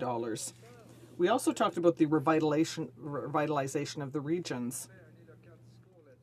My colleague, the member for Manicouagan, made an eloquent speech on that. We often forget that Quebec is also a land of regions. Sure, there's the Montreal area that has 4 million people, but in the rest of Quebec, unlike, for example, the province of Ontario, there are a great deal of regions, and that does not seem to be taken into account. For example, infrastructure programs and different other programs, this reality of the regions is not taken into account. For example, tourism, fisheries, and the forestry sector, this is not taken into account. Do I have time left? Thank you, Madam Speaker. Very quickly, I would also like to talk about certain other benefits. Before the reform proposed by the current government was put in place, it seems to me that something that should have been done concretely is that what the Conservatives established, which was the universal childcare benefit, well, that should be included in their 2016 tax return. That could be corrected immediately to ensure that those benefits are not taxable. Let's talk about agriculture. Well, supply management. Obviously, there were very clear commitments made under CETA, under the TPP, the compensations for dairy producers. That demand was not heard. Nothing concrete has been done. And if you look at the imports of cheese, for example, from Europe, and under the TPP, there once again, compensation will have to be provided for our dairy producers. The government said that it would act on this, so we will be vigilant. With regard to the financing of political parties, we need to think about that as well. You know, the Liberal government under Mr. Chrétien had established, and rightfully so, and even quoted René Lévesque, they said that only people who have the right to vote have the right to finance political parties. That means that corporations do not get to finance these political parties, to ensure that slush funds are kept separate from people who run for government. It is high time to reflect upon that and to reestablish the spirit of the bill that the Honourable Jean Chrétien had tabled. Well, you're telling me my time is running out, Madam Speaker. I will close then by saying that the Bloc Québécois will be this House of Commons' watchdog, will be very vigilant to ensure that the promises laid out in the throne speech are kept in order to improve the lot of all Quebecers. Thank you, Madam Speaker. Questions et commentaires. Questions and comments. The honourable member from, is it Glengarry Prescott Russell? Thank you very much, Madam Speaker. I'd like to congratulate my colleague on his re-election. Obviously, he is the longest-serving member of this House. I heard his speech. It was very interesting, but he didn't talk a lot about infrastructure. I'd like to ask him the question. In my riding, infrastructure is a very important issue. We're talking about $60 billion over a number of years. Won't that make a difference for him in his riding? The honourable member for Bécancour, Nicolas Sorel. My honourable colleague, you're right. I ran out of time, but I did want to speak about infrastructure. You're right in saying that the infrastructure program proposed by the current government, obviously, we are for this type of investment. We also think that it is an excellent way to kickstart, to get the economy going again. Now, for small municipalities, it's very difficult to contribute 1/3 of the funding. So I want the government to reflect on this when it comes to infrastructure programs. For example, maybe it could be half from the federal government and then 1/6 and 1/6 to give an opportunity to smaller municipalities that don't have much money to be able to participate in this program. And so this is not the purview only of larger municipalities. So I'm really hoping that the priority will be given to the green infrastructure program, as the government said. I would simply like to remind honourable members, you have a great deal of seniority here in this House, so please remember to address the Speaker rather than the Member of Parliament directly. Questions and comments? The honourable member from Courtenay Alberni. Thank you, Madam Speaker. I want to congratulate the honourable member for his passionate speech and thank him for bringing forward his concerns from his region. Coming from a coastal community on Vancouver Island, families, seniors, small business people are having a harder and harder time making ends meet. Our ferry system has gone up. The price of getting to the mainland North America, the costs are out of control. And as you can imagine, it is our highway system, it is our link, BC Ferries, to connect us, many of you, to Vancouver Islanders. Recently, in the election, the previous government and the member of Parliament previous to me had said that Build Canada would include upgrades for new ferries and infrastructure.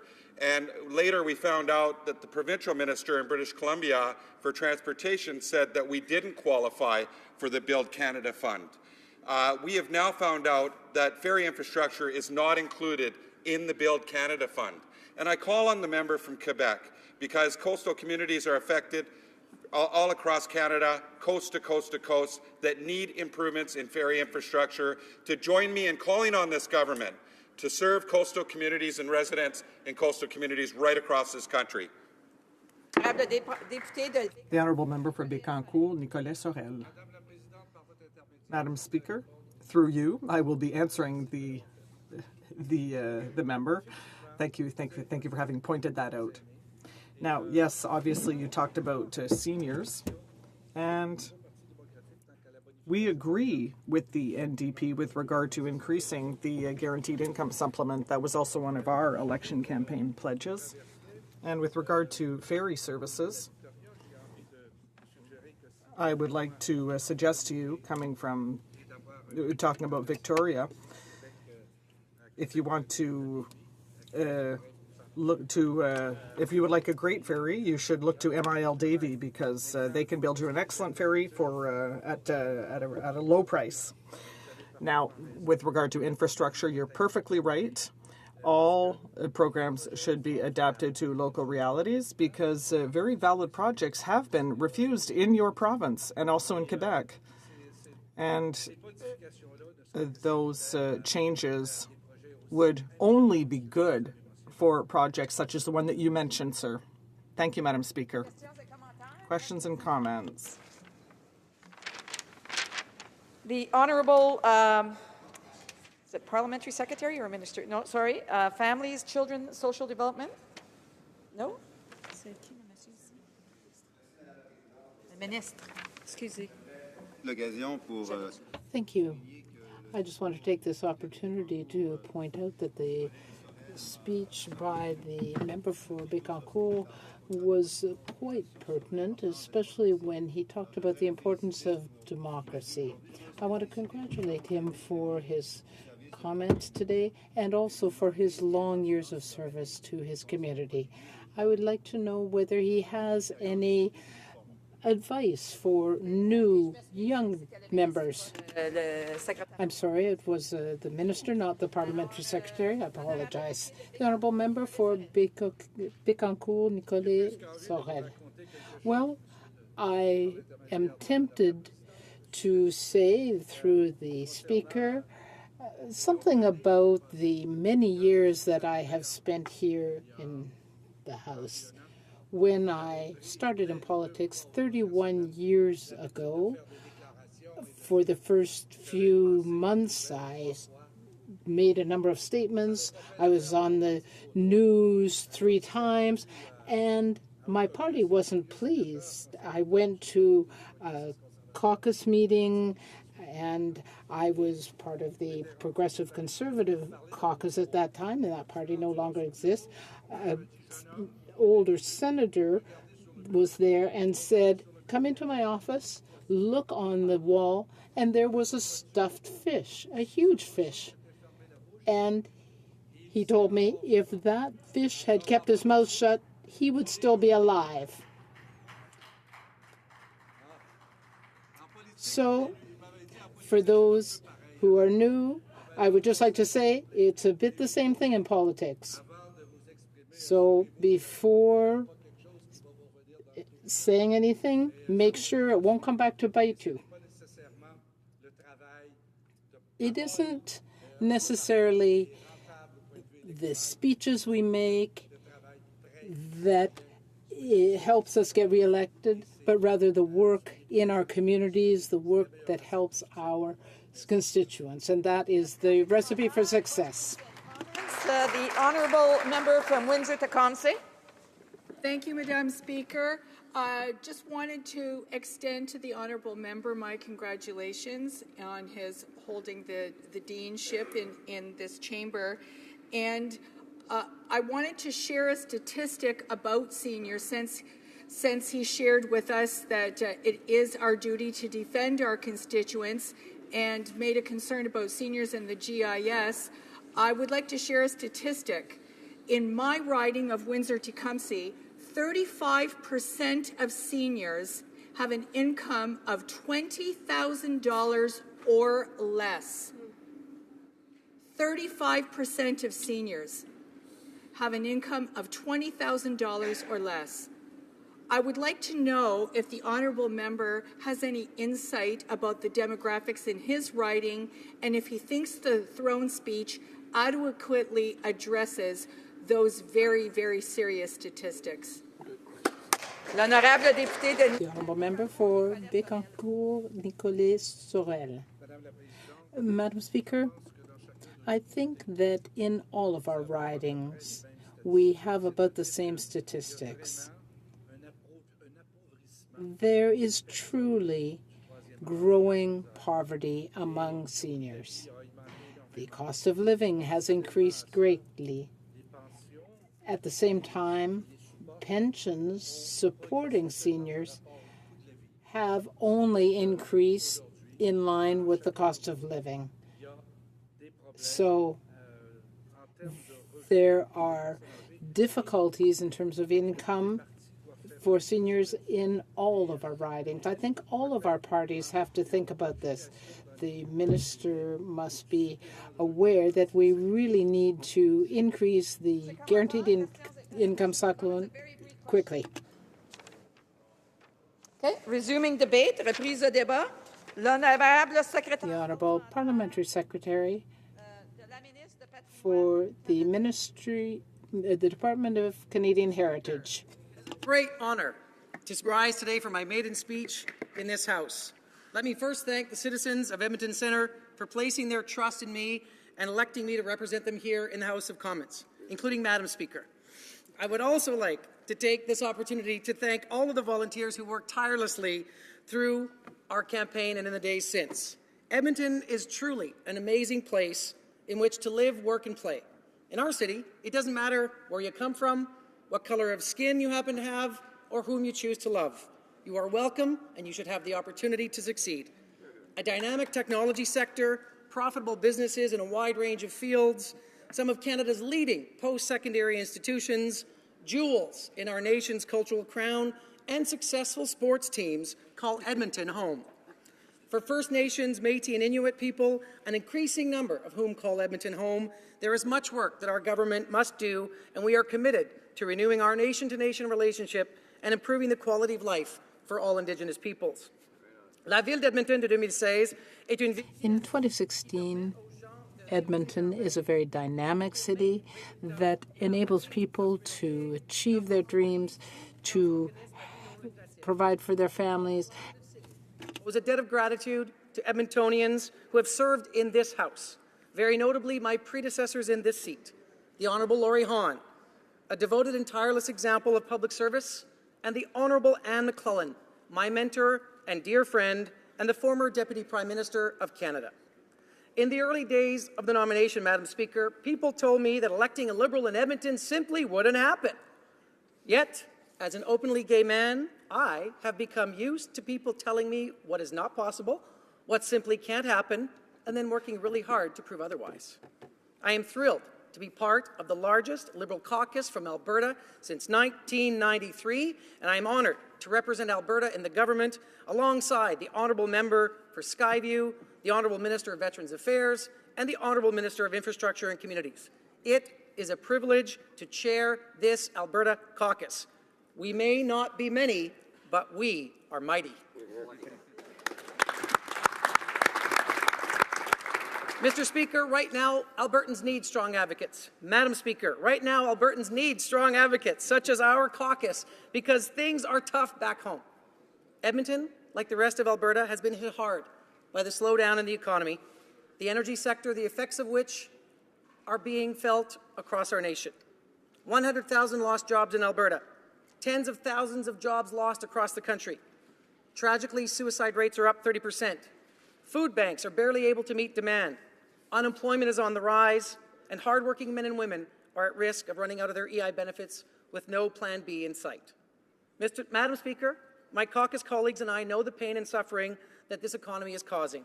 I heard clearly in 10 budget roundtables how the previous government's policies ignored the advice from the energy sector and environmental experts for a need for a balanced approach. The sad irony is that after 10 years of misguided handling of Canada's environment, the previous government eroded the confidence of Canadians in our #1 exporting sector and systematically failed to create access to new markets. Perhaps, Madam Speaker, if there had been less cheer and more leadership, our economy would be in a better state of affairs today. Edmontonians and Albertans are looking for leadership to grow our economy, and I am proud to say that our government has a plan to deliver that leadership. Our government is committed to ensuring that the environmental assessment and regulatory review processes for pipelines and other natural resource projects have the confidence of Canadians. We understand that the natural resource sector is a critical component of the Canadian economy. That is why, Madam Speaker, our speech from the throne outlines our balanced approach to creating a 21st century economy built on the fusion of energy and the environment. This new triple E, energy, the environment, and the economy, is the way forward. Edmontonians and Albertans have always been strong contributors to Confederation. We are once again more than ready to roll up our sleeves with Canadians from coast to coast to coast and get back to work. Sur le plan fiscal et familial, notre... When it comes to the financial plan and the families, our government is going to help 9 million Canadians. No, that now is the time to invest in repairing and expanding our infrastructure. We know that now is the time to build up our communities. We want to see our government pay our fair share for the new Valley Line LRT, the west leg of which will run right through my riding. We want to see federal leadership on building new social housing, seniors housing, and affordable housing, and we want to keep our city growing and our citizens working. Madame la Présidente. Madam Speaker, I am very proud to serve this community as a Franco-Albertan, and Franco-Albertans have a strong, rich history. We have almost 400,000 people who are descendants of Francophones and 44,000 Francophones in Alberta. We are finding a new vitality in our community. We have many immigrants from Francophone countries. Therefore, bilingualism is being strengthened. We have a strong French culture in Alberta. And since we've heard loudly from Edmontonians and from people around the world that we must fix a broken immigration system, that is exactly what our throne speech sets out, and our government is already delivering on real change. Our commitment to bring 25,000 Syrian refugees to our country has renewed our sense of community spirit and reminded us and our international partners of the special role that Canada can and must play in the world. Madame la Présidente, Madam Speaker, in conclusion, I would like to remind you of the vision of the Right Honourable Governor General Jean Vanier. In that spirit of service, our constituents elected us to serve them, but it is the entire country that demands our attention. It is our task to serve this great modern mosaic north of the 49th parallel that we all call home.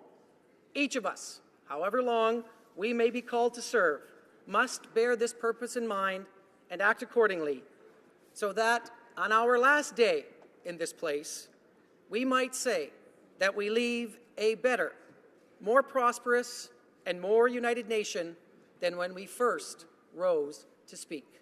Merci, Madame la Présidente. Thank you, Madam Speaker.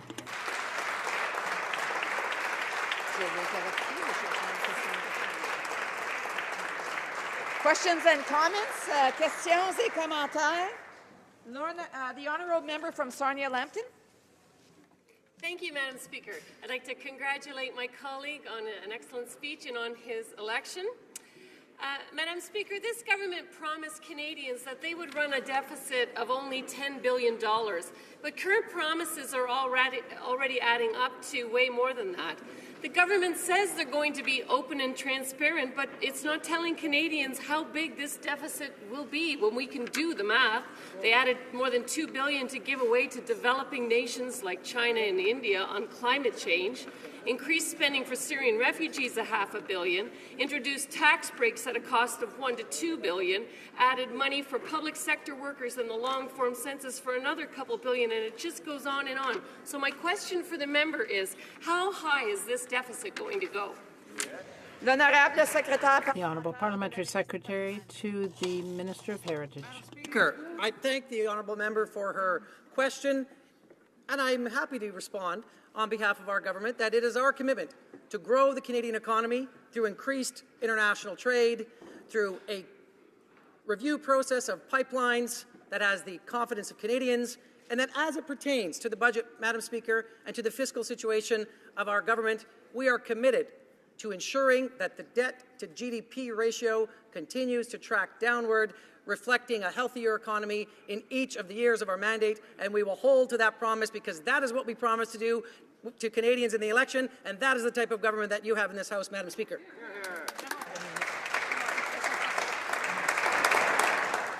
Questions et commentaires? Questions and comments? Member.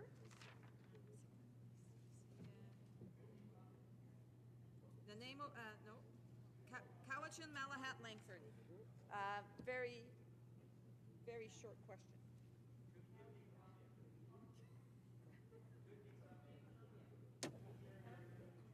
Oh, Kootenai, Columbia, I'm sorry. Close. Thank you, Madam Very Speaker. brief. I would like to congratulate the member on his speech in the House. One of the things that the honourable member mentioned, of course, was infrastructure, which is very important to municipalities.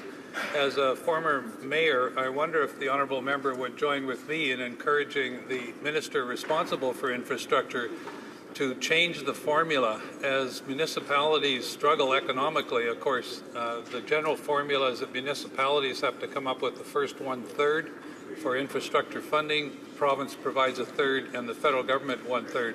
Coming up with that first 1/3 is very difficult. So would the honourable member join with me in encouraging the minister to change the formula and provide more direct funding directly to municipalities?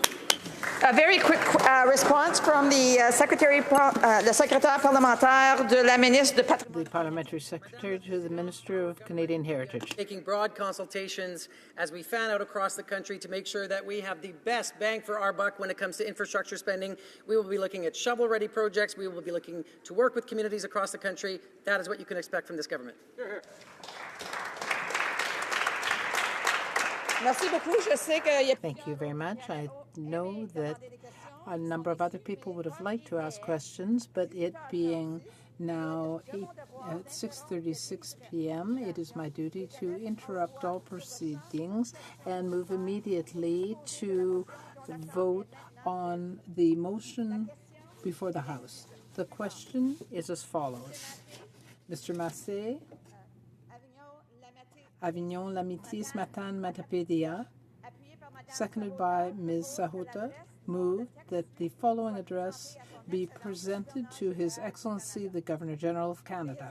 The Right Honourable David Johnston, Chancellor and Principal Companion of the Order of Canada, Chancellor and Commander of the Order of Military Merit, Chancellor and Commander of the Order of Merit of the Police Forces, Governor-General and Commander-in-Chief of Canada.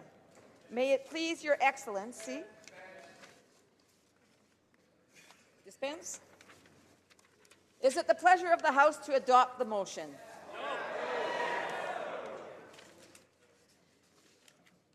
All those in favor of the motion, please say yay. Que tous ceux qui s'y All those opposed will please say nay.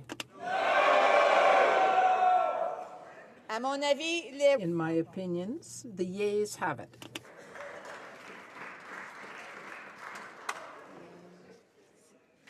Convoquez les députés. Call in the members.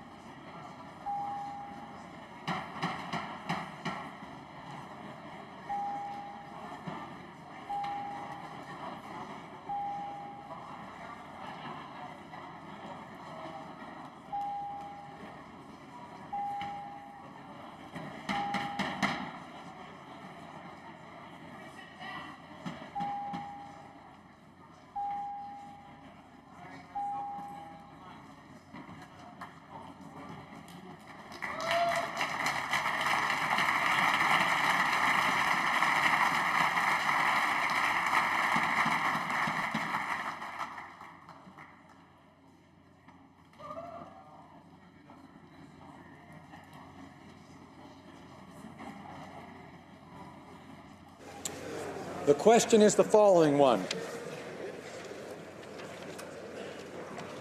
Mr. Massé, Avignon, La Métis, Matin, Matapédia, seconded by Ms. Sahota, move that the following address be presented to His Excellency the Governor-General of Canada. Son Excellence, le très honorable. To His Excellency the Right Honourable David Johnston, Chancellor and Principal Companion of the Order of Canada, Chancellor and Commander of the Order of Military Merit, Chancellor and Commander of the Order of Merit of the Police Forces, Governor-General of Canada, and Commander-in-Chief of Canada, may it please Your Excellency. Loyal and dutiful subjects, the House of Commons of Canada, in Parliament assembled, beg leave to offer our humble thanks to Your Excellency for the gracious speech which Your Excellency has addressed to both Houses of Parliament. All those in favour of the motion will please rise. Monsieur Trudeau. Monsieur Trudeau. Mr. Hare. Mr. Hare. Ms. Qualtrough. Ms. Qualtrough. Mr. Sajjan. Mr. Sajjan. Mr. McCallum. Mr. McCallum. Mrs. Philpott. Mrs. Philpott. Mr. Goodale. Mr. Goodale. Madame Joly. Madame Joly. Monsieur Dion. Monsieur Dion. Ms. Wilson-Raybould. Ms. Wilson-Raybould. Monsieur Leblanc. Monsieur Leblanc. Ms. Foote. Ms. Foote. Mr. Morneau. Mr. Morneau. Mr. Bryson. Mr. Bryson. Ms. Mahaichuk. Ms. Mahaichuk. Madame Le Boutillier. Madame Le Boutillier. Madame Bibeau. Madame Bibeau. Ms. McKenna. Ms. McKenna. Ms. Freeland. Ms. Freeland. Ms. Bennett. Ms. Bennett. Ms. Fry. Ms. Fry. Mr. Nault. Mr. Nault. Monsieur Paradis. Monsieur Paradis. Mr. Easter. Mr. Easter. Ms. Gros. Ms. Gros. Monsieur Bélanger. Monsieur Bélanger. Mr. Bagnall. Mr. Bagnall.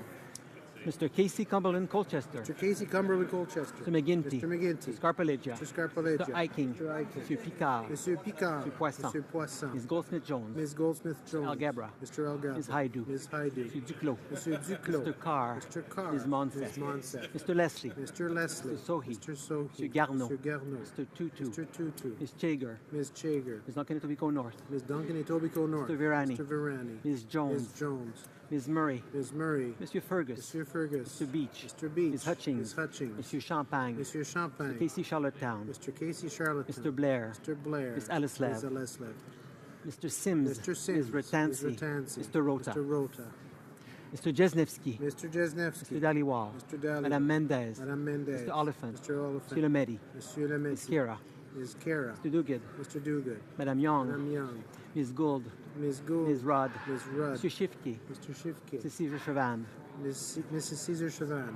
Mr. Chan. Mr. Chan. Mr. Vaughan. Mr. Vaughan. Mr. Boissonneau. Mr. Boissonneau. Monsieur Lauzon, Argenteuil, la Petite Nation. Monsieur Lauzon, Argenteuil, la Petite Nation. Mr. Lamoureux. Monsieur Lamoureux. Ms. Dillon. Ms. Dillon. Mrs. McCrimmon. Mrs. McCrimmon. Mr. Wilkinson. Mr. Wilkinson. Mr. Cosner. Mr. Cosner. Monsieur Rodriguez. Monsieur Rodriguez. Mr. Holland. Mr. Holland. Mr. Pesky-Solido. Mr. Pesky-Solido. Mr. Alday. Mr. Alday. Mr. Amos. Mr. Amos. Mr. Nandasangari. Mr. Nandasangari. Monsieur Arsenault. Monsieur Arsenault. Mr. Area. Mr. Area. Monsieur Ayoub. Monsieur Ayoub. Mr. Badaway. Mr. Badaway. Mr. Baylis. Mr. Baylis. Mr. Biddle. Mr. Biddle. Mr. Bassio. Mr. Bassio. Mr. Bettina. Mr. Bettina. Monsieur Breton. Monsieur Breton. Mr. Chan. Mr. Chan. Ms. Dabroussen. Ms. Dabroussen. Ms. Damoff. Ms. Damoff. Mr. De Courcy. Mr. De Courcy. Monsieur Diorio. Monsieur Diorio. Monsieur Drouin. Monsieur Drouin. Ms. Zerowitz. Ms. Zerowitz. Mr. Essassi. Mr. Essassi. Madame Petitpas-Taylor. Madame Petitpas-Taylor. Monsieur El Khoury. Monsieur El Khoury. Mr. Ellis. Mr. Ellis. Mr. Erskine-Smith. Mr. Erskine-Smith. Mr. Aylofson. Mr. Aylofson. Mr. Fillmore. Mr. Fillmore. Mr. Finnegan. Mr. Finnegan. Mr. Fisher. Mr. Fisher. Mr. Fonseca. Mr. Fonseca. Mr. Fragiscatos. Mr. Fragiscatos. Mr. Fraser Westnova. Mr. Fraser Westnova. Mr. Fraser Central Nova. Mr. Fraser Central Nova. Mr. Fewer. Mr. Fewer. Mr. Garrettson. Mr. Garrettson. Monsieur Graham. Monsieur Graham. Mr. Greywall. Mr. Greywall. Mr. Hardy. Mr. Hardy. Mr. Harvey. Mr. Harvey. Mr. Housefather. Mr. Housefather. Mr. Hussein. Mr. Hussein. Mr. Yacono. Mr. Yacono. Mrs. Jordan. Mrs. Jordan. Mr. Johari. Mr. Johari. Mr. Kong. Mr. Kong. Ms. Khalid. Ms. Khalid. Madame Lapointe. Madame Lapointe. Monsieur Lefebvre. Monsieur Lefebvre. Monsieur Lemieux. Monsieur Lemieux. Mr. Levitt. Mr. Levitt. Monsieur Lightbound. Monsieur Lightbound. Mrs. Lockhart. Mrs. Lockhart. Mr. Long. Mr. Long. Mr. Longfield. Mr. Longfield. Ms. Ludwig. Ms. Ludwig. Monsieur McKinnon Gatineau. Monsieur McKinnon Gatineau. Mr. Maloney. Mr. Maloney. Mr. Massé Avignon Lamitis Matane Matapédia. Monsieur Massé Avignon Lamitis Matane Matapédia. Mr. May Cambridge. Mr. May Cambridge. Mr. McDonald. Mr. McDonald. Mr. McKinnon Coquitlam Port Coquitlam. Mr. McKinnon Coquitlam Port Coquitlam. Mr. McLeod Northwest Territories. Mr. McLeod Northwest Territories. Mr. Mendocino. Mr. Mendocino. Monsieur Miller Ville-Marie le Sud-Ouest Île des Sœurs. Monsieur Miller Ville-Marie le Sud-Ouest Île des Sœurs. Mr. Morrissey. Mr. Morrissey. Madame Nassif. Madame Nassif. Ms. O'Connell. Ms. O'Connell. Mr. Oliver. Mr. Oliver. Mr. O'Regan. Monsieur Ouellet. Monsieur Ouellet. Mr. Peterson. Mr. Peterson. Monsieur Rioux. Monsieur Rioux. Monsieur Robillard. Monsieur Robillard. Mrs. Romanado. Mrs. Romanado. Mr. Rumi. Mr. Rumi. Mr. Rusnak. Mr. Rusnak. Ms. Sahota. Ms. Sahota. Mr. Saini. Mr. Saini. Monsieur Sanson. Monsieur Sanson. Mr. Sanga. Mr. Sanga. Mr. Sarai. Mr. Sarai. Mrs. Schultz. Mrs. Schultz. Monsieur Serre. Monsieur Serre. Madame Shanahan. Madame Shanahan. Mr. Sheehan. Mr. Sheehan. Mr. Sidhu. Mission Matsui, Fraser Canyon. Mr. Sidhu, Mission Matsui, Fraser Canyon. Ms. Sidhu, Brampton South. Ms. Sidhu, Brampton South. Mr. Seacon. Mr. Seacon. Mr. Sorbara. Mr. Sorbara. Mr. Spegelman. Mr. Spangeman. Mr. Tabera. Mr. Tabera. Mr. Tan. Mr. Tan. Ms. Tassi. Ms. Tassi. Mr. Vandal. Mr. Vandal. Ms. Vanderbilt. Ms. Vanderbilt. Mrs. Zaid. Mrs. Zaid. Ms. May, Saanich Gulf Islands. Ms. May, Saanich Gulf Islands.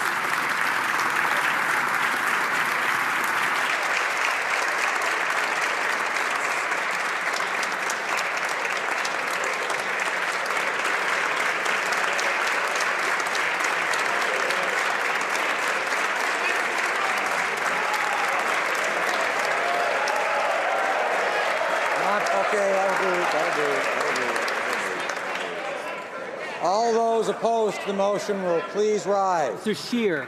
Mr. Scheer. Mr. Nicholson. Mr. Nicholson. Mr. Ritz. Mr. Ritz. Mrs. Block. Mrs. Block. Mr. Blaney Belchasse, Les Etchemins, Lévis.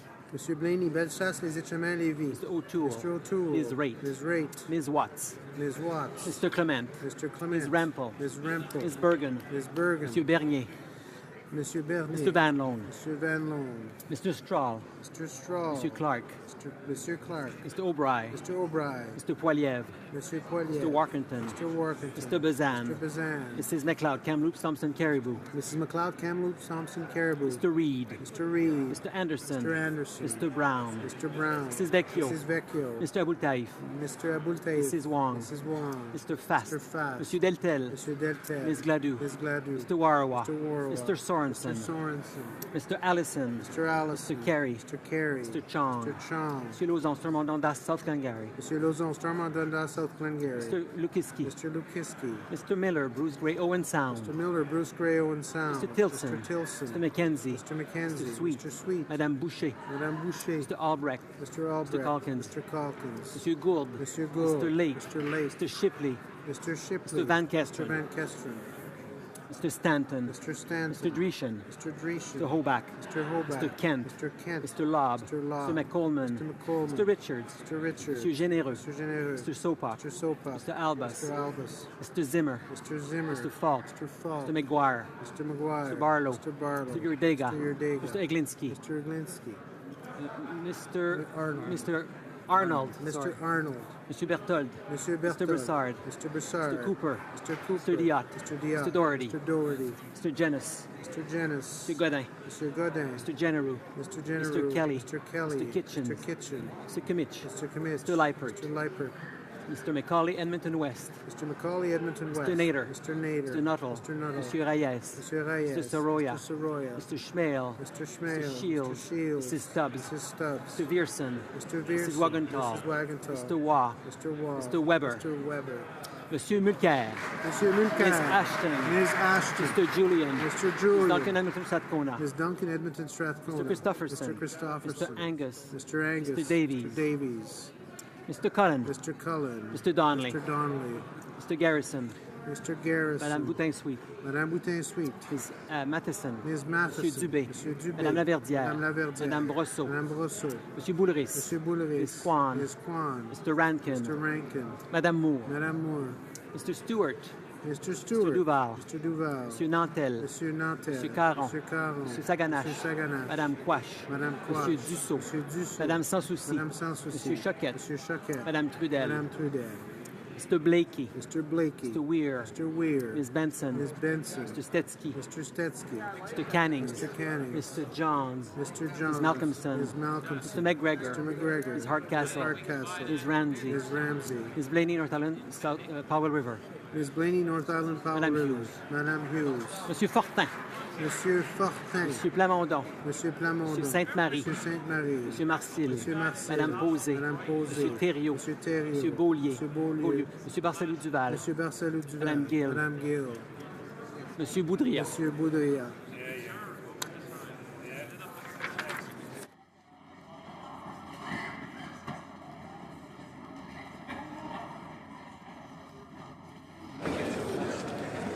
Yeas pour 178, 178. Nays contre 139, 139. I declare the motion carried.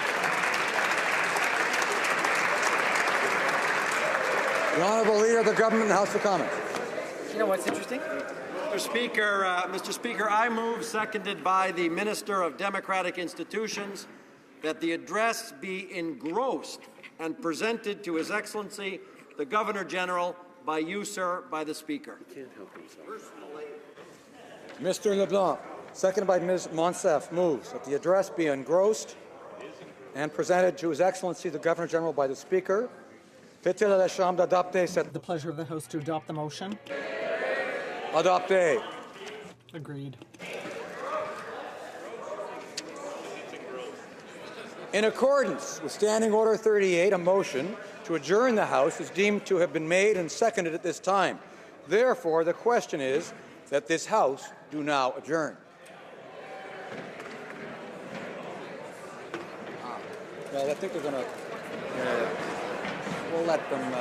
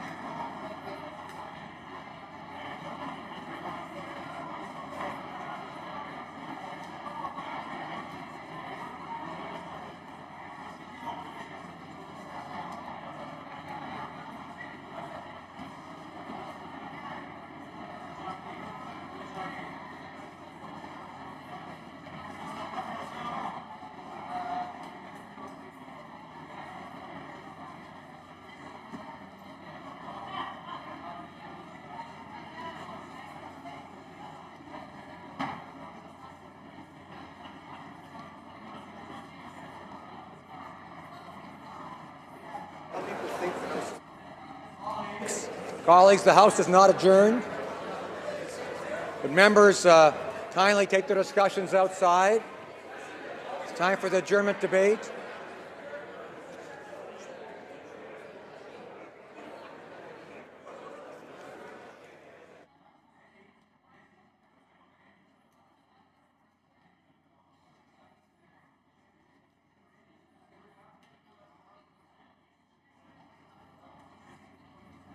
Please, okay. The honourable member for Chilliwack Hope. Well, thank you very much, Mr. Speaker. I'm pleased to have this opportunity to rise in the House today during adjournment proceedings. This is a follow-up to my question on December 11th of 2015 regarding the need to end the current monopoly on the lucrative Arctic surf clam fishery in Atlantic Canada. In July of 2015, under the previous Conservative government, the former Minister of Fisheries and Oceans, Gail Shea, announced an increase in the total allowable catch, or TAC, for offshore Arctic surf clams from 38,756 tons to 52,655 tons. Assessing the stocks on both Bankero and Grand Bank, Department of Fisheries and Oceans scientists deemed the populations to be healthy and sustainable. This was great news for Atlantic Canadians. The surf clam fishery is estimated to be worth over $60 million. The increase in TAC would allow for new entrants into the fishery, breaking the current monopoly held by a single company, Clearwater Seafoods, and creating new jobs and economic benefits. The CEO of Ocean Choice, Martin Sullivan, said of the announcement, quote, "The decision to expand the offshore clam fishery will have a very positive impact on rural communities in Newfoundland and Labrador and Nova Scotia. We would like to thank the government for listening to stakeholders by growing this fishery while maintaining a strong commitment to sustainability of the resource." Jim Kennedy, owner of Louisbourg Seafood, said, quote, "This license would be a $30 million a year business. It would bring an enormous boost to the economy in Cape Breton Island and to the workers," end quote. By early December, the town of Burin in Newfoundland and Labrador and Cook Clam Group had joined a growing list of municipalities and companies urging the new Minister of Fisheries and Oceans to follow through on the scientific advice provided by his own department. The proposal by Cook Clam Group, a Canadian-owned joint venture between Cook Seafood, Brian McNamara of Newfound Resources, and Mi'kmaq First Nation, promised to create 100 jobs in the region of Burin. Unfortunately, on December 18th, Friday afternoon, week before Christmas, the minister announced that he would not follow through on the expert advice of his own department and would not increase the Arctic surf clam TAC. To date, the minister has failed to provide the scientific reasoning for making this decision. The consequences of the minister's decision will be felt throughout Newfoundland and Labrador and Nova Scotia in lost jobs and lost economic opportunities. The minister has decided instead to protect the monopoly and protect a single company, Clearwater Seafoods, a company that, despite having the sole right to this fishery regularly fails to make use of its full quota. Will the parliamentary secretary explain to this House and Atlantic Canadians why the government has chosen to ignore the scientific advice from DFO, why they are protecting a monopoly, and why they won't stand up for the people of Newfoundland and Labrador and Nova Scotia to create these new jobs? The Honourable Parliamentary Secretary to the Minister of Foreign Affairs.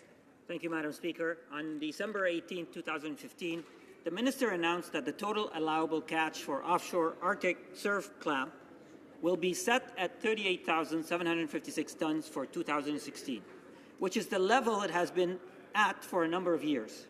The Government of Canada is committed to science-based decision-making and to making fisheries management decisions in an open and transparent way. Madam Speaker, increasing the total allowable catch should only be done when supported by sound, peer-reviewed science advice.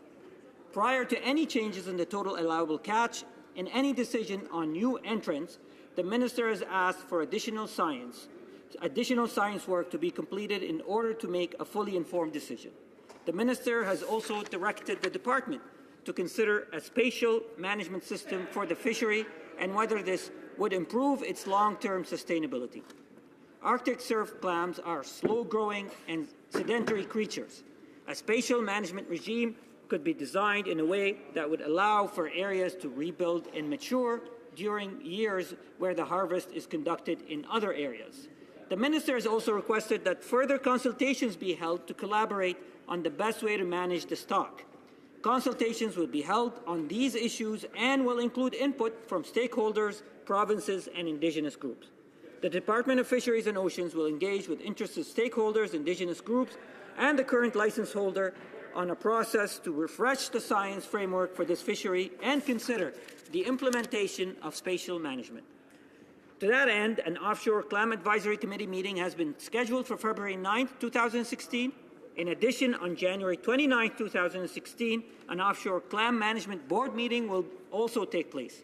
These meetings will provide an important opportunity for interested parties to share their views on the future of this fishery in an open and transparent way. The Minister recognizes that several groups put significant effort into applications for new access to this fishery for 2016. However, the minister will not be making further decisions about this fishery until he is confident of its long-term sustainability. 13 applications for new access have been received, though these proposals remain sealed.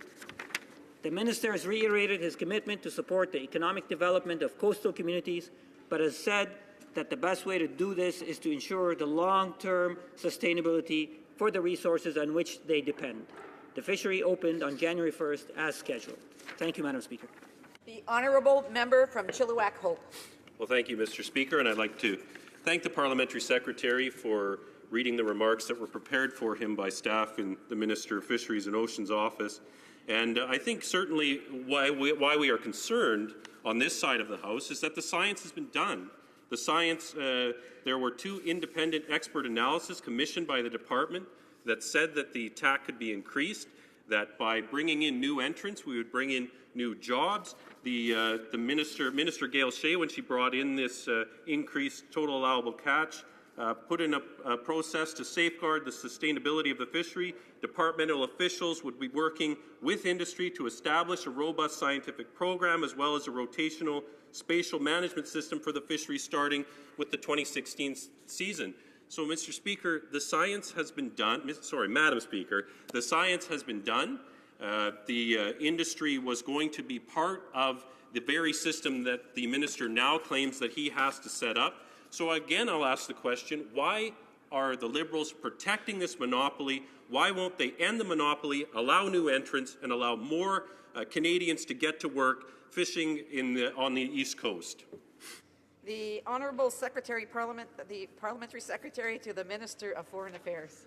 Thank you, Madam Speaker. While I'm reading my notes, but I recognize that we do have a Madam Speaker sitting in the chair. The Government of Canada, let me reiterate, the Government of Canada is committed to science-based decision-making and to making fisheries management decisions in an open and transparent way.